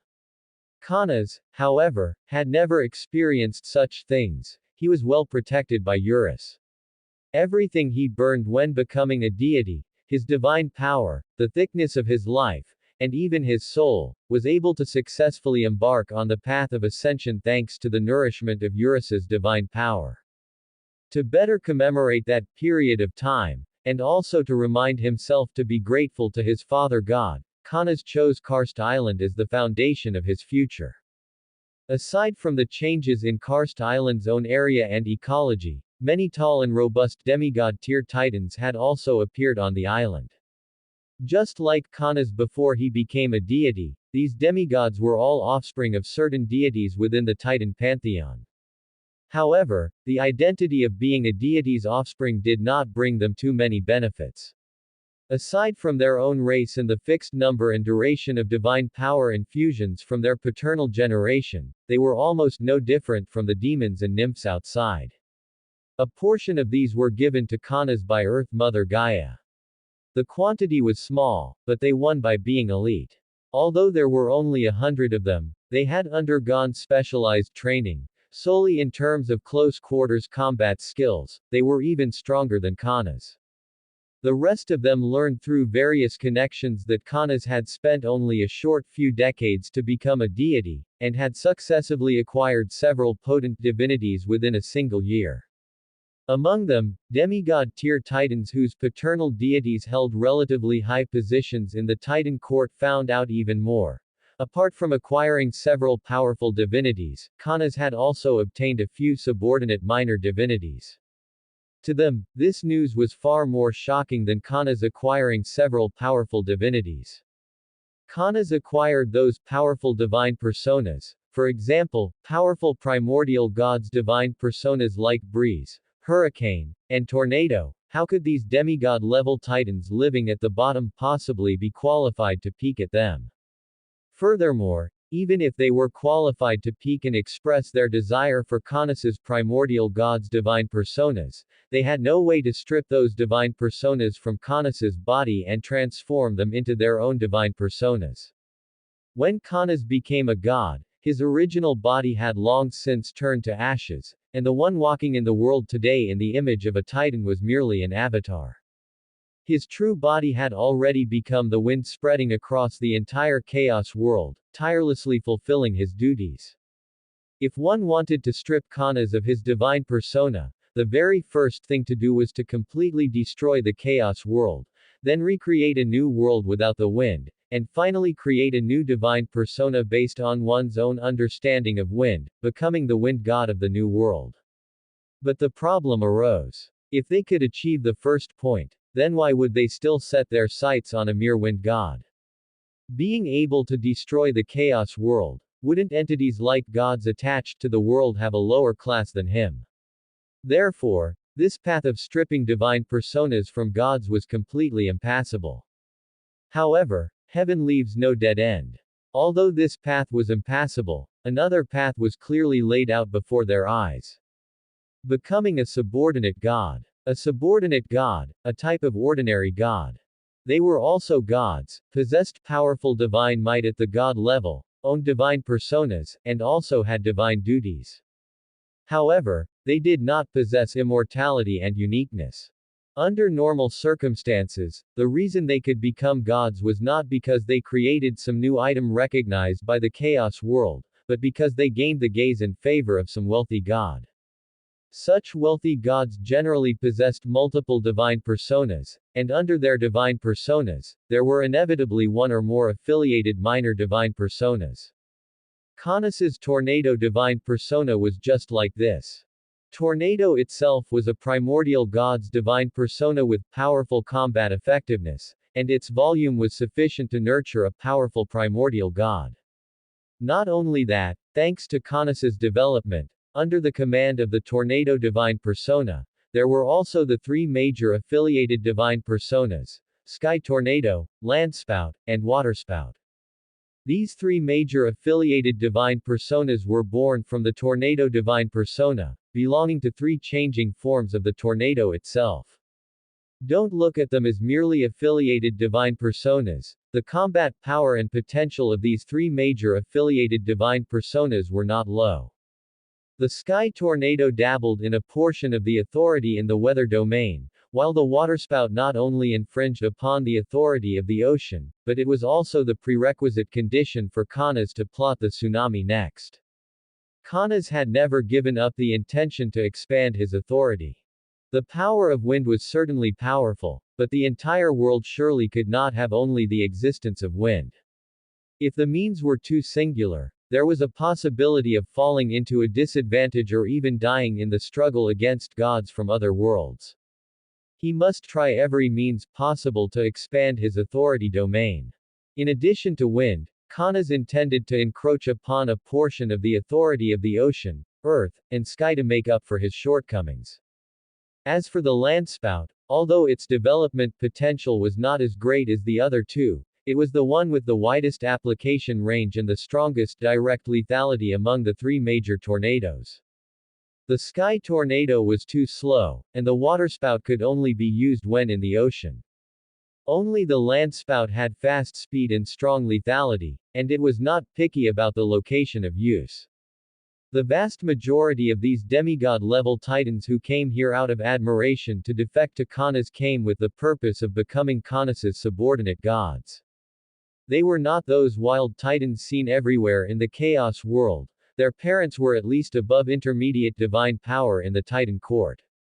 According to the intelligence provided by their parents, the current Caunus had just become a god, possessing three primordial gods' divine personas and three affiliated minor divine personas. Not only that, he had no dependents of his own, nor an army loyal to him, and his foundation could not compare to other veteran Titan gods. Having multiple primordial gods' divine personas indicated strong strength and high potential. Having affiliated divine personas yet no subordinate gods indicated that Caunus had at least three positions for subordinate gods in his hands. These conditions added together were enough to make these titans who had not yet embarked on the path of becoming gods flock to him. Therefore, during the 500 years of Caunus's secluded cultivation, the Temple of Wind, which originally had only 100 Titan soldiers, suddenly saw its number skyrocket, directly surging to nearly 1,000. Among these extra 900 Titans, only over 300 had a better background and came with the aim of becoming Caunus's subordinate gods.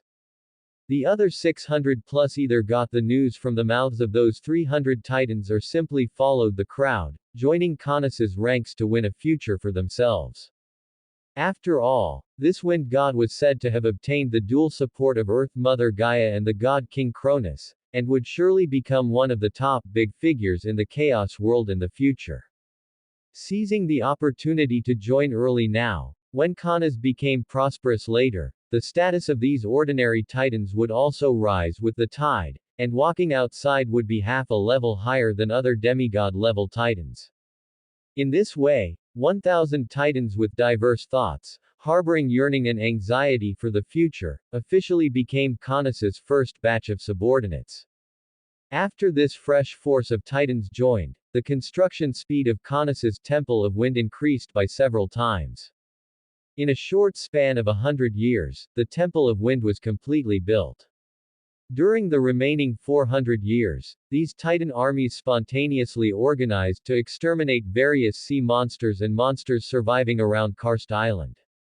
Under their efforts and the help of Gaia's divine power, the entire Karst Island turned into what was mentioned above, a scene of full vitality and all things contending for growth.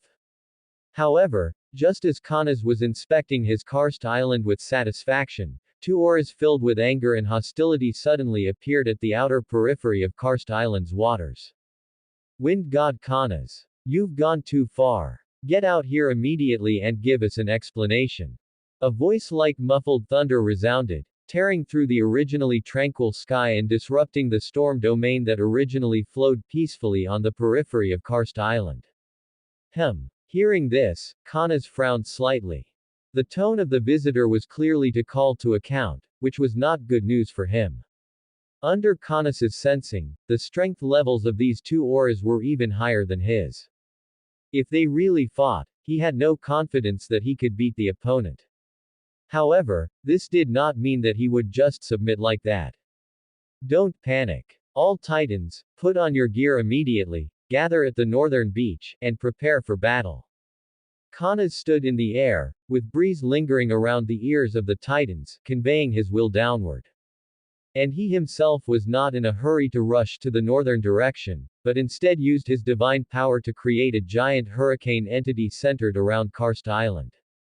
The opponents came with ill intent and would likely start a fierce fight soon. Since his base had just been built, Caunus certainly didn't want his Temple of Wind to turn into a pile of ruins in the upcoming battle. Therefore, he gathered a part of his true body to protect Karst Island. With his current strength, even an existence at the level of intermediate divine power couldn't break through his hurricane wind wall in a short time.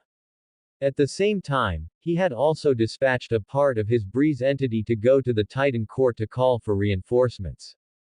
The opponent's strength was greater than his, and if they went head to head, the probability of him suffering a loss was very high. Although he would not truly die in the Chaos world, if he were killed by the enemy in his very first battle, it would not only delay his plans to grow stronger next, but also have a huge impact on his prestige in the Chaos world. As a deity, besides having sufficient personal strength, one also needed enough prestige and a good reputation. These things could help Caunus better establish his pantheon and attract more Titans to join his command, strengthening his own force. If he were still the deity who didn't know about the existence of space-time rifts before, he wouldn't care about his prestige and reputation at all. But after learning about external threats, Caunus began consciously strengthening his influence and prestige in the Chaos world in order to better assemble his forces.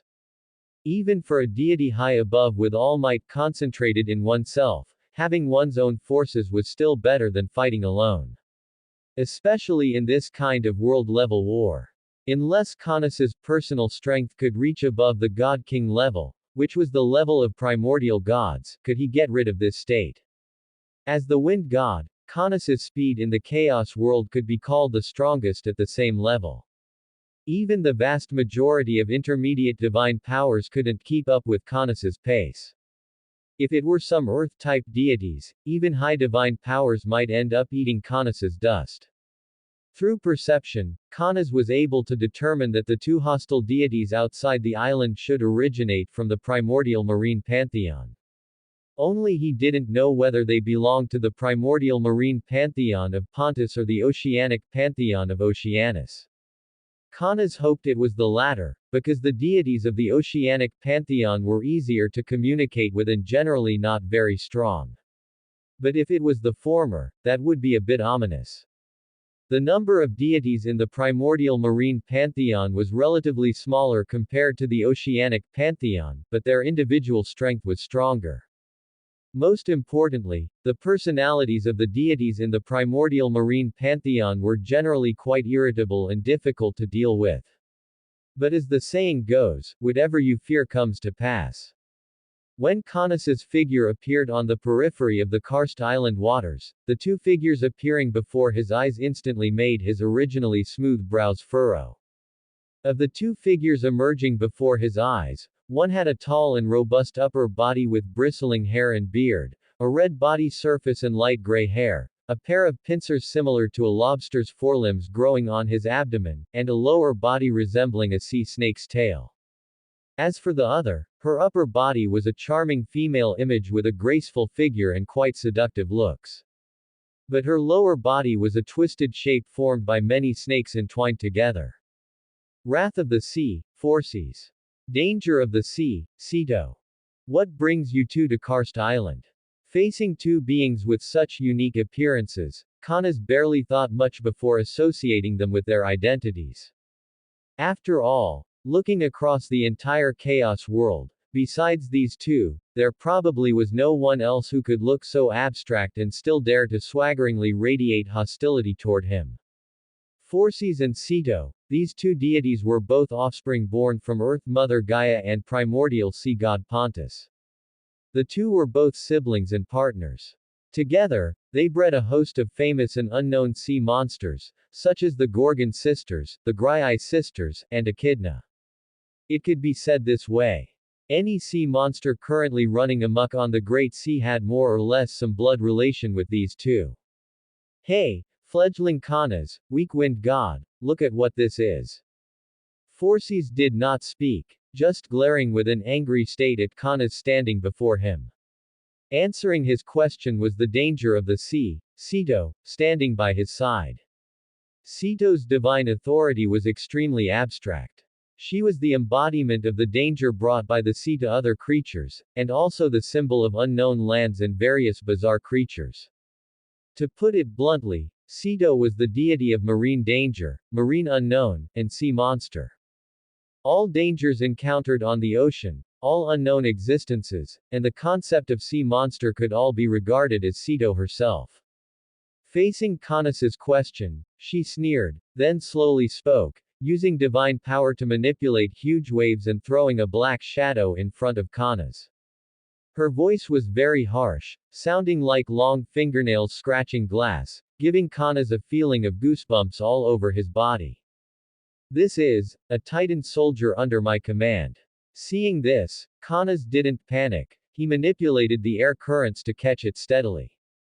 This black shadow was a demigod-level Titan, standing over 5 meters tall, a full meter taller than Caunus in his normal state.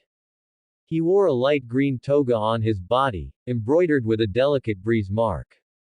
This mark represented that this Titan was a follower of Caunus's breeze path, whose main duty was to help Caunus spread gentleness and soothe pain to the world. Since you admit this guy's identity, that makes things easy. The two of us won't need to waste extra effort fighting you. The Titan soldiers under your command invaded my territory, not only killing many of my dependents, but also stealing a treasure of minor divine power level. Look at what should be done about this.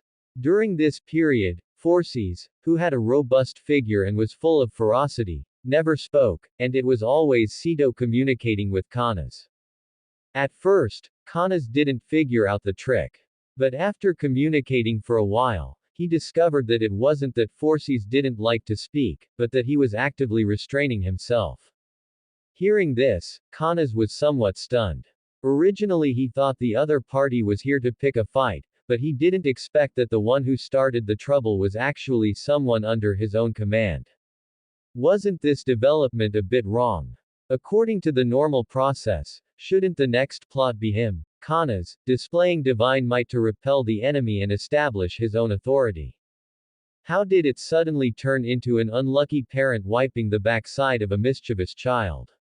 Ahem, like this, I'll wake him up first and see what on earth happened. After figuring out the situation, Caunus coughed a little awkwardly. Although he possessed the extremely lethal divine authorities of the hurricane and the tornado, his personal personality was still dominated by the gentleness of the breeze state. Since the other party was not here to pick a fight, there was naturally no need for him to treat the other party in a state of facing an enemy. Fortunately, Chaos World did not have the habit of inviting guests into one's home, so Kanas did not need to exchange a few polite pleasantries and invite the other party into the Temple of Wind to talk.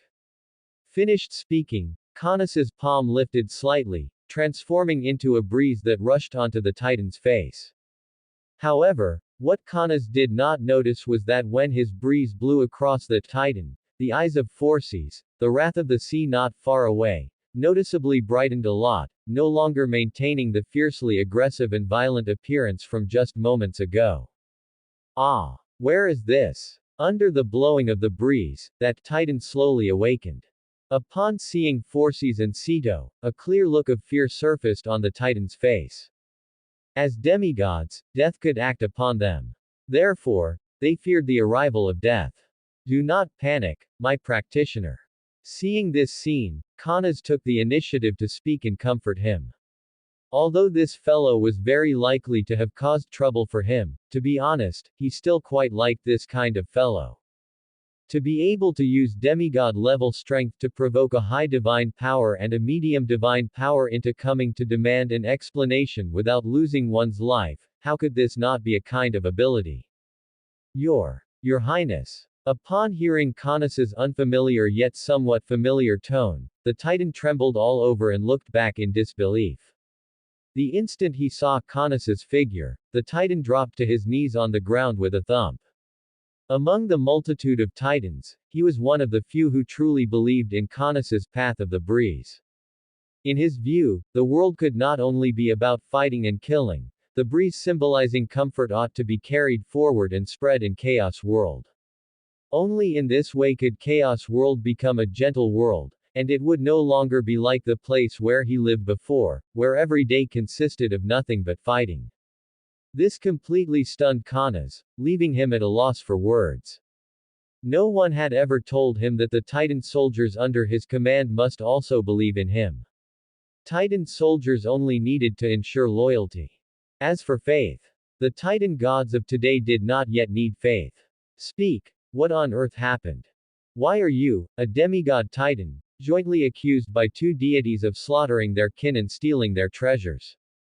Seeing that the other party's emotions were somewhat agitated, Kanas could only continue to blow the breeze to soothe the other party's emotions. After his emotions completely stabilized, he took the initiative to ask him. Slaughtering kin. Stealing treasures. At first, the Titan's expression was still somewhat puzzled, but very quickly he reacted and recounted the entire sequence of events from beginning to end. Originally, this Titan belonged to the 17th Security Team of the Temple of Wind. Not long ago, their squad took on the task of centering around Karst Island and investigating all the islands in the surrounding 10,000 Li Sea area. As a result, about 9,000 kilometers north of Karst Island, their squad discovered an extremely bizarre island. There, they encountered three deities with bizarre appearances. They grew white hair, their bodies looked very much like sirens, but they grew the heads and arms of old women. They only had a single eye and a single set of teeth, and the three deities shared this set of organs. Moreover, unlike ordinary deities, these three deities appeared extremely weak and fragile. Not only was their strength the weakest among deities, weak divine power, but the frontline combat power of the two deities without eyes and teeth was even weaker than a demigod-level titan.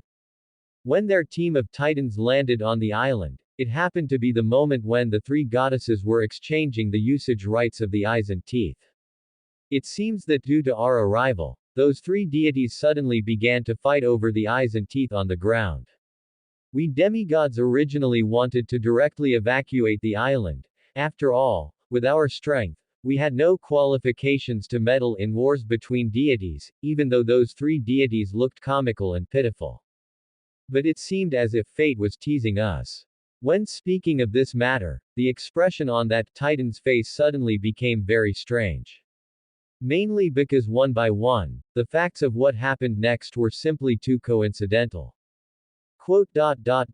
Stop exclaiming, and hurry up and finish telling the cause and effect of the matter. Hearing this, how could Kanas not understand who this team of Titan soldiers under his command had encountered? Grey Eye Sisters, Pefredo, Enyo, Dano. At the same time, the three sisters symbolized venom, brutality, and terror. All in all, they were not very powerful deities, nor were they particularly well-liked deities. The only presentable thing about these three fellows was probably their family background. Their parents were Phorcys and Ceto, and their grandfather was the primordial sea god Pontus. Your command, Your Highness. After being urged by Canas, that Titan instantly recovered to a normal state. He followed Canas' command and spilled everything about the bizarre things he subsequently encountered. Originally, when they were evacuating, the struggle among the Grey Eye sisters also began to escalate. Originally, they only cursed and shoved each other, but as time passed, the three of them gradually began to resort to violence, and what's more, they directly began to snatch the eyes and teeth on the ground, attempting to completely claim these two items as their own. Consequently, a chaotic battle among deities began. And the eyes and teeth that the three of them had been constantly fighting over fell straight into the vicinity of the Titan squad due to some unknown reason. Because of this, the captain of the Titan squad ultimately could not suppress the greed in his heart, intending to secretly take away the eyes and teeth and present them to Canas in exchange for the opportunity to become his subordinate god.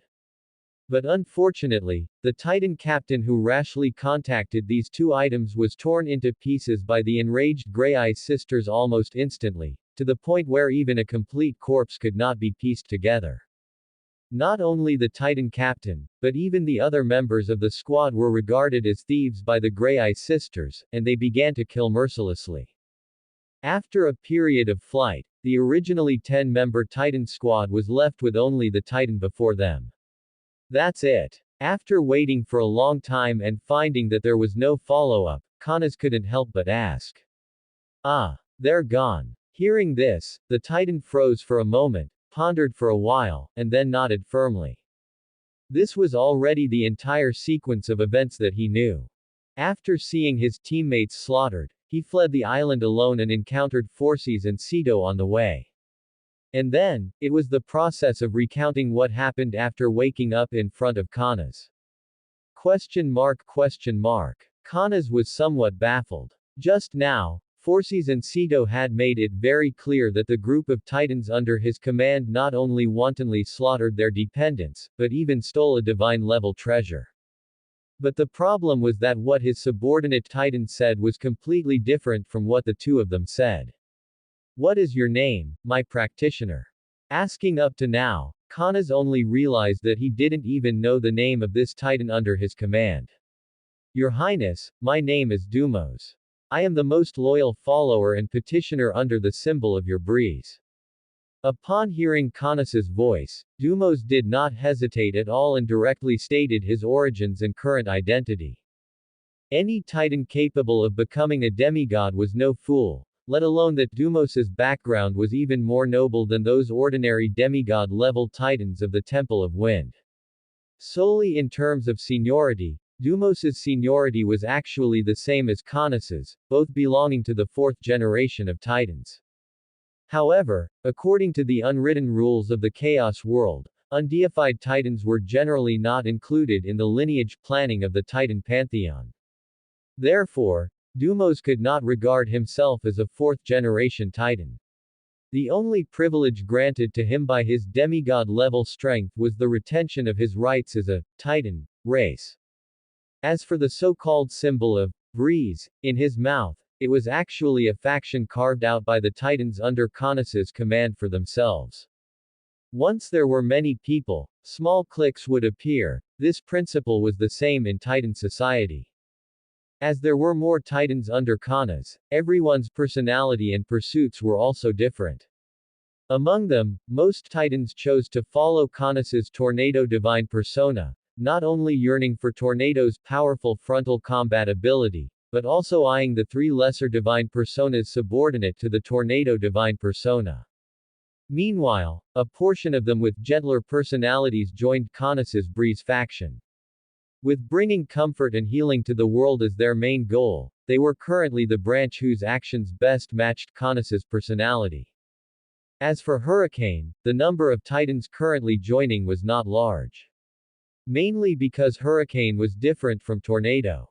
Although it was much more powerful compared to Tornado, its overly massive size and excessively high power were obviously not something that group of demigod-level Titans could pursue. Therefore, the number of Titans currently pursuing Caunus' Hurricane path was not large, but every single one possessed the best abilities among Titans of the same tier, as well as extremely high self-confidence. Upon hearing Deimos' firm reply, Caunus decided to trust the other party. Given the current martial supreme ethos of the Chaos world, being able to actively choose breeze, which lacked frontal combat capability, as a pursuit and belief, this alone was enough to prove that Deimos' disposition was absolutely kind. Therefore, Caunus believed that the other party would definitely not deceive him at this time. After confirming this point, Caunus shifted his gaze to the opposite Phorcys and Ceto. Phorcys, who symbolizes the wrath of the sea, and Ceto, the unknown danger of the ocean, I believe my follower has not lied. In order to ascertain the truth of the matter, I hope to learn the ins and outs of this incident from the two of you. Having listened to one party's words, naturally one also had to listen to the other party. Relying solely on one side's remarks, one certainly could not arbitrarily finalize the facts just like that.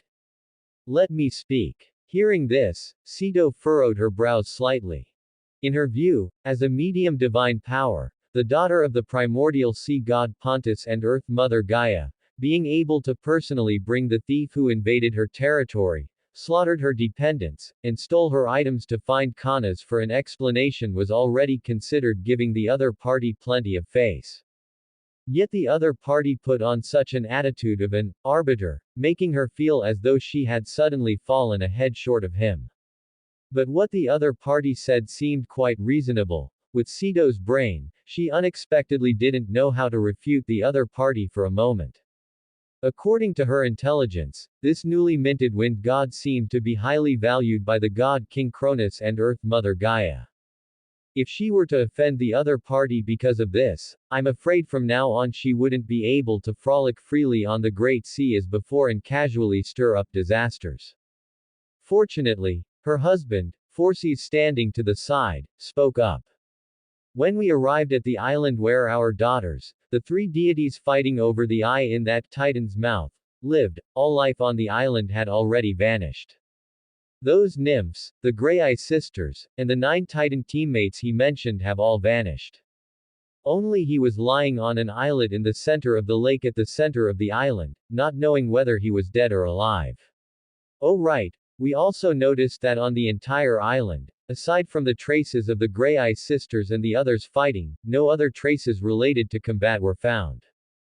Phorcys' voice was much more pleasant to hear than Ceto's. At the very least, it sounded like a voice made by a normal creature. His vocal cords were rather deep and full of magnetic resonance. Compared to Ceto's previous sharp and unpleasant voice, to Caunus now, it was simply like listening to heavenly music. Therefore, we can only suspect that the disappearance of my daughters and dependents is related to him. Even though we ourselves are well aware that a demigod-level titan could not possibly pose much threat to my daughters. From Phorcys' mouth, Caunus heard another version of the answer. First was the time when Phorcys and Ceto felt their daughters' auras vanish within the chaos world. They rushed to that island at the very first moment. But all the living creatures on that island had vanished, leaving only a single unconscious titan, Deimos. Therefore, Phorcys and Ceto, grasping only this straw, could only head to Karst Island to ask Caunus to make things clear. What if the other party was behind this, or Caunus knew some intelligence? However, it was very obvious that their plans had fallen through. All vanished. The 3 primordial gods. After listening to Phorcys' explanation, obvious astonishment appeared on Caunus' expression. Gods missing. This kind of thing was probably happening for the first time in the chaos world. 3 deities, although very weak in strength, inexplicably went missing on their own territory, and furthermore, there were no traces of battle on the island. Quite bizarre. Kana's thought in his heart. Primordial gods. No, no, no, the Grey-Eye sisters are not primordial gods. Upon hearing Kanas's words, Forces shook his head immediately. When the Grey-Eye sisters were born, they were merely mortals. Not only were they not gods, but even their organs were incomplete, with the three of them sharing only a single set of eyes and a mouth. However, it was precisely because of their abstract appearances that they gained the favor of Sito, the danger of the sea, who voluntarily bestowed upon each of them a subsidiary divine authority subordinate to the three major divine authorities of maritime danger, maritime unknown, and sea monster. Terror originated from maritime danger, venom originated from maritime unknown, and violence was born from the divine authority of the sea monster. Among Sito's three major divine authorities, only the sea monster had the most subsidiary divine authorities. Violence, chaos, strife, cruelty. However, the domains and authorities of these divine authorities were extremely narrow, symbolizing only the various emotions of sea monsters and unable to affect other life forms. Therefore, strictly speaking, Enyo, who symbolized violence, should actually be the god of sea monster violence, and her own domain of authority was far too narrow, capable of affecting only sea monsters. No wonder she became the weakest among the divine system of Chaos World. The potential and strength of racial gods were already at the bottom among all pantheons, yet Enyo's authority happened to be the smallest. The weakest of the weak, combined with her physical condition, Enyo most likely couldn't even defeat a slightly stronger demigod-level titan. Subsidiary deities. That makes things much easier. Then Sito, do you sense any absence of your subsidiary divine authorities? Hearing that they were not primordial gods, Kanas's initially tense expression relaxed slightly. If three primordial gods were to disappear, it would likely cause some impact and harm to Chaos World. But if it were just three ordinary subordinate gods dying, it wouldn't cause any impact on Chaos World at all. This was simply because the ownership of those subsidiary deities' divine authorities did not belong to themselves, but rather to the primordial god who bestowed the divine authorities upon them. Even if their death led to the loss or even damage of the divine authorities, as long as the primordial god themselves had no issues, those subsidiary divine authorities could be reconceived in a short amount of time. If they were lost, I wouldn't have come to look for you. Hearing this, Sito let out a cold snort, vaguely sensing that Kanas's attitude toward her seemed to have undergone some subtle changes. Although she couldn't put it into words, as Sito, who symbolized the very concept of sea monster, her intuition was even sharper than that of a beast, and naturally she could perceive a thing or two. And she truly hadn't guessed wrong.